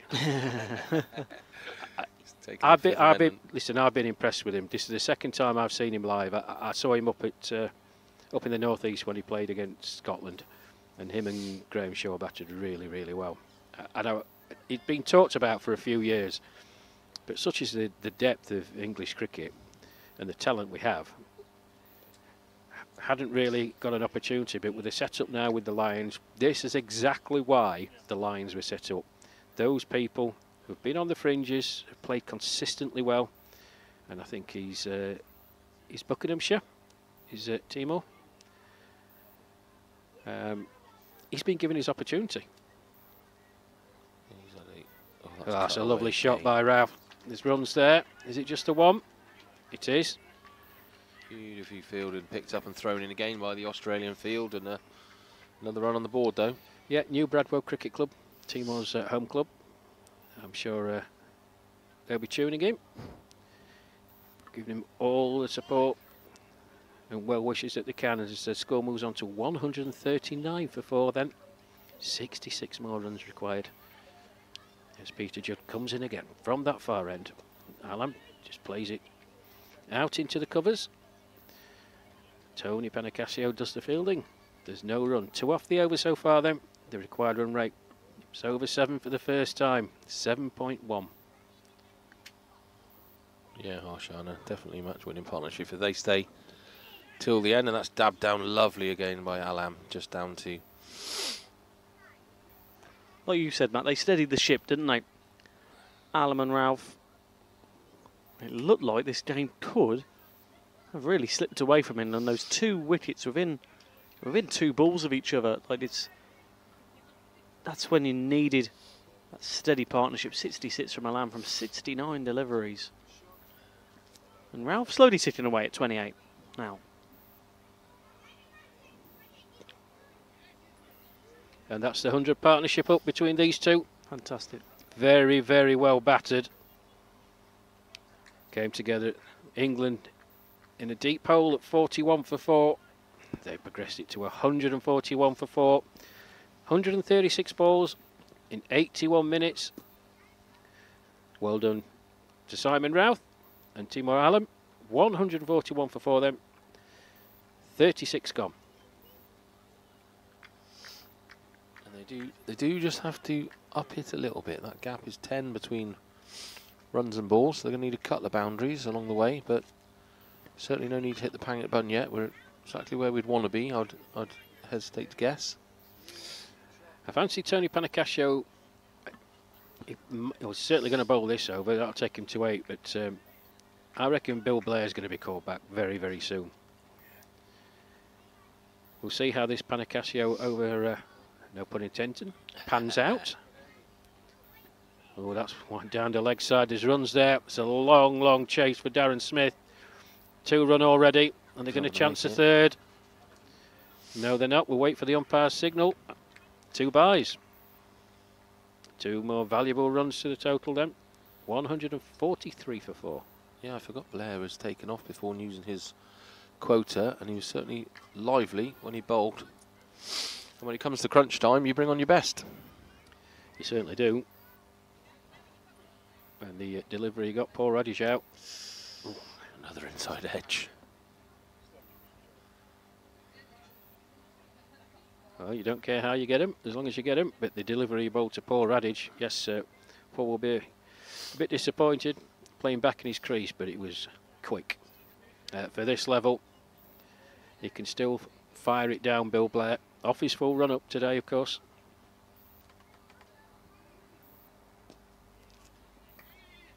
Always dropped the bat down on that, and they've gone for a cheeky little run. That's exactly what they need to, and that's perfect. Great single. Need more of that. Alam's done a great little single. They've stolen a run, really. Stolen one, just dropped the ball in front of him, shouted yes, and they both committed and went for it. And that's what they've got to do. 60 runs needed, 51 remaining. Yeah, that's gone, yeah. Ralph. Short from Panicasio, missing his spot. And Ralph swivel round, tip backwards to square. Valuable, valuable 4. He moves on to 34. England 149 for 4. 8 off the over so far. Can he manage to squeeze another couple from the remaining deliveries in this over? 2 more to come.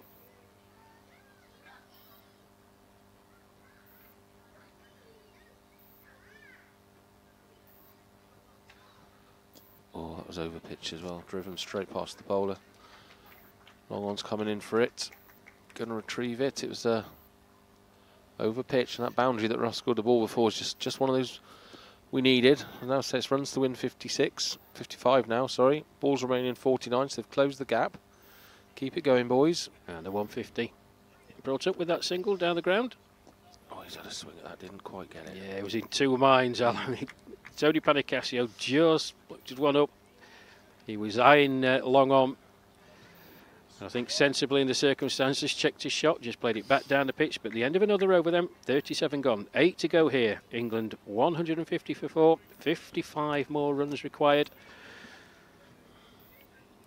As the England team manager, Paul Gelder, comes out, Simon Routh. Some liquid refreshment. But come the result of this match at the end, boys, regardless, this will give the England team a lot of hope. And the way these two were battered, it's been just proper, sensible cricket. They've not tried to do anything other than play the natural game, take what's on offer, and build some momentum.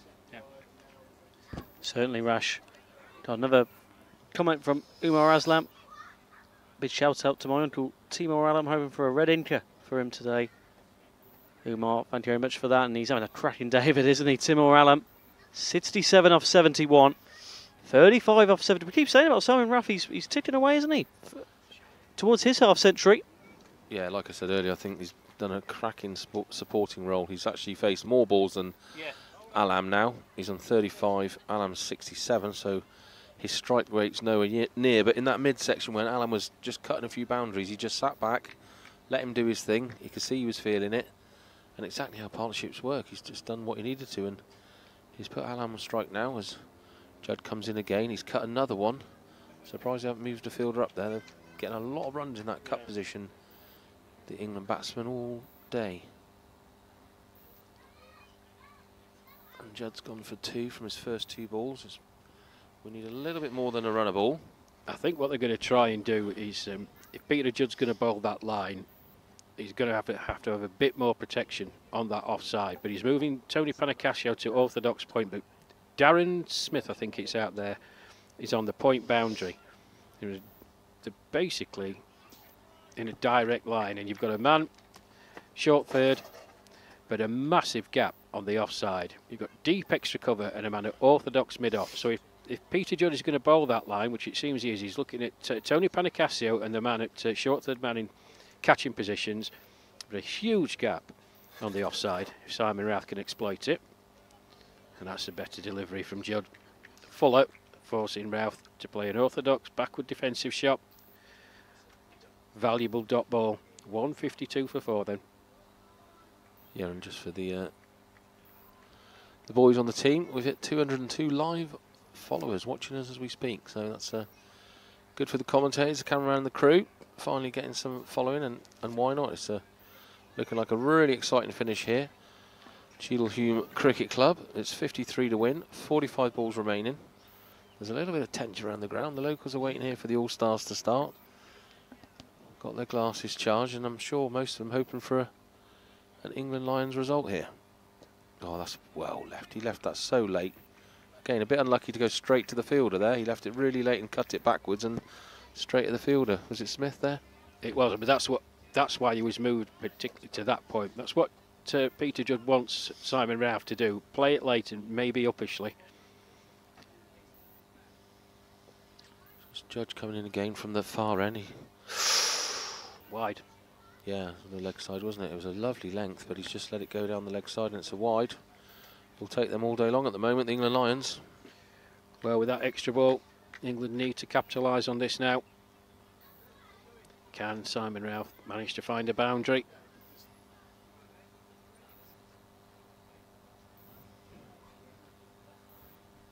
Oh, beaten. No, swing and a miss. You don't need them to panic, do we, Rash? You don't have to go gun-ho yet. Just do what they've been doing and keep us in the game. It's 52 required off 42. Don't need any silly rash decisions. You don't, but it's clever from Peter Judd. It doesn't look like anything, but the mere fact that he deliberately made a show of putting Darren Smith where he was on the 45 backwards on the offside, but made a massive show of moving Tony Panicascio from cover to orthodox point and then moving the fielder out basically in a line with Panicascio. He's challenging Simon. He wants him to hit it there, and he was bowling there accordingly. So clever bowling from the Australian skipper and clever thinking. Yeah, and a little bit of gamesmanship, like Rush is saying. It's just made a big thing of moving Smithy round to that position, and there's all sorts going on now. Different caps wanted, different. Well, as I said, I think he's very close, is he, to field? Well, no. As I thought, Tony Panicascio is finished. It is Bill Blair replacing him from the pavilion end. Just had an inkling. You know, Peter Juddy's always thinking. Going back to his strike bowler. 8 overs, no maidens, no wicket for 38. Sorry, correction. That was Peter Judd from the far end.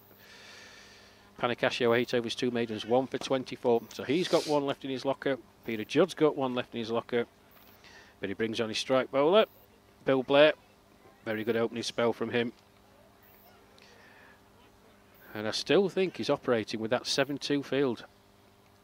I think he is. I can only see 2 fielders on the leg side. 3, sorry, yes, that's right, Matt. If you count the man at fine leg, but you've got a fielder in at mid-on. Gap, though, isn't it? Where that chap had, well, the man at wideish deep mid-wicket. Yeah. So Bill Blair, 6 overs, 3 maidens, 1 for 19 in his first spell. Here he comes then, from the pavilion end. Timor Alam on strike. And it just pushes it into the offside. It's a nice, easy single.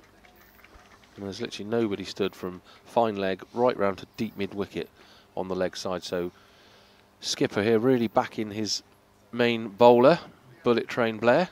Oh, yep, just made that up as I went along with his quick lightning pace coming here from the pavilion end. He's got to be absolutely deadly accurate. Now for the change of batsman, Simon Routh, a more orthodox field, you would say. Man at mid-wicket. Man comes into the circle at mid-on. Man goes back onto the deep point boundary. And the man at mid-wicket just moving round.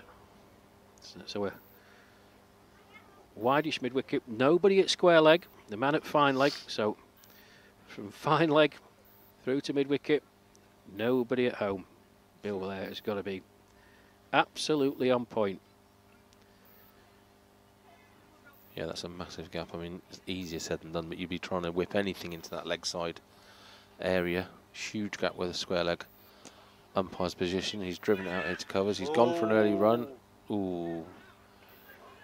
And that's a mistake. Overthrows. Kind of just pitched right at the wickie's feet. And he lost sight of it as the batsman came back to his popping crease. And after all that, they've stolen another cheeky little run there, England Lions. And it's 40 runs to win. So 50 runs to win, 40 balls remaining. Yeah, that run rate's still 7.5 needed, Matt. So they currently running at 4, which is a lot better than they have been in earlier overs. But yeah, still need to just up it a little bit. But anything can happen now in these final 6 or so overs. Oh, he's had a swing and a miss there. But yeah, but they do. So what I said a couple of overs ago, Owen, it's all good. We're still in the game. They've done a fantastic job of steadying the ship. Alam and Routh, cracking partnership.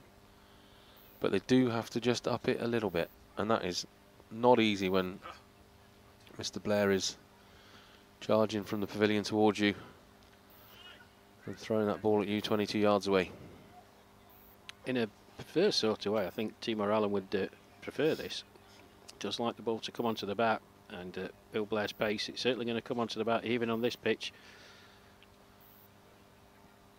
Oh, he shot that beautifully. That's 4 runs. What a shot that is.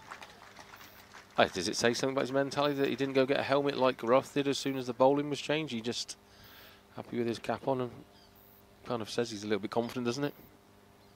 Yeah, I always quite like that, to be honest. Bill Blair, yeah, he's quick, but I don't think he's going to be putting one round your nostrils. Although on this pitch you never know. But that's just a mark of how good a player Timor Alam is.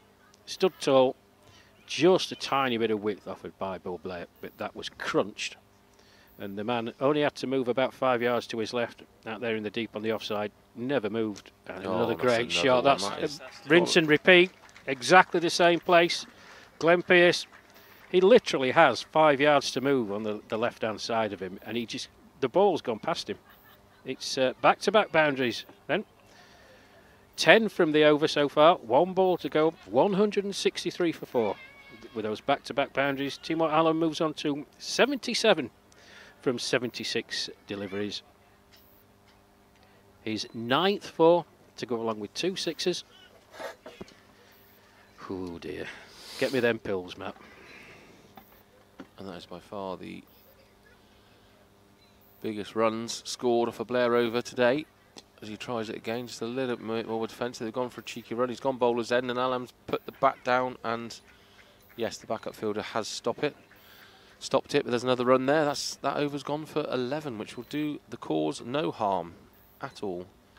Great batting by England Lions. They really are watching the scoreboard well here, doing what's needed in front of them. Nothing silly, nothing crazy, not panicking.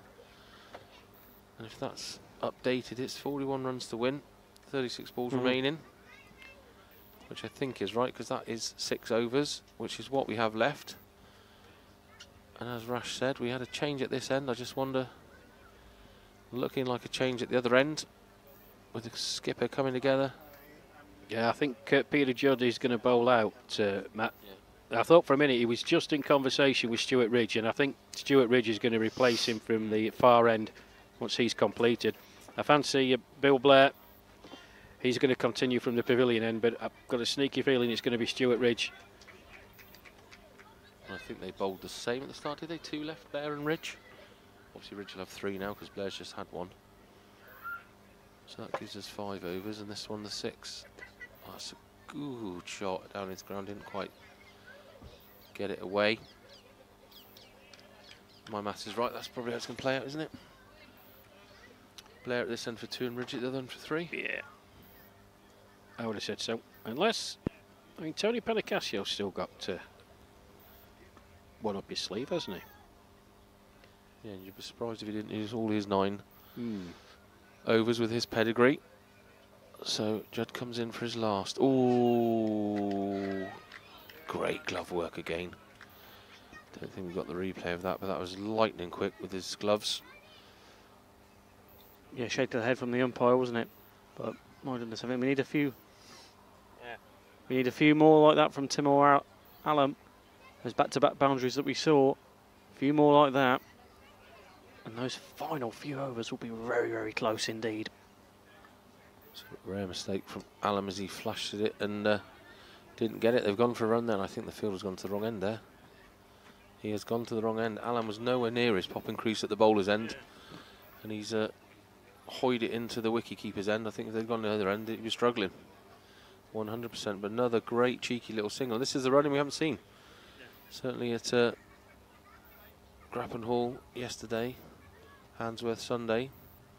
The Australians and England have done it, but the opposition haven't, and they're just getting those nice little runs in to keep the scoreboard ticking over. As Judd comes in, throws it down. Roths have played a lovely shot, but again, straight to the field, and you see his frustration there, just wielding his back round in a circle as he thought he'd found the gap there.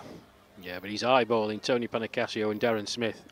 He's no mug, is Peter Judd. He knows how Simon Ralph plays. He's seen him enough. He knows one of his favourite areas is there. That's a wide down the leg side, is it? Oh, That's 2 they've not given, isn't it? Oh, nothing given by umpire Burns. Well, that passed outside the line of Simon Ralph's leg stump. Fortunate not to be given a wide. Judd comes in, last over ball of his spell. He smashed that straight at the fielder. And that's what you need at this stage. The skipper, just a 1 run from it then. Pressure back on England. 40 overs gone then, 5 to go. England 165 for 4. 40 more runs to win. 6 wickets in hand. Quite simply, 8 and over required then. Good maths for you, that, Owen. Yeah. I just saw it on the ball, but I worked it out in my head. It's like university education. Yeah. I've told you. People are mocking him, but don't mock. Don't mock. I was waiting for quite simply 10 and over.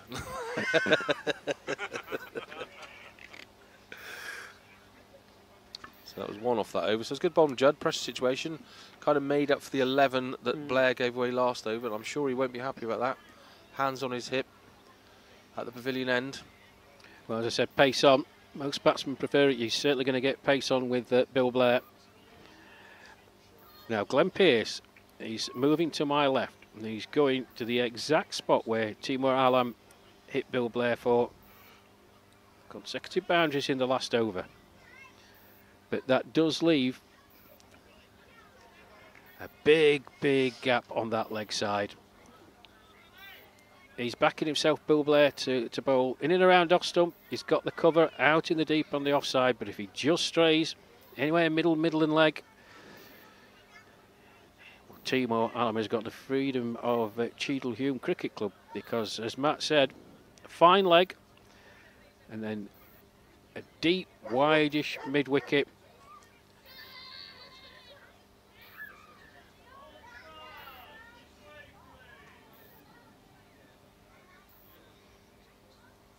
What are we waiting for here, Rash? It's just some movement in the crowd as the All-Stars are Right. moving. The youngsters here. And then it's Peter Judd and an orthodox mid-on. So here's the challenge. Man at long on as well. Here we go then. Bill Blair from the pavilion end. Oh, that's a good delivery. Down leg side. Not worth an appeal. It's half Nice an appeal and from full. the wicket, I think. Nice and full. Not a lot you could do with that. Well, I think quite sensibly, I think he's talented enough, this batsman. I think he's going to try and work everything leg side. But quite sensibly, there's a huge gap out there. I mean, the captain really is putting his faith in this bowler. As Owen said, it's only 8 and over. You nick a couple of touches out to that leg side, and they're going to race to the boundary before anyone gets anywhere near it. So I'd be tempted, if I was Timur Alam, to look to play a bit straighter, actually, Matt. I know what you're saying, and it's absolutely spot on, but if he gets one that's in his arc, straight down the ground, Tony Panicasio does the fielding at mid-off, keeps it to 1.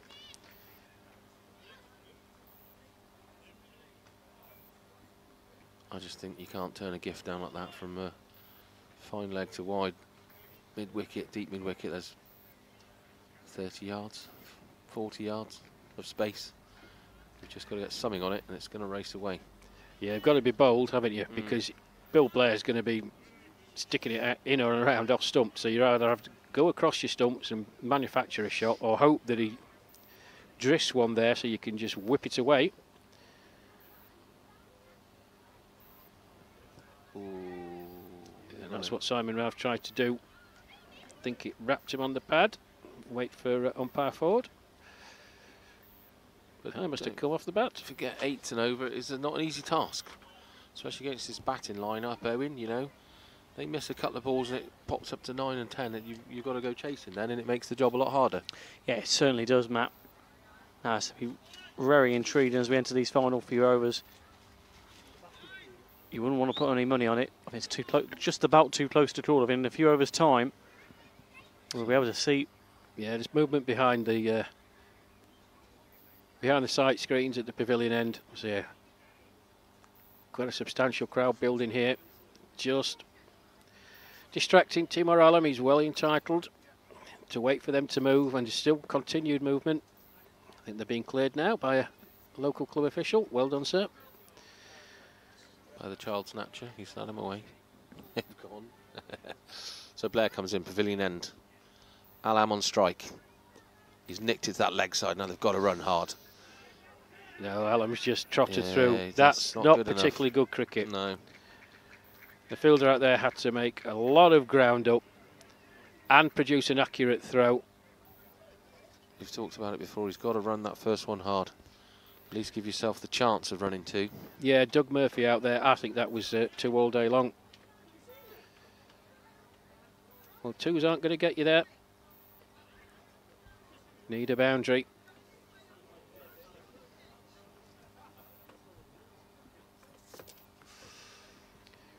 that time, that is just a single.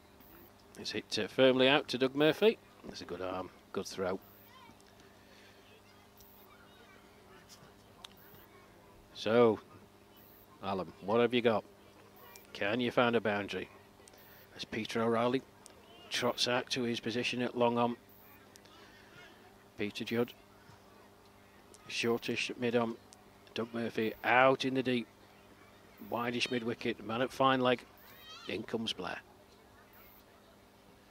And he's chopped, but it's straight to Glenn Pearce. Very well positioned. Keeps it to 1. End of that Bill Blair over. 8 overs, 3 maidens, 1 wicket for 36 for him. And we'll see if I was right. I fancy it was probably going to be Stuart Ridge. We'll see. 170 for 4 then. Sorry, there we go. 4 overs remaining. 35 runs needed.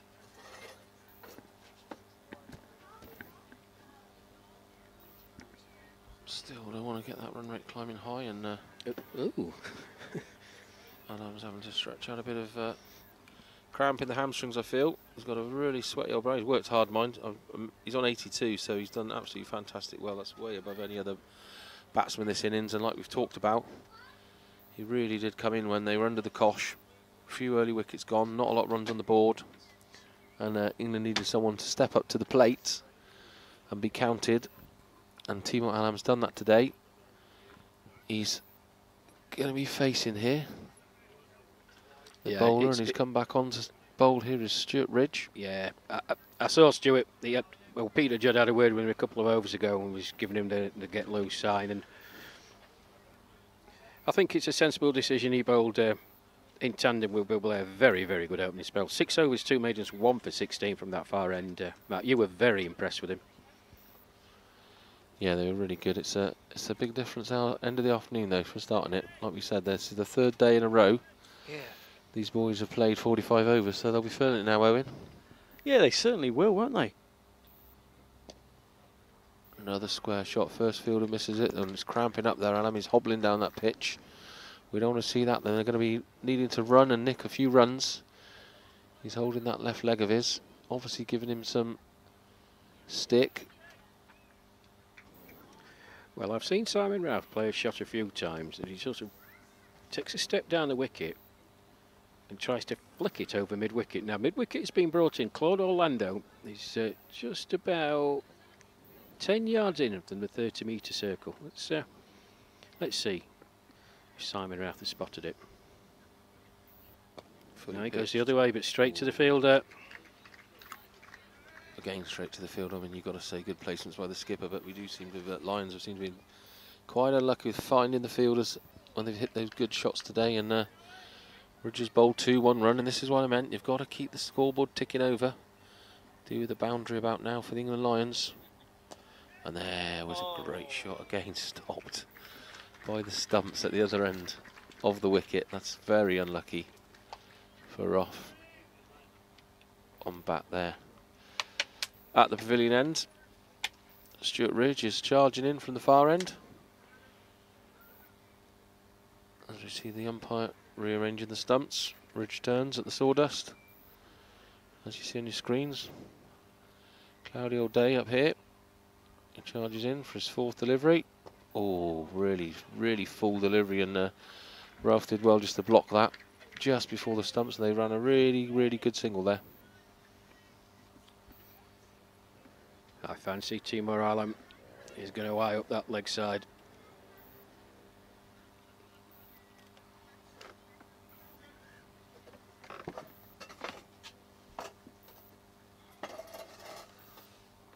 Nope.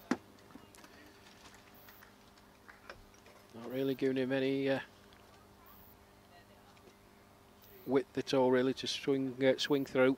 Just chops it out into the offside. Good over from Stuart Ridge in the context of the game so far. 3 singles from it. Final delivery of the over to come. What can Simon Routh muster? What England would give for a boundary now? 173 for 4.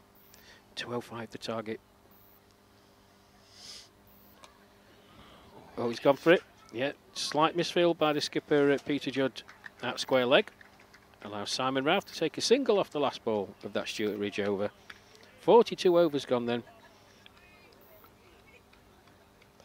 Yeah, over almost 270 live viewers now on this YouTube stream. Thanks a bunch for joining us all over the world you've been tuning in from, so thank you very much for that.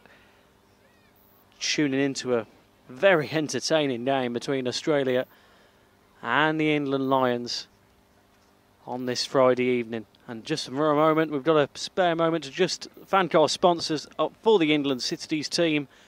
Big thank you to Stonehill, Sporter Tours, MV Play, MatTech, The Jube and Clean Clad. A big thank you to all of those, because without you guys, streaming games like these and the funding for games like these wouldn't be possible. And also a big thank you to the Australia Over 60s sponsors. They are Global Travel Management, Kingsgrove Sports, Exotic Cricket Tours International. We've also got the Queensland Veterans Cricket, Solomon's Flooring and National Tiles. A big thank you to all of our sponsors. Just look at these games. Barnstormers like these, Matt, wouldn't have been possible without them. So a big thank you to all of those. Well, it's our own fault, isn't it? Because we asked for it last night, sat around our dinner table at the camper van. We said we'd like an exciting one. Well, here it is. It's 3 overs. You're joining me, Matt Evans, Owen Mason, Rash Mahmood on the commentary team. We've got 3 overs remaining. I think it's 32 runs, so it's over 10 and over, which is what I was fearing. It's just crept up to that amount when you've got to start playing shots, you've got to start swinging, and we've got 2 really, really dangerous bowlers on. You've got Bill Blair here at the pavilion end, who's going to take this 3rd last over. He's having chats with the field. They're really concentrating now. That field's a little bit open on the leg side, as we've talked about. We've got a fine leg all the way around to deep mid-wicket. And I think the batsmen are getting themselves a little wrapped up because they're trying to drag it onto that leg side, instead of maybe, as Rash suggested, just playing it out here with some straight cover drives. But there's a real deep conversation going on here. The Australians know that they're in a game here. It's this is it in the hand here. 3 overs left. They can't have in a lot of boundaries or silly mistakes going, and Blair's controlling his field positions. He looks to run in from the pavilion end. Just shows you, Matt, you don't need 300 aside to have a belter of a cricket match. Oh, absolutely not. 31 to win, 18 remaining. In comes Blair. Oh, he's shoved it straight over. There is a fielder out there. Can he get there? No, he can't. Great shot from Routh. Just put it straight back over the bowler's head. 4 runs. Exactly what was needed for that run rate. This is taking me back to College Park in Perth for that 4th one-day international, when Razi Ahmed dispatched Bill Blair down the Western Boulevard, a 4 and a 6 off the penultimate over. Good start to the over then by Simon Routh. He moves on to 45. Blair comes in pavilion end again. Roth has a It's a swing. nice shot. Played out into the deep. Fielder again. It's going to be put back in. Just a single. Put Alam on strike.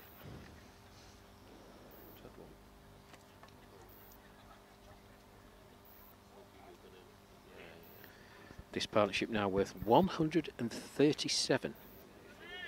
Simon Routh 46. Timur Alam 84. So here we go. 3rd ball of the 3rd last over. They've gone for 5 already. Blair charges in. Pavilion end. Alam's just cut that. Bit too fine. Gone straight to the fielder. 1 run taken. Now with 1 boundary in there, they can afford to just knock the singles around here now. Obviously 5 singles and 1 4. Owen will tell you is 12, but it is actually 9. So 2 overs of 9 runs gives us a chance. Fighting chance in the last over. 25 to win. 15 balls remaining. Blair turns at his mark. Pile of sawdust marking it. Comes in from the pavilion end. Ralph comes down the wicket. He's had a big long swish at that, and again straight to the fielder. They must be wondering what they've got to do, these England line batsmen. Yeah, but it's not a dot ball, Matt. And as you said, with that 4 off the first ball, it takes a bit of pressure off them. 2 deliveries remaining in this Bill Blair over. Can Timur Alam somehow find a boundary? But it's imperative that he takes something off this delivery. Cannot be a dot ball. Blair comes in again. Pavilion end. Alam has a Oh, swing. he's It's seen gone. the Has he swing. found the gap? No, stopped on the boundary there by the backup fielder. They thought that Smith had missed it then. It was going to be a boundary, but covering behind him was another fielder who just stopped it going off for 4 runs at deep point. Yeah, it was Glenn Pearce. That was close to Darren Smith. It wasn't far away from him at all. You feel like he's been hard done by this game, Darren Smith. Only one thing and another, that catch going through his hands. 8 off the over then. Final delivery of his allotted 9 overs from Bill Blair. What can Simon Routh conjure up?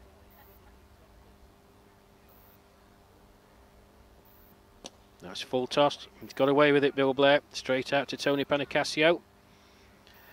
At mid-off. That's the end of Bill Blair's spell. 9 overs, 3 maidens, 1 for 44. Yeah, unlucky there again, the England batsmen. They could have had another two boundaries out of those 5 singles. They just seem to pick up the fielders every time they connect. And obviously some great fielding out here at point. After a half chance for catch for Darren Smith, just eluded him. He must feel like the bad luck's followed him round today. But the fielders change ends. It's Stuart Ridge again at the far end. We've got 2 overs left, 22 runs required, 12 balls, plenty of wickets in hand. That's not an issue. And really, we don't want any more wickets. We want these 2 boys to see the Lions over the line. But they do need to up the pace a little bit. We're looking at 11 and over now. You're looking at a couple of boundaries per over, Rash. You are. If Simon Routh can repeat what he did off that last Bill Blair over, takes a lot of the pressure off a boundary off the first delivery. Here we go then, Stuart Ridge. In he comes. Big swing, and Simon Routh is connected with it, and it's gone over mid-wicket for 4. And a fantastic half century with that 4 for Simon Routh. Raises about the crowd to the right of it, going absolutely crackers. Well battered.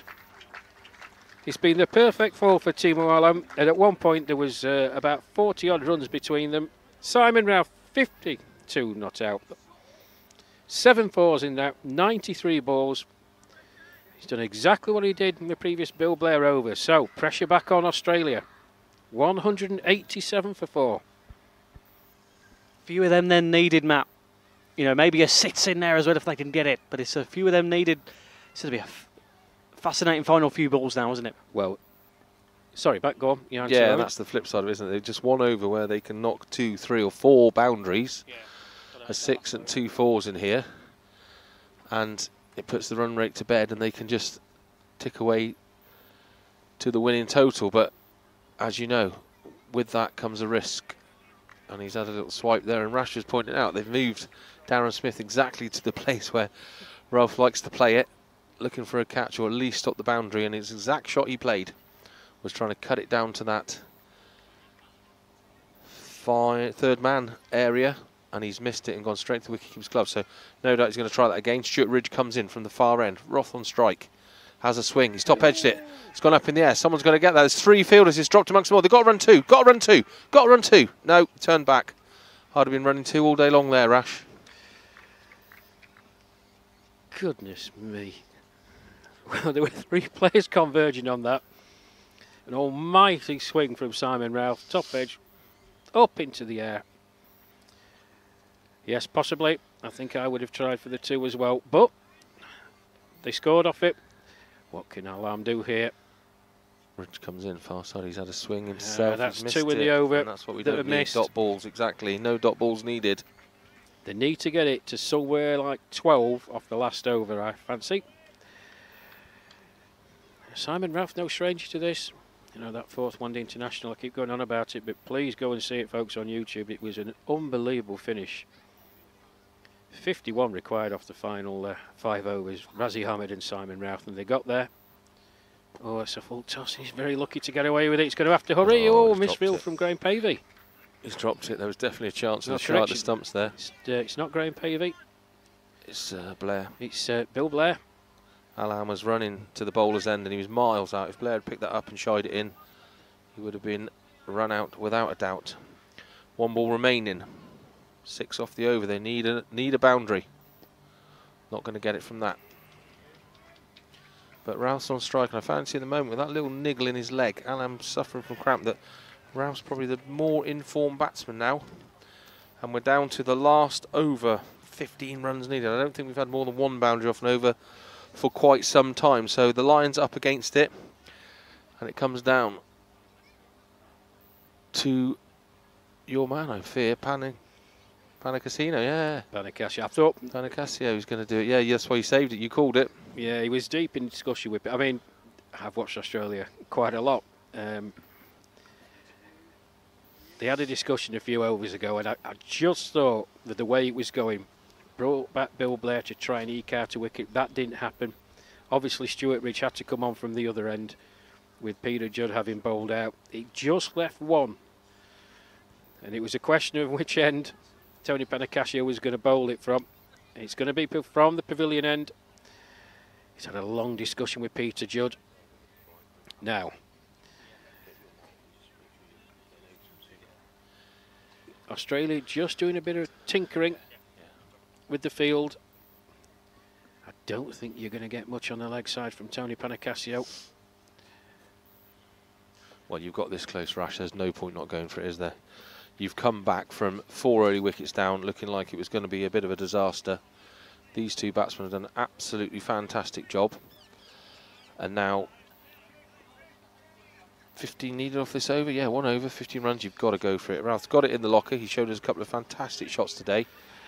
It is doable. You've given yourself a chance. Now take it. Yeah.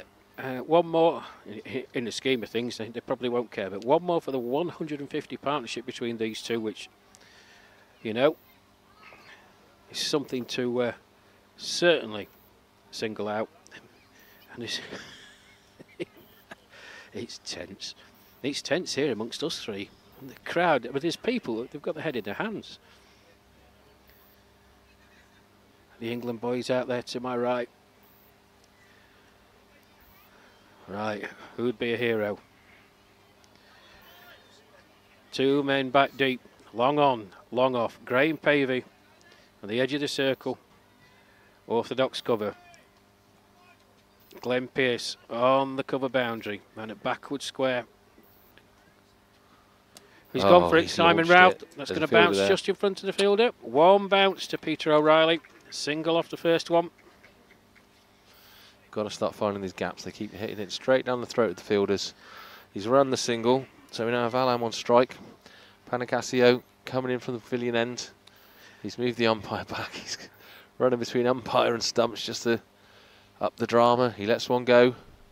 Alam's had a swing. It's going to be a single again. It's gone straight to the fielder. Oh, he's gone for it. No. Oh, they've got away with it. Absolutely got away with that. It wasn't a very good throw-in. It wasn't really Panicasio's fault. It just pitched up on him from the throw-in, and they nicked a really risky 2. Well, with the first single off that first Tony Panicasio delivery, the 150 partnership between these two, and well done, Timor Alam and Simon Routh. Well, they need 12 now, 4 balls. We were looking for a 6, really. Oh, he's missed it. It's got to be wide, isn't it? It's got to be a wide. Well, we'll wait for umpire Noel Ford. It's got to be a wide. England will be hoping it's a wide. Nothing. It's got to be a wide. It must have come off the bat. So, here we go. 3 balls, 12 runs. We're looking at 3 4s, I'm afraid. Panicasio coming in pavilion end. Ralph surveying the field. Ball's come down, he's had a swing and a miss, and he's stumped. That was always going to happen, and coming down the wicket. Ralph's gone for it. He's totally missed it. You can see in your replay, 2 skips down the wicket, missed it, and no mistake from the wickie there. That's a great innings by Simon Roth, and fair play. He had to go for it. It's probably put the game in Australian hands, and what sportsmanship that is. Darren Smith has run 40 yards there to pat Simon Roth on the back and then congratulate him on that innings, and that is what this game's all about. Cracking sportsmanship there from Darren Smith. Well, I hope he gets a magnificent round of applause from the crowd as he makes his way back to the pavilion. 55 for Simon Routh. There it goes. Stumped by John Adamson off the bowling of Tony Panicasio. And you can see every member of the cricket club and public there giving him exactly what he deserves, a rapturous applause, a pat on the back there from a member of the public as he comes in. Great valiant effort there by Simon Routh. 153 run partnership between himself and Timor Alam, and it's the Sheriff, Big JC. Now then, he can hit a ball. I was going to say, if anyone can hit 2 6s now, it's him, isn't it? Well, I have seen him do it. I have seen him do it. But, When I first turned up this morning, I thought he was the bouncer. Well, Tough to get your eye on that quickly against quality bowl like Well. this, but it's do or die, isn't it? There's nothing to lose. yeah, Tony Panicasio knows what Jason Court's going to do. I think, knowing TP as I do, it's going to be no air. It'll be flat, probably a bit quicker than he normally does, but he's got long levers, Jason Court. Who knows? Brilliant, brilliant effort by the England boys. Great Dragged match all round, themselves Rash, back hasn't it? from 41 for 4. Yeah, whichever way this goes, it's been an absolutely superb match, and all the more reason for, if you're watching this and you've got a game next to you in the next few weeks, come down and watch it. We're at Rash's home patch, Uty Bridge. Come down and see us, meet us at the commentary box. Because if every game's going to be like this, it's going to be an absolutely blinding summer of cricket. Panicasio comes in, second ball from the end. Ross got a swing, he does. It's not going to be enough, it's just trickled for a single. Leaving them needing 10 off the last ball. Talk us through that one, Rash. What's got to happen? A few overthrows? Well, if I know Tony Panicasio well, and I think I do, there's going to be no air on this. Doesn't want to bowl a wide, though. Timo Allen on 90. We're not going to see an old school underarm effort, are we? No. Yeah, well done. He's just knocked it back, and that's a cracking game of cricket. And Timo Allen deserves a brilliant shout. He scored 90 there. They've come away disappointed. Obviously, the Lions, Rash, because they haven't got the job done, but a beautiful innings by those two batsmen, as you quite rightly said, and a great, great effort by England Lions. But at the end of the day, Australia come out on top. Yeah, well, first and foremost, congratulations to both teams. An absolutely wonderful game of cricket. 204 Australia managed to get themselves up to after being in a hole early doors and being 92, I think, for 3 after 30 overs. So to get up past the 200 mark was a magnificent effort. Bill Blair and the returning Darren Smith got them to that mark. In reply, England started off pretty well. 21 without loss, Matt. And then wickets going. Mark Eames and Australia really put the stranglehold on England, reducing them to 41 for 4. As Simon Routh and Timo Allen came to the crease, and what followed was just a wonderful, wonderful display of batting. Yes, they've fallen just short, but they can take a lot of heart. Came together at 41 for 4. Simon Routh out in the last over, stumped off the bowling of Tony Panicasio for 55, having got the score to 194. One more single angled by Jason Court. And in the end, they fall 10 runs short with a wonderful, wonderful game of cricket, Matt. Yeah, it's brilliant. One of the best games I've seen in doing this job. And they fought, both innings were very similar, actually, with the Australians getting off to a bit of a sloppy start, losing some early wickets. And then Bill Blair was the batsman for them to make a fight back. Very similar innings to Simon Roth and Timo Allen, who got England back in the game. But at the end of the day, I think the bowling was very, very tight and clever by Australia in that middle spell where maybe we needed to be scoring 4.5, 5 and over. We were down at 3.5 runs and over, and that was down to some brilliant fielding on the Australian behalf. And that spell at the start as well from Blair and Ridge, those kind of 8 opening overs, absolutely superb. I mean, we were going for 1 and over, and there was 4 maidens in a row. You look at the end of the game now. If we'd taken 2 on those maiden overs, you know, it'd been a really, really tight game. And deserved winners, though, I have to say. And I think our young carrier pigeon, Owen Mason, has made his way there onto the ground. And we're going to have a word.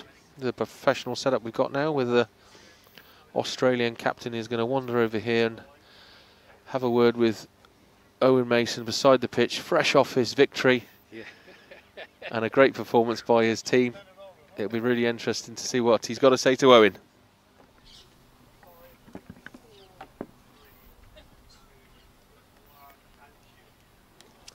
Thanks, Matt and Rash. Yes, I'm with the Aussie captain, Peter Judd. So, Pete, that was a tense one in the end. What did you make of that? Oh, it was a ripper game, wasn't it? We probably thought we didn't have quite enough on the board batting first. And then we had a terrific first 15-over session. They took the game away from us in the second 15, and then, well, it was nip and tuck, wasn't it? Probably the first bit of the last 15, they were right on target, and then, you know, we talk about finding a way, and somehow we found a way, yeah. Yeah, and of course, you know, you're playing a Lions side like this. It's a tough test going in, obviously, into the 5-match series on Monday. Just, you know, a lot of these players, very talented bunch of players, isn't it? How good has it just been coming up against a bigger test today? Oh, it actually is the best thing for us, absolutely. So, all due respect to some of the counties that are really kind and give us a game, which is terrific. This was one under real pressure, and the quality of the opposition we knew. And we also knew we had to do something pretty special, particularly with the way the game panned out. Yeah, and it was a grandstand game today. It's going to be something similar on Monday at Littleborough, isn't it? How's it going to be on Monday? It's going to be a great old occasion. Oh, I'd be very surprised if it was a one-sided game. That just doesn't seem to happen between us. Brilliant. Thank you, Peter, and congratulations today. Peter Judd, everybody. Thank you. Well, there we go. That was Owen Mason interviewing Peter Judd, the Australian captain, and he comes over to shake hands with Rash Maru, long-time friend with the Australian team, and what a fantastic game we've had here today. Australia have come out winners on top in the end, but it was a great spectacle, and if any of you are near any of those venues in the coming weeks, come down and watch the over 60s cricket. You will not be let down. Thank you for joining me, Rash Maru, Owen Mason. Thank you to Ivor in the van, Benny on camera, and Cheadle Hulme Cricket Club. It's been a fantastic day. See you next time.